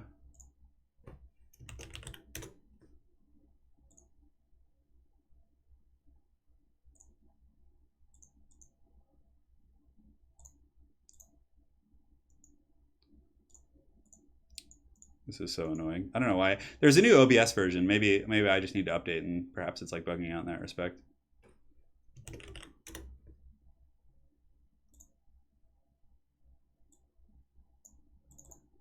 Okay, so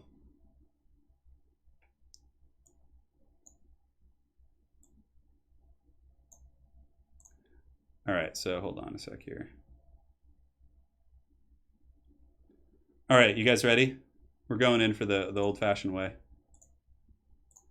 And yeah, so it's going to be Beastmen and Greenskins against Wood Elves and High Elves. So the players are going to be picking their armies here. And in the meantime, we can watch this. Oh no, why did that stop working all of a sudden? Okay. Can I capture like a specific window capture?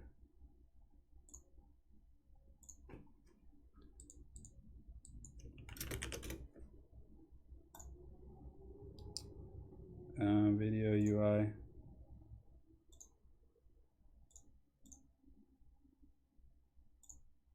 Okay.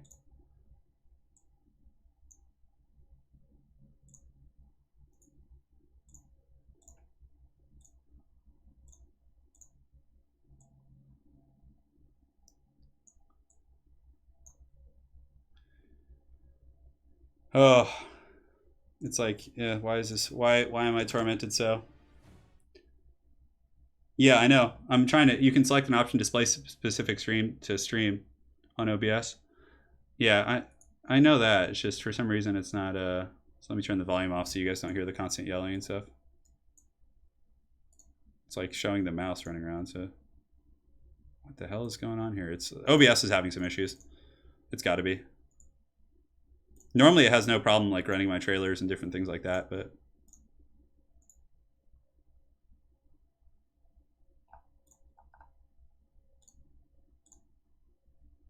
Yeah, it should just be a media source. That last build was pretty nasty for sure. Just the pure aggression, just able to run over the Bretonnian front line. Image source, browser.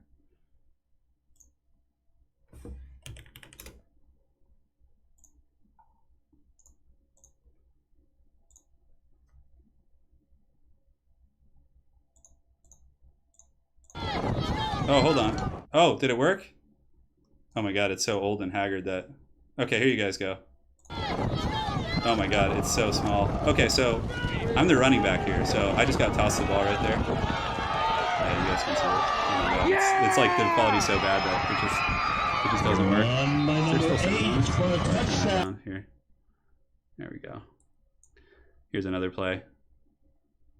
Yeah, it was the... Can you guys see that? Oh my god. So I was like 16 here, like 15 or 16, give or take. Yeah, number 8. There you go. Oh my god, this is taking me back. It's like, in this one I was actually 14. This was from my freshman year in high school. Yeah, it's definitely some old school stuff. I know. It's so haggard. Look at it. It's so old. I put a mean juke on this guy right here, just cutting right up the middle, and then I just burned these other guys. Well, here I was 16 or 17 there.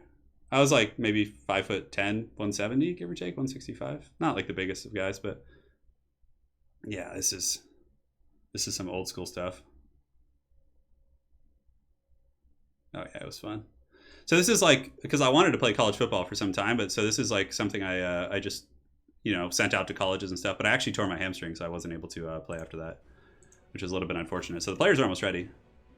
But this is almost yeah, I don't know why this was in slow motion. It was actually edited by my high school football coach way back in the day. But I guess they thought that juke was fitting. Yeah. Yeah, for sure.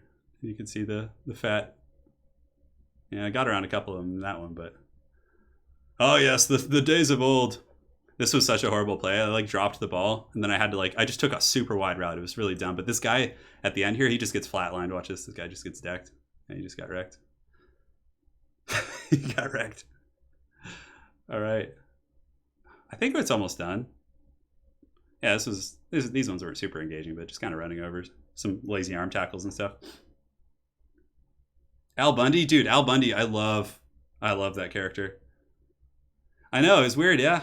I guess something's wrong with like the tendons in my bodies. My 100-meter dash was a 10.87. So that was my time in that. Okay, I think that's pretty much it. Let's transition back. So there you go, guys. There's a little taste of the olden days. Yeah, that was like 13 years ago, 14 years ago. Expert unit maneuvering. It was. You guys like that Blood Bowl? It was pretty fun, right? Oh, Ryan.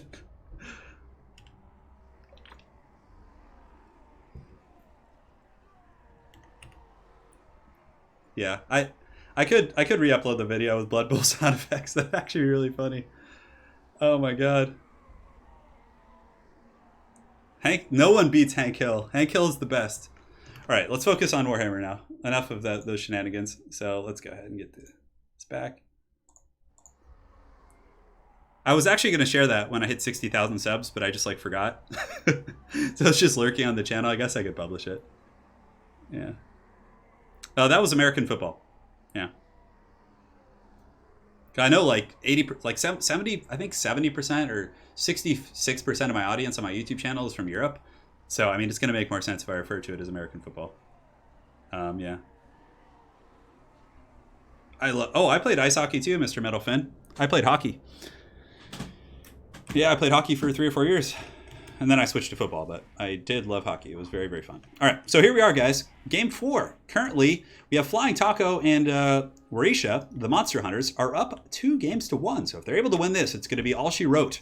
And it looks like it's going to be a matchup between the bestial factions of the old world going to town against the very, I guess that High Elves and Wood Elves could, have a bit of an alliance depending on the circumstances, like end times type stuff. You never know. So here we go. So we got Beastmen here. They got a front line of Goreherds with shields. A pretty good choice. Shielded, pretty good in sustained infantry combat versus Eternal Guard, Spearmen, just solid across the board. So a very, very good pick here in the front line from Varisha and Flying Taco. And on top of that, we got 2 groups of Night Goblins on each flank. The Night Goblins going to be using their silver shields and their chaff nature to absorb ammunition, just cause some disruption. Like that quite a bit. We got some Forest Goblin Spider Riders. We got some pigs. And in the back, we do have 1 group of Wild Minotaurs. Now, the Minotaur is a bit of an X-Factor pick. Obviously, not a good choice against Elves in general, but in case the Elves go with like a massive tree build or dragons or anything of substance, yeah, I mean, they're going to be pretty important. We got Morker the Shadowgave and Warzog, of course, pretty much the staples of competitive play. So they're going for the throat. And for the forces of the Council of Two, it looks like we're going to have some Dryads in the front line who are going to have a very messy affair with the Gore Herds in the front. We got Archers here in the back. And it looks like it's going to be Sisters of Averlorn, Standard Archers, and Standard Archers. So 3 Archers and 1 Sister of Averlorn. We got Big Daddy Tyrion, who's really good in small funds. He's tough to kill, but he doesn't have the Heart of Averlorn. Bit of a mistake in my opinion, but he's still going to be very tough. We have a Mage with High Magic, with Apotheosis and Arcane and Forging. And for the High Elves, we got a Glade Lord on foot with Prey of Anathorama. Interesting stuff. So going to be using that Prey to work with the High Elf Archers. So these two gentlemen are going to have to be very, very well organized together, which is going to be fun. Yeah. It's go time. It is go time. High and wood sound like a title of an adult video. Oh god. Kind of does, doesn't it? Yeah. So we're here. It's been quite a journey today. We're getting there. And we're going to see what happens. Yeah, High Elves and Wood Elves. I mean, Dark Elves would never... I know High Elves are kind of like seclusionists. Like, they kind of keep to their own, but I guess it could work out, right? Yes.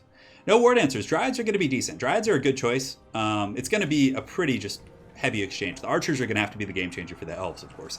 But the Greenskins, I mean, they have so many swarming units. Over here on the flank, we do also have the Heralds of the Wind, which is something you never see, these ROR Reaver Archers, who have 46 melee defense and melee, which is pretty insane. I mean, they can definitely beat down these Goblins if they want to, but it's going to take quite some time. Now on the flank, the Beastmen and Goblins. Goblins taking the flank, Beastmen taking the center of the formation. Some light Archer fire coming in, but it's really just shooting at Night Goblins. If anything, it needs to switch on to the Minotaurs. And now you can see the Archer fire has been switched to the Minotaurs, but I'm really concerned for the center pocket. These Dryads are not going to hold long here. The Minotaurs could probably just bull rush through them and just get into the cookie jar. There are some Eternal Guard in reserve who could kind of scoot up and help, and the Wa has been popped. So damn powerful. Given these Gore Herds the Wa, they're going to just tear apart these Dryads, and the Minotaur's charging in, but taking some arrows into the face as they do. So it's not like a immaculate situation for them, but at the very least they are Minotaurs with silver shields. They're going to be somewhat durable here. Now, the front line of Dryads, they're faltering pretty hard. I mean, across the board, Goblins coming up around the flanks, a nice little Brain Buster going down right there. And the very aggressive builds coming out here from the Monster Hunters. You can see the other Goblins have kind of circumvented the flank and are now going to be getting in here, causing some pressure as long as Flying Taco jumps on top of that micro. And the Gore Herds are winning against the Dryads. Normally it's a bit of a wash, but with the Wa coming down from the Greenskins buffing that entire line, it's going to be a very, very different situation. So a little bit of lag here. Hopefully we'll stabilize in a moment. One gentleman might be having some issues. Come on, survive. It's always a bit of a bummer if somebody disconnects, but I guess the remaining player could just kind of play their way out here. But lag should stabilize in a moment. I'll let them know. And yes, they're doing it. They're holding on. But the Sisters of Averlorn are about to get pounded by these Blackhorns Ravagers. So the Blackhorns are going to pound the Sisters. They're not going to be in good shape. Blackhorn Ravagers just getting in there. A couple of Dryads clipping at their heels, trying to keep them busy, but for the most part, it looks like the Greenskins and Beastmen have kind of gotten through the front line. The Archers are falling back. Now, if the backfield can be stabilized somehow, but that's going to be so tough. I mean, there's just bacon everywhere. There's spiders running around. The Heralds of the Wind are just being chased down by Forest Goblin Spider Riders, which is not a cost-effective situation at all. Now, look at this. This is actually something that could be very, very good for the Council of Two if Tyrion can get on Warzog. But Warzog does respond with an FG of the Git. Beautiful play there from Flying Taco. Outstanding stuff. And the Orc Boy Biggins are going to be charging into the Archers. Forest Goblin Spider Riders getting on these other Archers, which spells their doom. And the frontline engagement, definitely favoring the bestial factions. You can see here that the Blackhorns Ravagers and company doing pretty good. Morker is there as well, and of course, every time Warzog casts a spell, it's going to make those Gore Herds that much more ferocious. In the meantime, Minotaur is jumping on these loose Archers over here, and the Goblins are getting in as well. Goblins right here have engaged on the Archers, and on the other side, it looks like they were held up by Eternal Guard, but the Eternal Guard are just going to get crumped on by the Gore Herds and some of the Orcs right here. Now, the bounce fire is still pretty even somehow. I'm surprised. I actually thought it would be more of a bounce of power advantage for the Greenskins and the Beastmen, but nonetheless, there's also Chaos Spawn summons, and there's still Eternal Guard holding relatively firm, so maybe, just maybe, and Tyrion is actually doing an okay job of securing the back line with the help of these Heralds of the Wind back here, who are actually very, very powerful in melee. 38, 48, and 27 for their combat stats is definitely very respectable. So, if we look at the overall perspective of the battlefield, Minotaurs still doing their thing, just kind of sweeping around the flanks, just going after those very juicy targets. The Gore Herds in the front did get pretty tattered up, but eventually they are able to push through. And if we look at the Archer line for the Council of Two, they have some Archers who've rallied over here. These ones are being killed by Forest Goblin Spider Riders. And like we anticipated, the Sisters of Averlorn were indeed pounded by the Blackhorns Ravagers, and they're going to be getting pushed off the battlefield. So, I mean, just too wide. It was too wide, too furious. And, I mean, the High Elves still have a lot of powerful single entities. They have a Tyrion, they have their casters online, and, I mean, if Tyrion were able to just beat up Morker right here in a duel and maybe then go kill Warzog, they might have some sort of a chance of kind of getting back here, but the Archers are just being haunted by the pigs. The pigs are just on a merciless just chase right here, getting right on top of those guys and doing very, very well for themselves. I just don't think they had ample protection to hold all those archers together. The Dryads, I mean, they did have Dryads, but the Dryads had to fight a massive wad line. I mean, just a wad line of Gores, like that's going to be so scary. They already have really offensive stats to boot. The bounce power is still even though, somehow, some way. So let's see what the Wood Elves actually have. So they have some archers back here who are about to be taken out by the Forest Goblin Spider Riders. They have their Highcaster who could come in and actually intercept those guys. That'd be a pretty good choice. We do have the Heralds of the Wind who are still doing their thing. Tyrion doing a decent job fighting against Morker, actually buttering him up a little bit with the help of this Branch Wraith. But the Goblins are there now. Minotaurs could turn and help as well. And the Pig's just doing a very thorough job of just chasing all these guys down. Now that the Glade Lord is going to be stuck in combat with all these angry Gore herds, I just don't... Yeah, the Glade Lord is okay in melee. I mean, it has really good stats, but light armor is going to be the issue. The 50 armor is going to be going down very quickly against the Blackhorn Ravagers and some of those other troops. So if we look here in the center pocket, you can see Tyrion is going to be fighting, still doing a very good job. And wow, they might actually claw this game back with their heroes alone, but there's still so many troops left for the other army. So the Glade Lord is going to get broken off the battlefield. The Gore herds and the other troops easily are going to kill that. But you can also see that Morker the Shadowgave is getting spanked by Tyrion. Tyrion definitely one of the more powerful duelists in the game. But of course, the monster hunters are going to be realizing this. They're going to be sending in all these troops to help out. So the goblins come in here. The goblins, riders are coming in. The Gore herds are going to be piling in as well. They 100% need to chase this Glade Lord off the battlefield. The Glade Lord is pretty damn healthy, and if it came back, it would still make a pretty big impact on the battle, but it's pretty close to the edge of the map. It might simply just route off here, but nonetheless, that thing needs to go down here for sure. So if we look around, Tyrion's going to be going after Morker. Some Minotaurs are coming back as well, and rallying troops for the High Elves. Nope, no archers there. I mean, they really don't have much left. Flying Taco and his buddy Warisha here have done a very, very good job chasing off like every routing unit, just making sure to get rid of those guys. So it's been a pretty good choice. So yeah, Minotaur's charging in right here, going to be going down after Tyrion. But I mean, as powerful as Tyrion is, and even as a bounce of power is, I simply don't think that they're going to have enough. Like, Tyrion can't beat all of these units. Like, especially, I don't know, the Branch Wraith is still here, I guess. The Branch Wraith is a pretty powerful unit. That would be a pretty crazy comeback. The bounce of power is slightly in the favor of the Gore herds and those other troops there. The Glade Lord in the back has had his, oh man, he's just been beaten down by these piggies. So the piggies gave him the business. And when the piggies come back, they're going to be able to pin in Tyrion. And from there, Tyrion is going to be fully surrounded. It looks like the High Elves are kind of circling around, looking for a target to fight. Maybe trying to unite with the Branch Wraith. And yeah, it looks like they were trying to get on top of the Branch Wraith for their final fight. And the Baconators are now free. So they basically killed the Glade Lord. They're going to be turning up and around the back, getting on these really good targets. And you can also see that the Spider Riders, there's no way. The Spider Riders are going to be able to pin him in. Tyrion is going to take time. And if Tyrion did have the Heart of Averlorn, I would have a kind of a faint hope for them that he might be able to come back with Sunfang. But he doesn't have Sunfang and he doesn't have the Heart of Averlorn. He just went very cheap, which isn't a bad idea. I understand why you do it to get a wider army. Those are very expensive items. But in this situation, the Sunfang would like just wreck those guys. So over here in the back, the bounce of power is shifting in the favor of the Bestial factions. Flying Taco and Warisha are able to capture the High Mage by the pigs, and they have anti-large and armor piercing. Goblins are swarming in. Tyrion's in there. The Branch Wraith has been taken out, but Tyrion is going to be, the potential hero the High Elves need, but I really just don't think he's going to be able to. He's more of a duelist type character. I just don't think he's going to be able to do the trick here, so yeah, we'll see.